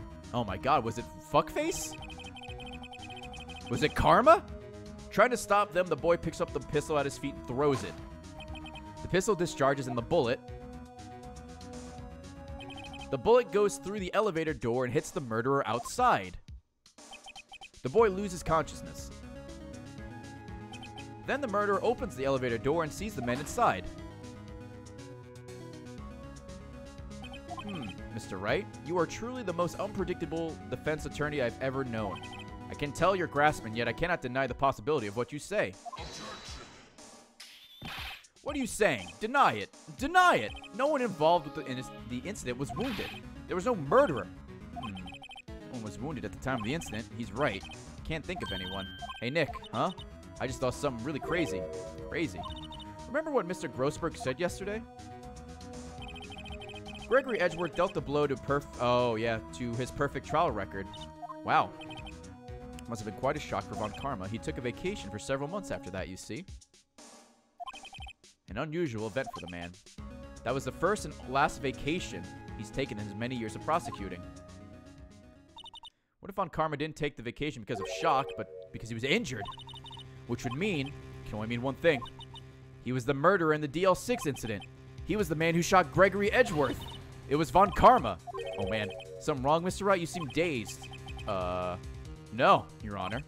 Well, you have indicated the possibility that the murderer came from the outside. Can you give us the name of your suspect? Uh-oh. Should I come out and say it now? Say it now. Your Honor, there is a suspect. Your Honor, my bassoon. Yo, Insane Tacos, thank you for the 4 years. There is a suspect, one lone suspect. Well, this is certainly interesting news. Very well, Mr. Wright. Who is your suspect? My hands are shaking. What? Von Karma. Von Karma?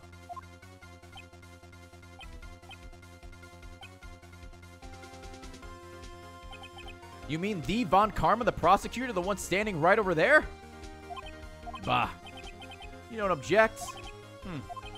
I see no need. Why honor this ridiculous outburst with my objection? Because you took a vacation for several months starting the day after the incident. That you pride yourself on a perfect record. Why would you take a long vacation without any reason? So you're claiming that I took a vacation to heal my injury from the incident. Fascinating. Prove it. I would have needed surgery, no? Where did I go under the knife at, Mr. Wright? Bring the doctor to operate it on me. Have him testify. Nick. Let's find out who his doctor is. It's no use. Edgeworth? I know Von Karma, perhaps too well. He's perfect. He wouldn't leave clues. He probably didn't undergo surgery. That would leave a doctor as a witness. Nobody's that perfect. So what, Nick? Did Von Karma pull the bullet out by himself? That's insane. No, he couldn't have. You can't just pull out bullets out of yourself. Wait, what does that mean? That bullet has to be somewhere, but where? Well, Mr. Wright, can you produce evidence to provide I was shot? Show evidence. All right, Von Karma, I'll prove it, and I'll even use evidence. I know how you like it so much. What? The evidence that proves that you were shot. Von Karma's perfect. He wouldn't risk surgery leaving an evidence trail. So then I ask, where's that bullet now? I think it's unlikely that Von Karma performed surgery on himself. The metal detector! You don't mean... I do. There is the possibility that the bullet is still inside Von Karma. The dog. Is that even possible for all these years? Well, there's one way to find out. We could use this metal detector.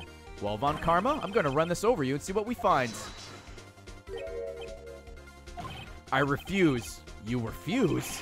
But refusing this means you acknowledge that the bullet is still inside you. He's on the ropes, dude. Order, order, order. Your Honor, the defense requests that we be allowed to use the metal detector.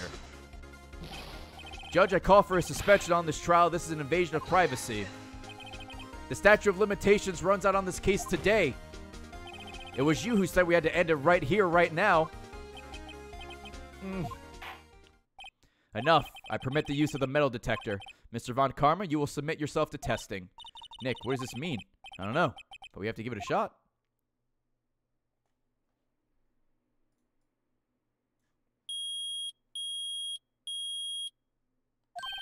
It reacted. Something's inside his right shoulder. The bullet. Mr. Von Karma? You. It was you! I was afraid this would happen. And Sar remained silent. Indeed, there is a bullet in my shoulder. However, it has nothing to do with this incident. What? I was shot in the shoulder long before the DL6 incident. I claim that the bullet in my shoulder had no relation to DL6. But Mr. Von Karma, can you prove that? Prove? I have no obligation to prove anything. It is Mr. Wright who must prove something here. Not I. Mr. Wright? Well, can you prove it? Can you prove that the bullet in Von Karma's shoulder was from DL6? Of course you can. You don't have any of the DL6 evidence. That's because you took it out of the records room yesterday. With no proof, you cannot convict me of any crime. So sorry, Mr. Wright. Nope, I'm the one who's sorry, Mr. Von Karma. What? You were close one day away from freedom, but you see, I have proof. What? Who would have thought you would dig your own grave trying to convict Edgeworth? I can link that bullet in your shoulder to the DL6 incident. And here's my final proof. I almost hit the wrong button. That's a bullet. Where did you get that? This is the bullet used in the DL6 incident. This was taken from the heart of the victim, Mr. Gregory Edgeworth. The bullet is preserved quite nicely with all the ballistic markings intact. Ballistic markings? You may recall the term. It came up in the first trial 2 days ago. Ballistic markings are the fingerprints of a weapon. All bullets fired from a gun are marked with that weapon's unique pattern. By examining the markings, you can tell which weapon fired the bullet. It's quite accurate. Dude, Maya's a fucking hero, dude!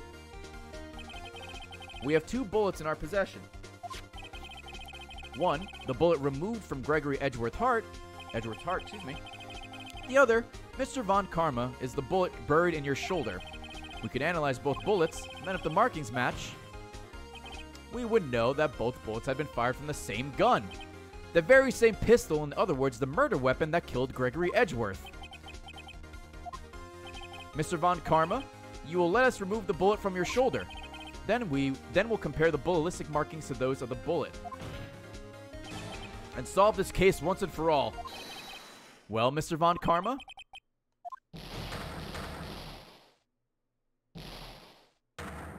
Oh, he mad. He mad. That scream. I've heard that scream before. Wait, I know. Help! I can't breathe! Oh, it was him he heard scream, not his dad. You're not making this any easier. Stop breathing my air. I'll stop you. Stop breathing my air. Get away. Get away from my father. Bang.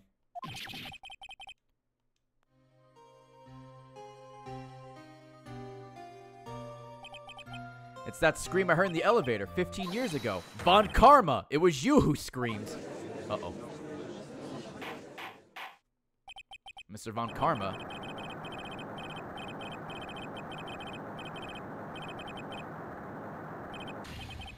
So it was you. Oh! You and your father are my curse! Your father shamed me with the penalty on my record. And you left a scar on my shoulder that would never fade. Oh, God. I'll bury you with my bare hands. Death! Death! That's a big mood, by the way. 15 years earlier. Chief Prosecutor, I'm sorry. Von Karma, it's not like you to make this kind of error. I never would have thought that Edgeworth would be the one to catch you.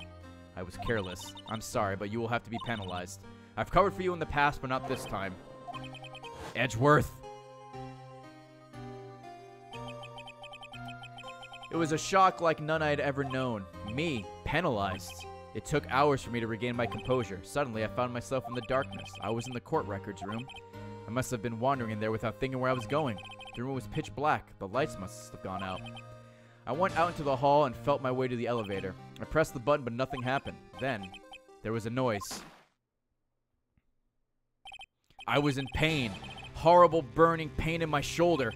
Just then, the lights came back on. The elevator doors opened before my eyes.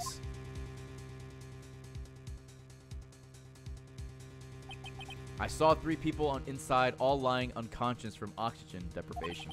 Much to my surprise, a pistol lay at my feet. I knew then it was my destiny.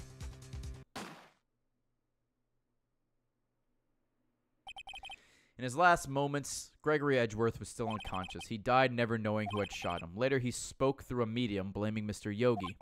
He was fooled. It was the perfect crime.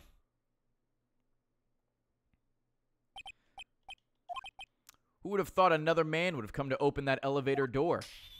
Judge? What? What are you doing? Do your job. Bring an end to this miserable charade. Now, end it. Very well.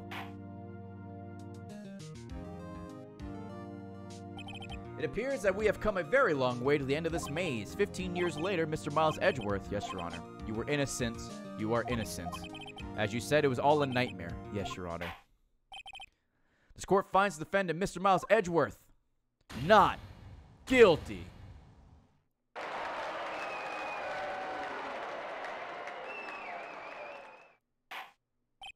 That is all. The court is adjourned. Whoo, lad. We got him. Throw him in jail. Ban him. Ban Karma. Nick, we did it. Did you see his face? Von Karma looked even paler than usual. He's pretending to be all cool, but inside you crushed him, Nick. Oh, you crushed him, Nick. Crushed. I gotta say, I'm impressed. It was pretty close, though. I was sure we'd had it. I know. I was on the verge of tears the whole time myself. But now it's all just a good memory. So it's finally over, Edgeworth. Right? Yeah? I'm not sure how to say this. I know. Try thank you. I see. Thank you, Wright. You're welcome. I think you could have done better than that. Sorry, I'm not good at this sort of thing. You got a lot to learn, Edgeworth. She's got you there. Whoop! Amazing, pal. You pulled through just like I thought you would. I'll never forget this. I owe you one, pal. And tonight, let's party. Dinner's on me. Yeah, my salary went down a bit this month, but who cares? See, Mr. Edgeworth, you should take a lesson from Detective Gumshoe. That's how you say thank you. I see. Whoop! I feel foolish. Don't worry. Take it a little at a time. You'll get used to it. It's been 15 years since I've seen Edgeworth this unguarded. Hey, y'all. Scott here. Lotta. Y'all were great in there. Thank you. Yo, Edgeworth, congrats. Thank y'all very much. I knew you were innocent from the start, of course. Just look at you. You wouldn't stick your hand in the cookie jar even if no one was there. You were the witness on the first day of the trial, weren't you? Yeah. Well, let bygones be bygones, eh? Speaking of which, what are you gonna do now, Lotta? Who, me? Oh, I went back to college. I gave up trying to be an investigative photographer pretty quick. Really? That's too bad. Huh? Isn't that the hot dog guy from the park? Huh? Oh, no. Oh, no. It's over, Nick. My life I'm is about over. to bust. Thank you for the pre-order. Why the sad face, Larry? What happened now? Oh, Nick, I'm not long for this world. You don't look sick. It's Kia. She's going to live in Paris. Paris, Nick. She's leaving me behind. Should have seen that coming. Yo, Edgy, there you are. Yes, here I am. Congrats, Edgy. Here's a little gift for me in celebration. Celebration? That's unusual for you. Harry Butts. You come along tonight, too. My treat, pal. Huh? Thanks. Looking forward to it. Yo, Nick. That's the suit that questioned me. When he says treat, that's not police talk for prison food, right? Right? I think you'll be fine, Larry. Right? Yep. What's up? That envelope that Larry gave me, it's got money in it. Well, yeah. That's not that strange. People give money away to celebrities to celebrate sometimes. It's $38, right? He stole it! Huh? What a weird amount. I mean, it's not like a little, but it's not like a lot either. $38 exactly. Nick? Wasn't that exactly the amount of lunch money that was stolen from Miss Edgeworth in school? 38? No. No, Larry, it was you! What are you so surprised about, right? Huh? Larry was absent that day from school, right? But that doesn't automatically rule him out as a suspect. What? Think back to that day 15 years ago. Larry took the day off. I'm about to bust. Oh my god, we had like 14 alerts at once. Thank you for the store order and thank you for that tip. Larry took the day off, but he was bored, so he came into school anyway. Then he saw the money lying there, and the rest is history. I never was good at history. Edgeworth, you didn't know, did you? I suspected. I'm about to bust. I thank you for the other order. I just couldn't picture Larry protecting you like he did that day. Everyone else was saying you did it. The whole class was against you, remember? Yeah, too well. Right? You may not know this, but we used to have a saying back in school. When something smells, it's usually the butts. I know. Really, Wright, I'm surprised you didn't figure it out. Well, this sure is an unexpected turn of events, eh? Edgeworth? You should have told me. Now, Nick, it was 15 years ago. Don't you think the statute of limitation has run out, Mr. Edgeworth? I'd say so, yes. There you have it. Where does this leave me? I became a defense attorney because of what you two did. Well, you have always been something of an insufferable emotionalist. Yeah, and you get worked up too easily, too. Death! The death sentence for both of you. Man, if only I had known I'd become a prosecutor. The same goes for me. Only the other way around. For the longest time, I thought that I might have killed my own father. I thought I might be a criminal. I became a prosecutor in part to punish myself.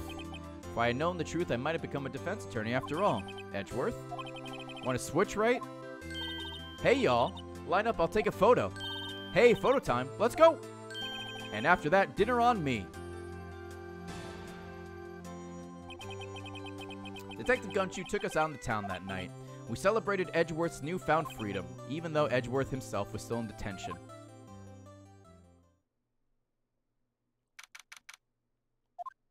"5:02 a.m., huh? Whoa, I went a little overboard yesterday. My head hurts. Huh? It's still only 5 a.m. Maybe I should go back to sleep. Huh? What's this? A letter. Good morning, Nick. You were really impressive yesterday. Seeing you, it made me think about what I'm doing here. I'm a spirit medium in training, of course. I wanted to help Mr. Edgeworth, too. I wanted to help you, but I couldn't. I was useless. So I've decided to go back to my training. I'll become a oh no, Maya! I'll become a full-fledged spirit medium for starters. I couldn't say it to your face, so I left this letter. Goodbye, Nick. Goodbye? What time is it? God, the first trains from the mountains have already left to the station.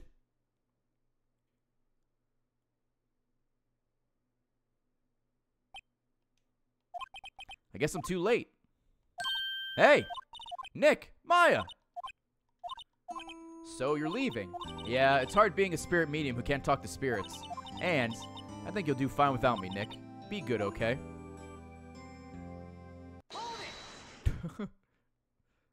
Wait! What? I never could have saved Edgeworth without your help.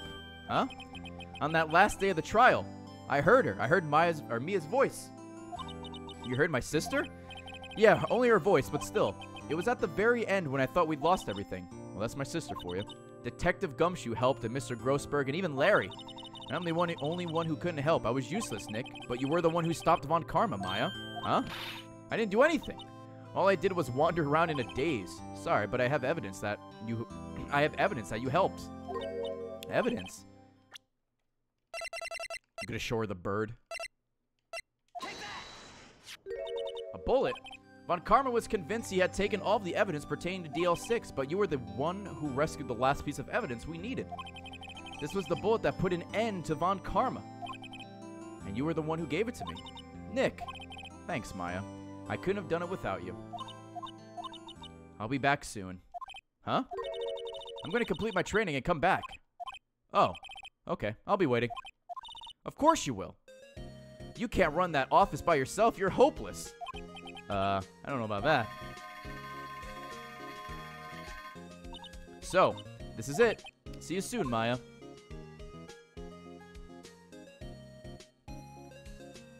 Woo! Thanks, Nick.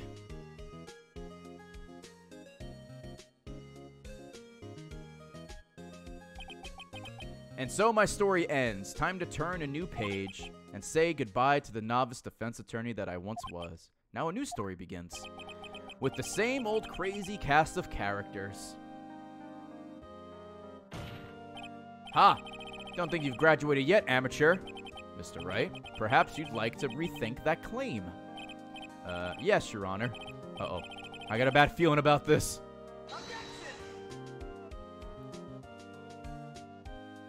Woo! You can't skip these credits. We still have one more case, but I guess this was a case that came later. This is a very long one. Hey, pal. Mr. Edgeworth came down to the precinct to wish me a Happy New Year. Talk about a pleasant surprise. Whoop! Detective Gumshoe! Then he hung his head low and went right back outside. Kind of like he was embarrassed or something. Strange, huh?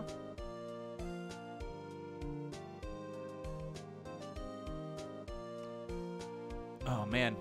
All right, so we're definitely going to do case 5 tomorrow. But holy shit, this case took like 4 hours. Huh, Nick. Haven't seen him around lately. Who, me? I've been working at a cheese shop. That Missy's a nice lady, but she's not exactly what you'd call a cheap date, huh? Oh, she's in Hawaii right now, yeah.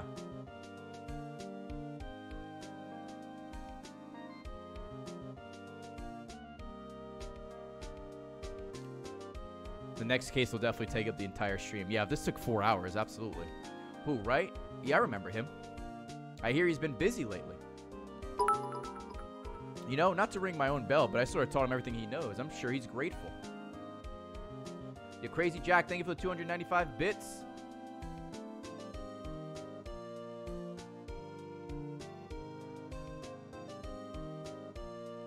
Oh, the bellboy. Phoenix, Wright? Ah, defense attorney for whom I wrote that affidavit for, yes. Oh, you should know I've taken over management at the hotel. Should you be in the area, please stop by.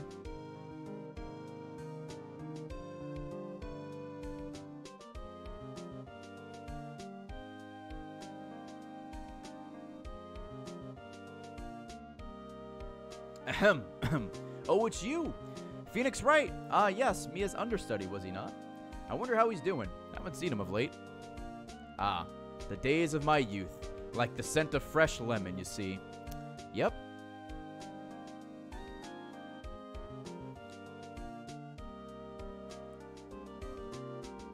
Sugimori. Sugima, what, dude? Phoenix Wright. Is he an actor? Well, I'm not buying it. You can't be a star with a name like Phoenix. Oh, okay.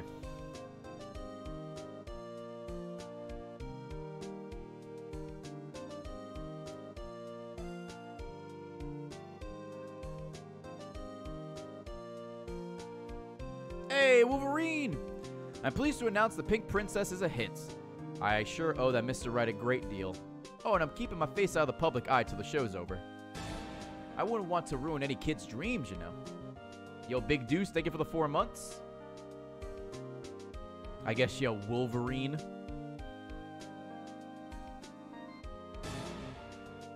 I Eat Glue, thank you for the Twitch Prime sub. It's Jamie again. Oh, I got a letter from Maya the other day. It sounds like she caught a cold standing under a waterfall. I wanted to visit but didn't have time, so I sent her some Pink Princess trading cards. She says she can't buy them where she is. What kind of place is she living in anyway? Dude, I was so afraid Penny was going to be the murderer somehow. I'm so glad she wasn't. They still haven't fixed that grate, yeah. Still broken, by the way. Right? Who's that? You want to talk? Let's talk Pink Princess. All right. But, you know, I snuck into the studio the other day. And I saw her.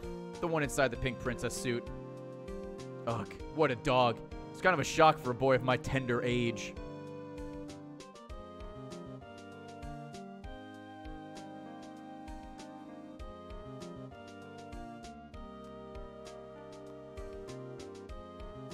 Yeah, I remember, right? That lawyer guy. Huh, me? I'm in training to become a paranormal photographer. Oh, of course. You know, that picture I took of everyone? Well, just behind them, there was a ghost. For real. Now that's talent. I'm going to be famous.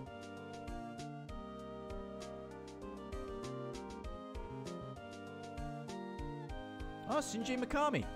I know that name. Aww. It's Mia. Victroy.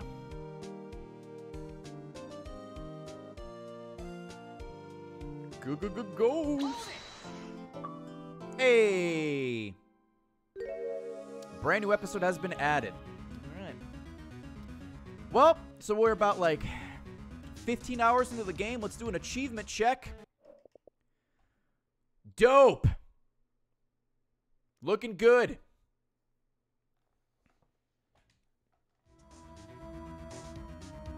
Almost there. All right, let me look at this. Oh my God, let me look at this case. What is this ladders versus step ladders? I guess I have to look at a ladder and it's an achievement or something. Do I have to do that throughout all the games?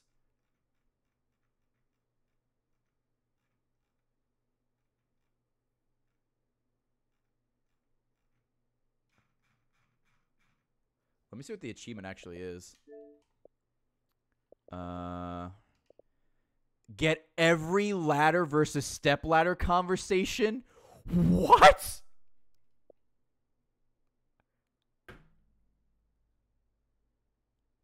Okay.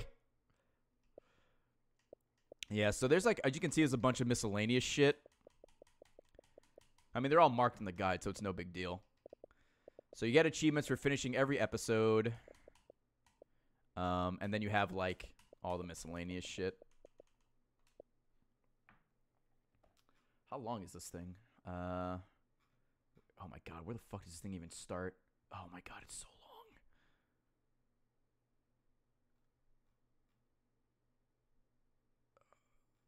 long. Oh, my God. This is so long.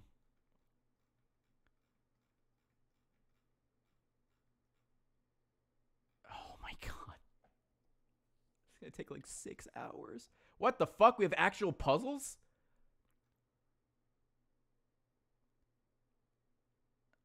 You gotta, like, rotate a vase or something? And then you gotta, like, spell out a name? Oh, God. Okay. Was this when, this on the DS, right? This was absolutely, like, oh, the touchscreen. Let's fucking, yeah, put some puzzles and shit. God damn it. Great. I wonder how that's going to control with the controller. Also, Derek, I think he DM'd me about the guide was wrong.